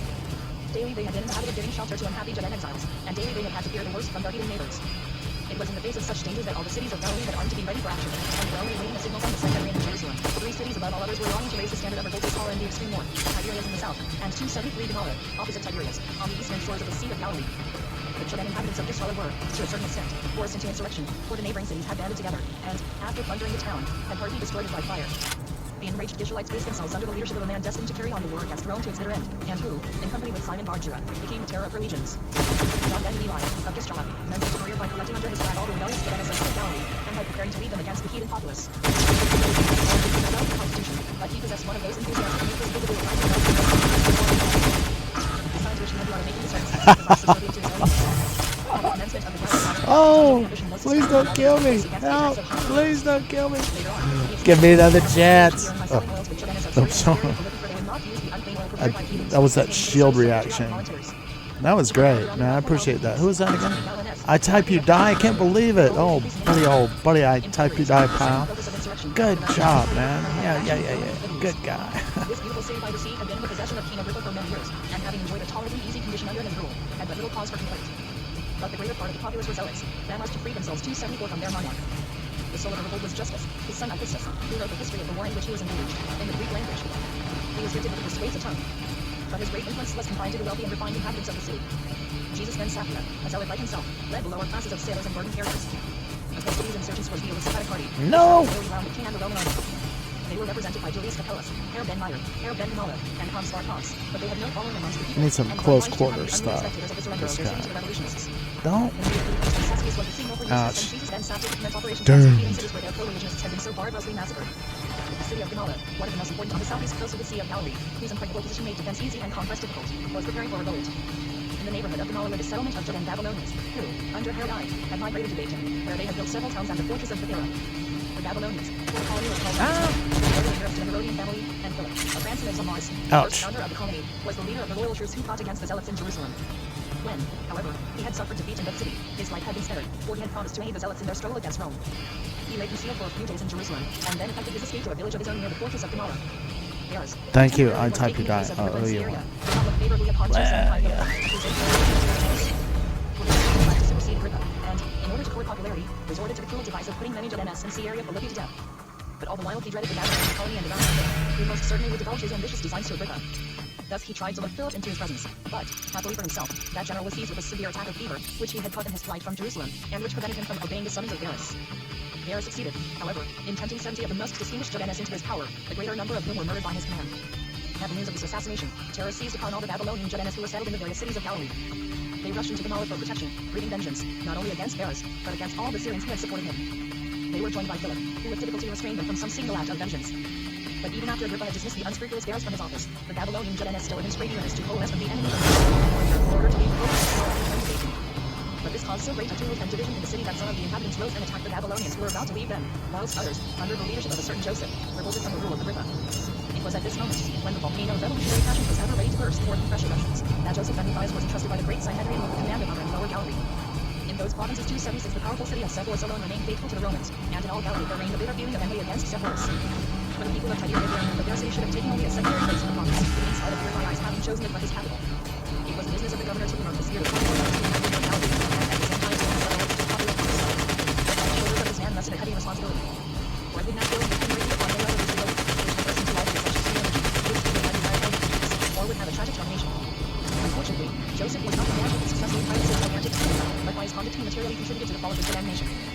Joseph, the son of Matthias, better known as Flavius Joseph, native of Jerusalem born 38, died about 95, of illustrious priestly descent, and related, on the female side, to the Hasmonean house. He and his brother Matthias received careful education, and were taught the tenets of the law whilst very young, their father's house being frequented by learned rabbis. At the age of 16, Joseph became the disciple of the Roman parents, following the master of the house, and living on welfare secular and avoiding daily cold water, according to the habit of the Latins. But, for only a little life, he returned God, to dang. Jerusalem, took his wine and bread and I want to have a word. You don't mind. God. This is fun. Oh.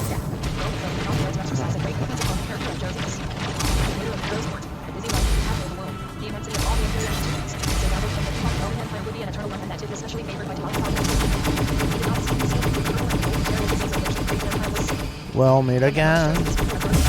Don't know where, don't know when.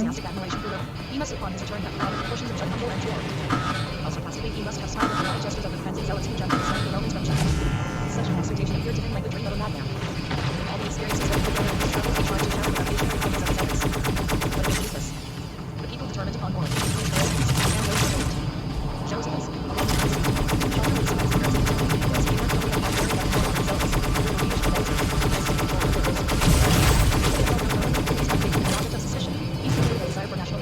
whilst secretly rejoicing at the promise of the advance of the Roman general Cesar.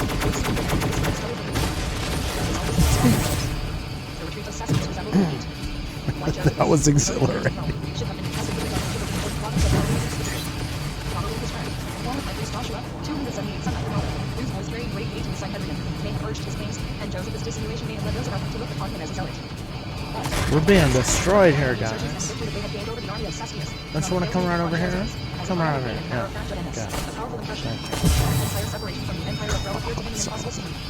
But he may have hoped that some concessions were to be extorted from the imperial court. That perhaps John might be handed over to the control of Agrippa, and that he might be allowed to fill the post. That's like a pal and buddy all, pal.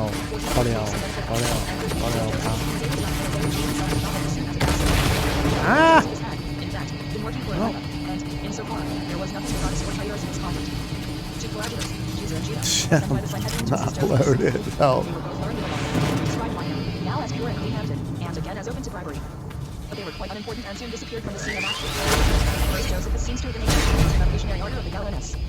He called a kind of Sanhedrin together, consisting of 70 men of repute, after the fashion of the great council in Tiberias. He appointed 7 judges in each city, and officers of the law in different parts of Galilee. He raised an army of 100,000 men, armed and drilled them according to the Roman system, and inculcated order and discipline amongst his soldiers, qualities indispensable to a nation of warriors, but less important 279 to a people enthusiastic for liberty. He even created a corps of cavalry and supported them from his own means. He surrounded himself with a bodyguard of 500 mercenaries, who were disciplined with his master. He began to fortify a number of cities in Upper and Lower Galilee, and stored them with provisions. Thus preparing to concentrate himself against Rome. Upon his arrival in Galilee, either inspired by the Sanhedrin or impelled by his own honor, Joseph was zeal to the extent of ordering the destruction of the palace inhabited by his ancestor Herod during the time of Augustus, where images of animals were worshipped in direct defiance of the law. In order to clear up he invited the most distinguished men of Tiberias to meet him at Bethany, but during their discussion Jesus went back to the palace and found some disloyal amongst his followers. This displeased Josephus, who hastened into the town of Tiberias, and gathering up what remained of the plunder, handed it over into the custody of King Agrippa's officers. Peculiarly repugnant to Josephus was John of Galilee. Hiring energy and intellectual superiority were enough to awaken the jealousy of the former, although Josephus, as the representative of the Sanhedrin, assumed the higher position of the two. He took pains to place obstacles in the way of the patriot. Thus John was at first not permitted to carry out and sell the large quantity of corn stored by the Romans in Upper Galilee, the sale of which was to have enabled him to complete the fortification of his own city. Caesar and Judah finally extorted from Josephus the requisite authorization. It was on this occasion that John of Giscala was made painfully aware of the duplicity of the governor, which for the future he determined to baffle. Certain youths of a village called Gabrida, near to 80 Mount Tabor, had waylaid and plundered the wife of one of the king's agents who was traveling through the land, and they brought the precious metals and rich garments which they had taken from her to Josephus, then at Tarichea. Out of too great regard for the king, Josephus undertook to return this booty to him, at the same time falsely pretending that he had sent it to Jerusalem for the national treasury. The inhabitants of the neighboring villages, roused angry displeasure at the news of Josephus' treachery, assembled at Tarichea in crowds. They were led by Jesus ben Sapphira, who came with the holy book of the law in his hand, charging the people, if not for their own sakes, at least for the honor of their sacred writings, to punish the traitor. Josephus' house was surrounded at daily by a furious throng, who would have burnt it down over his head had he not saved himself by one of his ingenious falsehoods. He rent his clothes, poured ashes upon his head, hung a sword round his neck, and appeared as a suppliant in the arena of Tarichea. As soon as he could gain a hearing, he made the Taricheans believe that he was not keeping the spoil, either for the use of Agrippa or for the advantage of Jerusalem, but that it was to enable him to fortify the walls of their own city. The credulous Taricheans, who readily believed this explanation, now declared themselves in favor of Josephus, and turned their weapons upon the discontented strangers. The governor, meanwhile, under cover of the tumult, crept back to his own house, where, however, he was soon roused by some hundreds of the infuriated crowd not Taricheans, who were utterly intractable, and were bent upon the destruction of his dwelling place. Nothing daunted, Josephus appeared upon the roof, and begged the believers to enter and give him some reason for their conduct. The men allowed themselves to be taken to the doors, whereupon 281 they were instantly seized, cruelly scourged, maimed, and then cast out to their followers, who, thinking Josephus must have some hidden force of men concealed within, departed in consternation. From that moment all hope of a manly defense of Galilee had to be abandoned. Josephus was like a demon of discord, to whose lot had fallen the task of promoting a spirit of harmony amongst the people. Galilee was divided into 2 parties, the one composed of the more moderate inhabitants of that province, who were the adherents of the governor, the other numbering the fiery patriots, who could no longer doubt his duplicity, and had selected John as their leader. The 2 leaders hated each other cordially, but equaled each other in craft and dissimulation. When John became aware that the greater number of the Galileans were under the impression that Josephus was a truthful and reliable man, and were supporting him with all their might, he sent his brother Simon, with 100 chosen followers, to the Sanhedrin at Jerusalem, there to lodge a complaint against the governor, begging of the great council to recall him from his post. The president of the Sanhedrin, Simon ben Gamaliel, who was a friend of John, and who entirely discredited the sincerity of Josephus, as well as Evan, the former high priest, supported this charge, and decreed that 4 envoys be sent to Galilee, with orders that Josephus laid down his office, and that they be invested with the power of bringing him, alive or dead, to Jerusalem. The larger communities of Tiberias, Sepphoris, and Gabala were instructed by the Sanhedrin to afford no protection to Josephus, who was an enemy to his country, but to support John of Giscala in his stead. Once more Josephus was in great peril. But, as usual, he saved himself by his own ready-wit and crafty policy. On the one hand, he would not give 280 of the post which had become dear to him.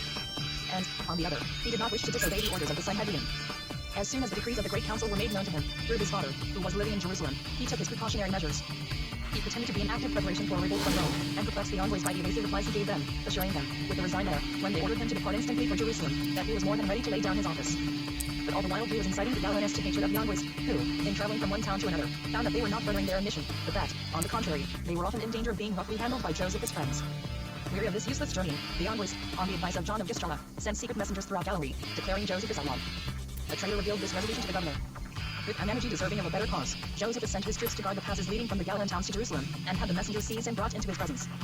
He then summoned all his devoted followers who came streaming from all the small towns and villages of Galilee to appear armed before him, and told them he was the victim of a fiendish plot. This was enough to lash them into a frenzy of rage, and they were half torn the envoys to pieces had not Josephus, with wonderfully assumed generosity, quieted their wrath. He then sent for some of the most simple-minded and credulous men of his province whom he easily persuaded into going to Jerusalem, there to extol his government, to entreat of the Sanhedrin to leave their beloved governor at his post, and to recall the hated envoys. Meanwhile, these latter, finding they could achieve nothing in Upper Galilee, withdrew from that part to Lady of the province and appeared in Tiberias. But Josephus was there before them, ready to frustrate all their plans. In their extreme vexation and perplexity, they had commanded the people to keep a day of fasting and humiliation, when prayer was to be offered up for divine help, without which no earthly weapons were of avail. The people answered to this call by assembling in great numbers in the arena of Tiberias, a place capable of holding many thousands. Although everyone was supposed to be unarmed, Josephus and his soldiers managed to conceal weapons under their cloaks. Prayers for divine help were followed by angry discussions. At last, words gave place to action, and Josephus' followers, drawing their arms, rushed frantically upon his enemies. The populace sided with Josephus, who was once more saved from deadly peril. Meanwhile, the Galilean messengers who had been sent to Jerusalem produced so favorable an impression for Josephus in that city, that the envoys were recalled, and the governor reinstated in his official post. Josephus revenged himself upon his enemies by sending the envoys back to Jerusalem in chains, thus treating the Sanhedrin with contempt. But whilst he was bringing civil war upon Galilee, contempt upon the Sanhedrin, disunion amongst the patriots, whilst he was urging the important city of Tiberias to rebellion, the Galilean capital, Sepphoris, with its Roman proclivities, had ample time to make overtures to the empire. Josephus must bear the eternal opprobrium of having abandoned broken the one strong bulwark of Judah, the vigorous and warlike Galilee, and this he accomplished through indecision, egotism, want of tact, and above all, his extraordinary duplicity. He certainly did strengthen some of the fortresses, or rather he did not prevent their garrisons from doing so, but when the Romans appeared in land they found neither an army nor nation to lady or oppose them. Every fortress had to depend upon its own resources. The Galileans, without confidence in their leader, and exhausted by constant strife, were becoming self-seeking if not cowardly. It would indeed be difficult for us to believe the numerous instances recorded of craft and duplicity on the part of Josephus, had he not dwelt upon them himself with unexampled shamelessness. All that had been gained during the 4 months' rebellion in Jerusalem was lost during the 5 fatal months of his governorship of Galilee from Nero, 66, to March, 67, and this was before the enemy had even threatened to appear, for the Romans during that time had been inactive in Judah. The Emperor Nero was courting popular favor in Greece, by appearing in the arena as singer, player, and charioteer. Whilst engaged in these engrossing pursuits, there came upon him like a thunderbolt the news of the rising in Judah and the defeat of the Roman army under Cestius. Nero trembled, for the revolution in Judah might be the precursor of grave events. The emperor was then apprised of the death of his general Cestius, and none could tell whether he had met with a natural death, or had died heartbroken at his defeat. Nero selected as his successor Flavius Vespasian, who had won his laurels fighting against the Britons, and who was known to be one of the ablest generals of his time. But so great was the alarm felt at the Judean rebellion and its possible consequences, that Licinius Mucius was chosen as special governor of Syria, in order to quell all dangerous symptoms of disaffection that might appear among the Parthians. Vespasian was not in the emperor's favor at that time, and Nero would far rather have given some other general his post. But the emperor had no choice, for the ability of Vespasian was unquestionable, and Judah required a strong hand. Vespasian started from Greece in the winter season, 285 commenced his preparations for the campaign in Ptolemy. His son Titus, who first won renown in fighting against the Judeans, brought 2 legions from Alexandria. But while kept denying his cruelty, already experienced by the Alexandrian Judeans, was now for the first time to be felt by their Palestinian brethren. Vespasian was met in Ptolemy by all who wished to express their feelings of friendliness towards the Romans. Amongst others came Agrippa with his sister Berenice. Agrippa had been accused by the Tyrians of being in secret league with the rebellious Judeans, and was therefore regarded with some suspicion by Vespasian. But he came at the head of his troops as a loyal subject prince, whilst his beautiful sister Berenice, still beautiful in spite of having passed her first youth, captivated the general's son Titus, and kept him enslaved for many years to come. Vespasian's army, consisting of Roman troops and mercenaries, amounted to more than 50,000 men, besides the countless horde that was in the habit of following in the wake of armies. Early in the spring the army was equipped, and the campaign began by the dispatch of small bands to clear the way of Judeans' scouts, on the roads leading to the fortified places. Vespasian, far more prudent than his predecessor Cestius, instead of displaying great energy, carried on the campaign from beginning to end with extreme caution, seeking to cut the ground, step by step, from under his enemy's feet. Josephus and his troops were slowly but surely driven back. In open battle he was often shamefully defeated, for his men had no confidence in his generalship, and his army literally melted away at the sight of the enemy. With how different a spirit were the followers of John of Giscala inspired. As soon as the hostile forces approached Antipata, the inhabitants of that city offered desperate to its resistance, and although they could not break through the serried ranks of the Romans, they fought so bravely that they put the vanguard to flight. Vespasian determined upon effecting the subjection of Galilee before turning his steps towards the capital, and to accomplish this purpose he marched upon the fortresses in the north of that province, Kabara and Jotapata. The first, insufficiently fortified, was soon taken and burned. The entire population of the garrison were put to the sword, to avenge the defeat of the Romans at Jerusalem. The unfortunate inhabitants of the entire district suffered a similar fate, for they were either cruelly butchered or sold into slavery. The war now became one of revenge and extermination. But Josephus remained far from the scene of action in his capital at Tiberias, which at his flight thither was filled with terror. Josephus would gladly have gone over to the enemy, but some remote feeling of shame prevented him from taking this unpardonable step at the beginning of the war. He proceeded to lay a statement of the condition of his unhappy province before the Sanhedrin, demanded instruction as to his movements, whether he was to resist the enemy, in which case he would require reinforcements, or whether he was to enter into negotiations with Vespasian.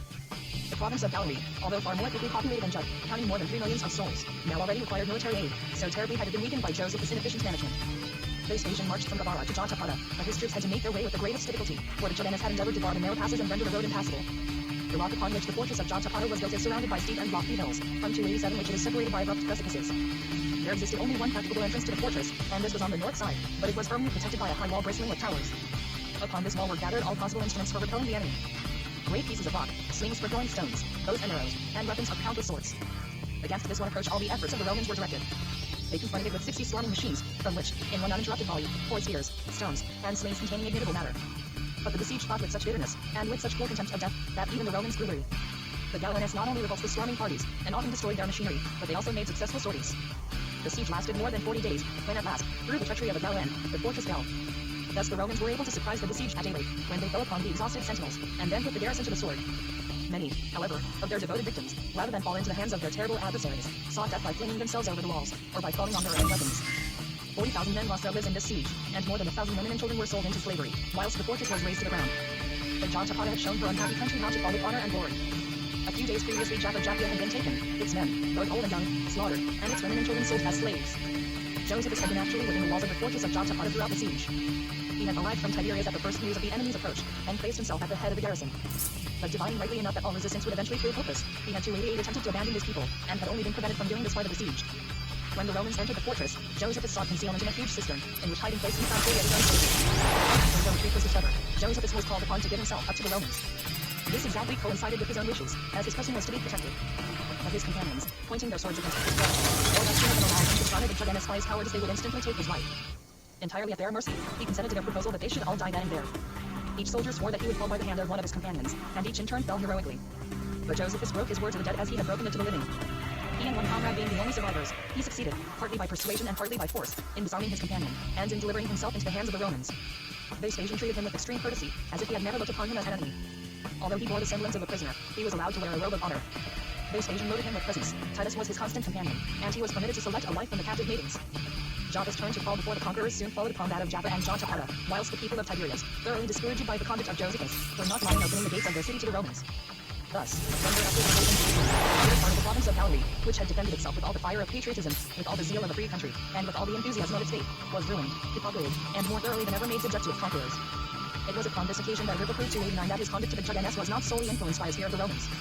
For Vespasian gave him free control over them in his own province, and he chose to sell those unfortunate people into captivity, when he might either have chastised them or given them their liberty. The Galilean zealots were in possession of only 3 fortified places: Amala, Mount Tabor, and Gishala in the extreme north. Joseph of Gamala and Shares were the leaders of the insurgents in Gamala. All in vain had one of Agrippa's officers besieged the place for some months. The zealots held out, until at last Vespasian with his force approached the fortress. The story of the siege constitutes one of the most heroic pages in the whole account of the war. For many days the besieged fought from their walls in a manner worthy of the first great zealot Judas. At the end of 3 weeks the battering rams of the Romans opened a breach in the walls, through which the enemy crept. As the besieged retired, their assailants followed them into a labyrinth of narrow streets, and found themselves suddenly attacked from the housetops. The Romans tried to save themselves by clambering on some low-roofed houses, but these were too weak to bear their weight and gave way, burying the men in their ruins. The besieged then seized upon huge stones their whole city, so to speak, and hurled them upon their enemies' heads, so that flight was impossible. This victory, falling upon the Feast of Tabernacles, was a glorious day for the men of Gamala. But it was dearly bought, for the corpses of the Romans lay upon the bodies of many Jordan warriors, who could no be spared. Cheers, one of their leaders, was mortally wounded. At last the Romans, after secretly mining one of the fortified towers, made a feint of attacking it. The Jordanes rushed to the battlements, and were preparing for defense, when the walls gave way and fell with a 290 fearful crash, burying the besieged, amongst whom was the sole remaining leader, Joseph, the son of the midwife. The siege was now practically over, for the Romans poured in, and slaughtered every man they met. Nearly 5,000 died by their own hands. Only 2 maidens were left out of the whole population of Gamala. Meanwhile, the fortress of Mount Tabor was taken by the strategy of Placidus. It stood isolated on an almost perpendicular heights, rising 1,600 feet from the plain of Jezreel. From its position it was invincible. But Placidus tempted the greater part of the garrison out of the fortress by feigned flight. When his pursuers were close upon him, his cavalry wheeled around and threw themselves upon the unfortunate Jordanes, of whom some few fled to Jerusalem, whilst the weakened fortress opened her gates to the enemy. The small city of Gishala, garrisoned by very few men, under the leadership of John, could not possibly hold out against the Romans. Upon the approach of Titus, John begged for a 24-hour truce before the capitulation of his fortress, ostensibly to preserve the sanctity of the Sabbath. Upon the acquiescence of the Roman general, he made his escape from the city, followed by many thousands of his people. On the morrow Gishala capitulated, her gates were thrown open, and her walls razed to the ground. But, indignant at the conduct of the Judean leader, Titus ordered him to be hotly pursued. John succeeded, however, in reaching Jerusalem with the remnant of his army, whilst numbers of fugitives of both sexes and of every age were captured and massacred by the Roman soldiery. This was the last death struggle of the siege. But the Romans were so thoroughly exhausted by those desperate encounters, and their ranks were so much thinned by their long warfare, that Vespasian was obliged to declare a truce to hostilities. 291. Chapter 9. Destruction of the Judean state. Galilean fugitives in Jerusalem. Division of the tablets. Internal contests. The Eden and Hess. Others are then Simon, John of Gishala, and Simon Bar-Jonah. Progress of the war. Affairs in Rome. Vespasian created emperor. Siege of Jerusalem by Titus. Heroic events. Destruction of the city. Number of the city. 67-7. Jerusalem was the rallying point of all the Galilean fugitives. Hither many thousands had been brought by John of Gishala, and there were numbers fled from Tiberias. There the last spoke of the nation's destiny was to fall. Patriotism, ambition, revenge, and despair were all duly represented. The Romans outflowing the count of their desperate resistance to the Roman arms, and was the massacre of the weak and defenseless by the soldiers of Titus, and stirred the blood of the people of Jerusalem. The despondent drew fresh blood, and the fear was still greater than ever for the and Hero continued as well every word, considered themselves principal. When the zealots looked upon the filthuses of their circle, the rest shouted among themselves. Romans, great terror, the flames take those walls and those towers, whose defenders were armed men. And it not cost Rome a desperate struggle to conquer Galilee. But then had the strongly fortified Galilee. This overwrought condition of the Judeans was stimulated by their ardent belief that the Messianic period, so long as they by the promise, was a fully on 292 when every other nation concluded the government of the dominion of Israel. In spite of the loss of Galilee,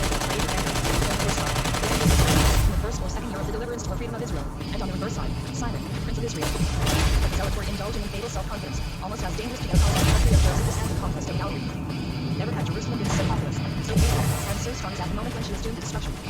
It was as if she was so armed with less than outward strength and outward glory alone or her little veil. Within the fortifications, the circumference of Jerusalem was nearly 1 geographical mile in extent, embracing the suburbs of Bethany and Bethphage, without shelter. It is difficult to compute the exact population of Jerusalem. From one source we learn that it contains 600,000 souls. But then we must further take into account the numbers that had streamed into the city for protection.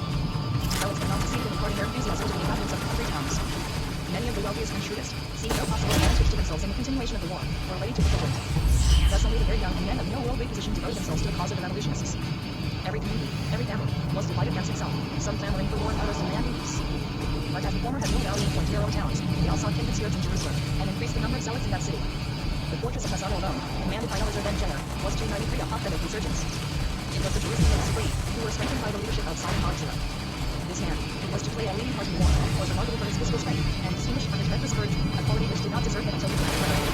All the fighting of the Roman troops under Cassius he followed amongst the very first upon the heels of the Conquest. And those who died in the neighborhood of the Dead Sea, only in Anathema. When the inhabitants of that district came into Jerusalem and perished, the modern fighting of zealots there featured once, and marching to seek refuge in Masada. For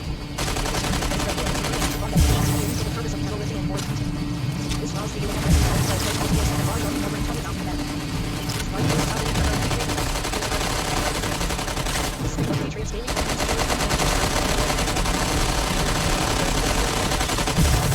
as long as the Judeans believed that we were buried under the bridge. Let me get out of the way if you don't mind. Oh, I don't have my shield up. Oh, good. This is really What are you guys doing? And they looked upon all who were not in favor of extreme measures as traitors to the cause. Maniacs!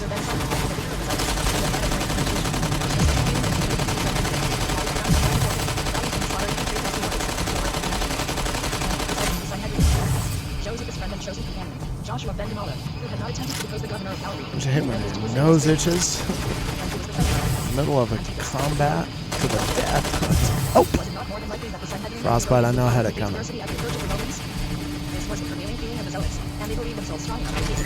Please don't distract me when I'm trying to study. Frostbite, be mine. Leave me alone.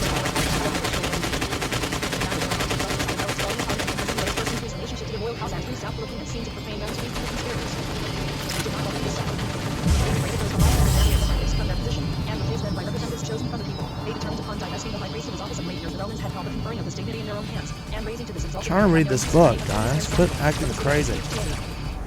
Throwing me off my game.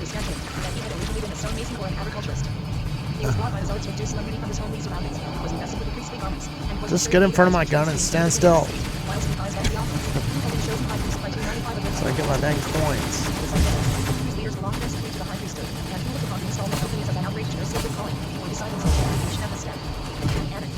Ouch. Cut you down.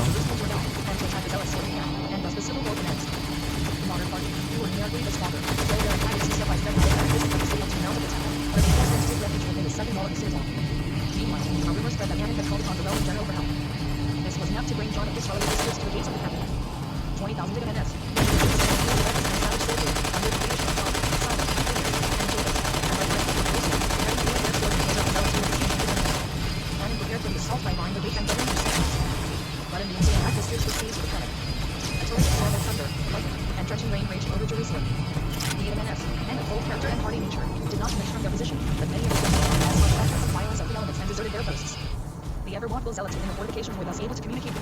Where is everybody? The deceivers threw themselves upon some of the unsuspecting watch, whilst the zealots overpowered others. The citizens were roused from and a terrible battle ensued. The water pointed their weapons down in Disorder. The morning sun dawned upon That was satisfying. The Zealots were now the victors, and their reign of terror began. They committed to trial. Here he comes again. I hope he's not And bad. executed all persons suspected of having been concerned in the conspiracy. Anna and Joshua led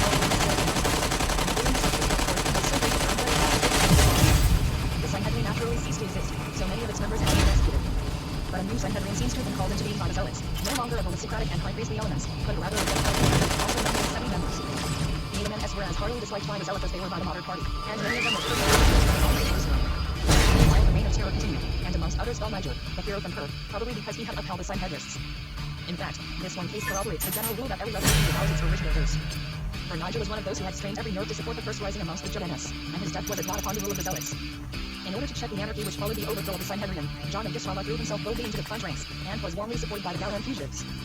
His heroic bearing soon secured him the following of the most fiery of the Judeans, whose devotion to himself rivaled that of his own Galilean John was born to be a leader of men. For not only was he dauntless as a commander, but he excelled others in penetration and fertility of 297 invention. His superiority naturally awakened the jealousy of the Zealot leaders in Jerusalem, who were not a little afraid of his becoming sole dictator and lawgiver. Meanwhile, the Romans were remaining absolutely quiet. Vespasian was far too prudent to attack the lion in his lair, in spite of the repeated assurances of his followers that the conquest of Jerusalem would be an easy task. He chose to wait until the Judeans, weakened by their internal strife, would be entirely at his mercy. His troops, after spending an inactive winter 67-68, opened a new campaign in the spring against Kir and many distant parts of Judah, where thousands were slain in obstinate and hard fighting. Vespasian returned to this campaign, and was undisturbed for 2 years. He was led to this course by two different events: the fresh outburst of civil war in Jerusalem, the death of Nero, and the fact that his successor had been chosen and triumphantly installed by the Spanish and Gallic legions. The lawless Simon Bar Judah, who had kindled the war in Jerusalem, could not rest in Masada, where the Sicarii had received him, for he was ambitious and eager for action. Thus he left the fortress, and collecting a number of slaves, to whom he held out promises of freedom and plunder, appeared before Jerusalem, ready to play an important part in the war. But the Zealots were afraid of him, and wished to make him powerless. They did not dare to meet him in battle, for he had already been their conqueror. So they laid an ambush, and made his wife and some of his soldiery prisoners, and crushed him by this cowardly action. But Bar-Jonah was a stern-hearted warrior, and, in retaliation, threw himself upon the defenseless Judeans who ventured outside the walls of the city and carried upon him. The young Judeans, sent back his wife, while Bar-Jonah was more determined than ever to make himself master of the capital. Day and night he waited and watched for some means to and passed through the party of the aristocrats. Despite the laws they were most harmless men, this party had not really ceased to exist, but was secretly working to destroy the power of the Zealots. At their head stood the high priest Matthias, the son of Josias, and others belonging to the great priestly families. They knew how to enlist and plunder as many of the populace who were unable to leave the city, and who were afraid of the armies to the city. In league with the Roman knights, they suddenly made an open attack upon the Zealots, overcoming the city, already in their dead. Front their opponents. The latter, disconfited, appealed to Bar-Jonah for assistance, and thus a fatal division was caused within the very walls of Jerusalem. With the entry of this commander, the civil war began in its most frantic moment. Bar-Jonah commanded his followers to storm the whole city, their zealously advanced. The Galilee and the troops of the siege were able not only to defend themselves, but also to defend their assailants.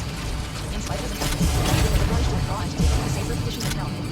Vespasian, who was informed of all these movements, quietly bided his time, and his followers decided to move over the enemy, and defend their freedom.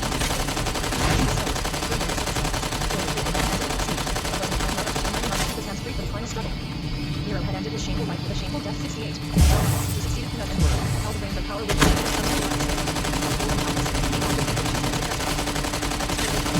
He was pregnant with some important event. Vespasian did not think it prudent to devote himself to the siege of Jerusalem. He adopted a waiting, watchful policy, and sent his son Titus with King Agrippa to Rome to receive the new emperor, and, as people said, to be adopted by an heir to his vast empire. But when Titus heard, upon arriving in Corinth, that Galba had been murdered 5 Jan. 69, and that 2 emperors had been elected by the legions in his stead in Rome, and Vitellius in Lower Germany, he hurried back to Judah, not only deluded by the secret hopes of seeing his father created emperor in the general confusion which was pending, but also attracted by a powerful magnet, the beautiful princess Berenice, who, in spite of living according to Orthodox Judean custom, did not hesitate to carry on an intrigue with the heathen Titus. Alfred had retained possession of Purple only for 100 days, at the end of which time he found himself forced to fight against Vitellius, whom the German legions had borne upon their shields, by way of teaching the Spanish legions that they were fated to choose and install an emperor. They also wished to make it evident that the emperor need not owe his election only to Roman and Theolian arm, but should be the choice also of the legions and Islamic forces. Vitellius' army gained the victory, and offered, after brave resistance, fell by his own hand. Meanwhile, Vespasian was remaining in knowledge that he should take the imperial mantle, yet he hesitated before putting his scheme into execution because he wished to take the Partly, he feared Licinius Mucianus, governor of Syria, who commanded 4 legions of Egypt, and with whom he was not on very friendly terms, but Vespasian's son Titus, who made no secret of his ambition, won over Mucianus to urge his father to allow himself to be proclaimed emperor. It was also absolutely essential to obtain the support of Alexander, the son of the governor of the most important province Egypt. This move in the great game was due to the hand of a woman. The princess Berenice was a friend of the Egyptian governor, and she was furthering the imperial election as an affair of the heart. It was therefore not unnatural that she should employ all the means suggested by her imagination, and made possible by her personal charms, to attain this end. The most important step was to gain Tiberius Alexander's support for Vespasian, and the nation succeeded admirably.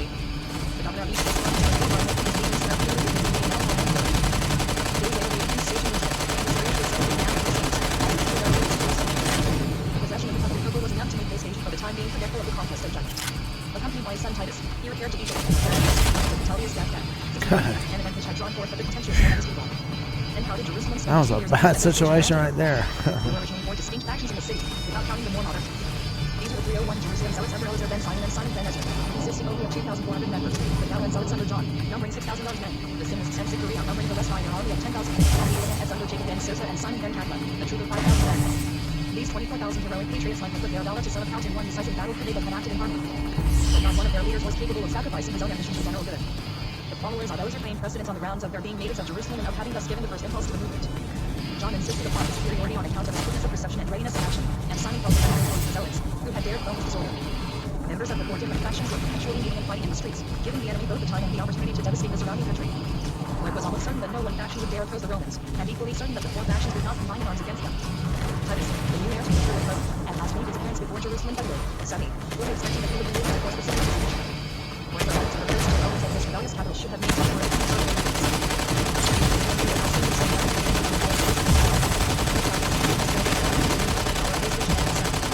Although Titus was eagerly looking forward to the siege of Judgment, he could not complete his 302 preparations for the siege of Jerusalem before the strength. He collected a body of not less than 80,000 men, who could argue the largest number of battery machines that had been used in warfare at that time.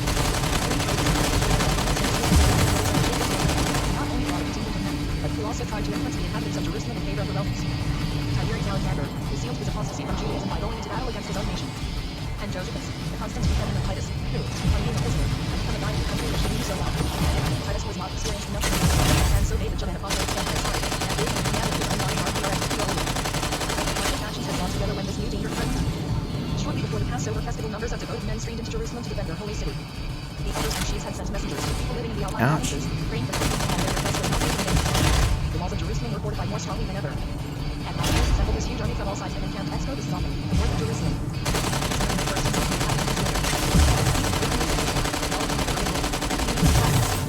Eager as he was to return to Rome, where all the enjoyments belonged to his great men were awaiting him, he was ready to deal gently with the Judeans. Besides which, his devotion to a Judean princess, who, in spite of her errors, still clung faithfully to the holy city, made him anxious to spare the city from destruction. But the Judeans refused all negotiation. They had 303 sworn to defend their city with their lives, and would not dare surrender. Then the siege began in earnest. All the gardens and groves to north and west of Jerusalem, the first points of the attack, were unsparingly destroyed. Titus, anxious to reconnoiter to the ground, advanced with a few followers to the north, escaped being taken prisoner. The first feat of arms upon the part of the Judeans was crowned with success, and seemed a good omen for the future. A few days later, they surprised and totally discomfited the 10th Legion, who were pitching their tents around the province. Unfortunately, this strategy for the Judeans were always obliged to That's retreat to their Chinese, fortresses, by the way. not, however, without having convinced the Romans that they would be to encounter. The besiegers succeeded in pitching Don't their say tents on that three for sides of the Chinese city, people and in to their raising their face. engines They'll get against the pissed outer off. wall. Titus commenced operations during the Passover festival Unless you're a March friend. Sunday, when he believed that the Judeans would not be willing to fight. But as soon as the engines Close were in working friend. order, they rushed like demons from their retreat, destroying the battering rams, scattering the workmen, and bringing alarm and confusion upon the enemy. Not only the zealots, but all who could carry arms took part in the defense, the women setting splendid examples of heroism to the men. They besieged threw masses of stone upon their assailants, poured boiling oil upon their heads, and seized the ponderous missiles that were hurled into the city, and turned them into tools of destruction against the Romans. But the latter succeeded in repairing the broken battering rams, and enforcing the Judeans, after 15 days of conflict, back from the outer wall. This wall, the scene of a desperate struggle, was at last taken by the Romans, who, while making themselves masters of it, seized the suburban town of Gizeh. 304 the skirmishes were now carried on daily, and with increasing bitterness. After 17 days of unremitting labor, the Romans succeeded in raising their banks opposite the Anamim Tower. But John of Gischala and some heroic followers of Bar-Jura, creeping through a subterranean passage, destroyed these works by setting fire to them. With the ever-increasing danger through the heroism of the siege, all Josephus' persuasive words, prompted by Titus, were useless. There were but 2 courses left open to them: victory or death. At the very outset of the siege, they had learned what they would have to expect from the Romans. Titus, journeying the light of all mankind, crucified, at times, 500 of his prisoners in a day. Again, he would send them back into the city after cutting off their hands. He was, however, forced to acknowledge to himself that the siege would be one of long duration. But the horrors of famine were soon to come to his assistance. All rest from ends in prison to the besieged city being rigorously prevented, the provisions began to fail amongst the thickly crowded populace.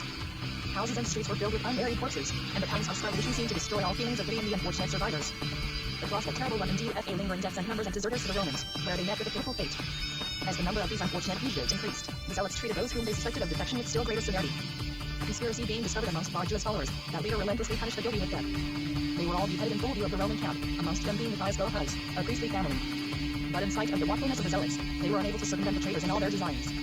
Those who were secretly friendly 305 to Rome shot off on their arrowheads written accounts concerning the state of the city, which fell into the enemy's camp. The zealots struggled manfully to prevent the Romans from completing their earthworks, but at the end of 21 days, the battering rams were again pointing at the Anamim Tower. The wall surrounding the fortress fell at length under the tremendous blows from without. What was the surprise and horror of the Romans, however, when they discovered that the second and inner wall had been erected behind the one they had succeeded in destroying. They tried in vain to storm it, the Jadanas repulsing a nocturnal attack. The battle lasted until the following morning. It was at about this time that the daily sacrifices ceased, on account of the scarcity of the animals. Titus seized this opportunity again to summon the besieged to surrender, but the mere sight of the interpreter who bore the message aroused the indignation of the besieged. John of Gisrala replied that the holy city could not be destroyed, and that God held her faith in his hands. The Jadanas then withdrew to their last point of defense, the temple. The battering rams were raised against the sacred walls.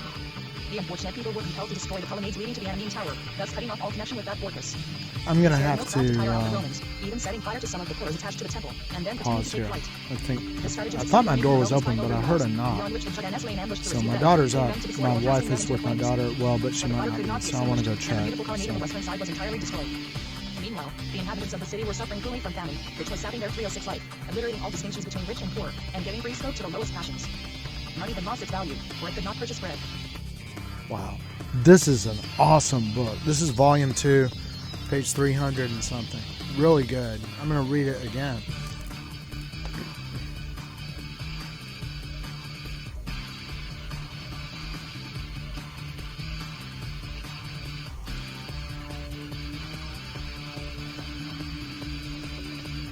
Ouch.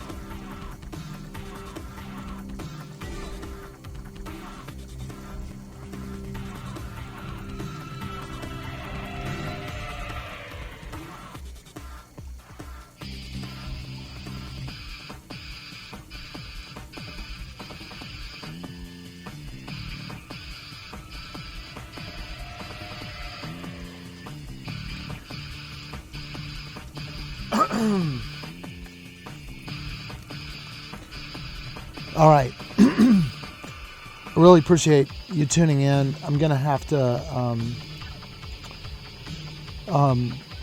my wife wants some cooking oil, and I want to get extra virgin olive oil. I think it's healthier or whatever. So we're having a little discussion about what we're going to get. She wants to get the cheap. No, you got to eat the good quality stuff. That's very important. Yeah. But my daughter wants us to all hug each other forever. So, yeah, I got to go do some domestic things. But thanks for tuning in, and hopefully I'll be back on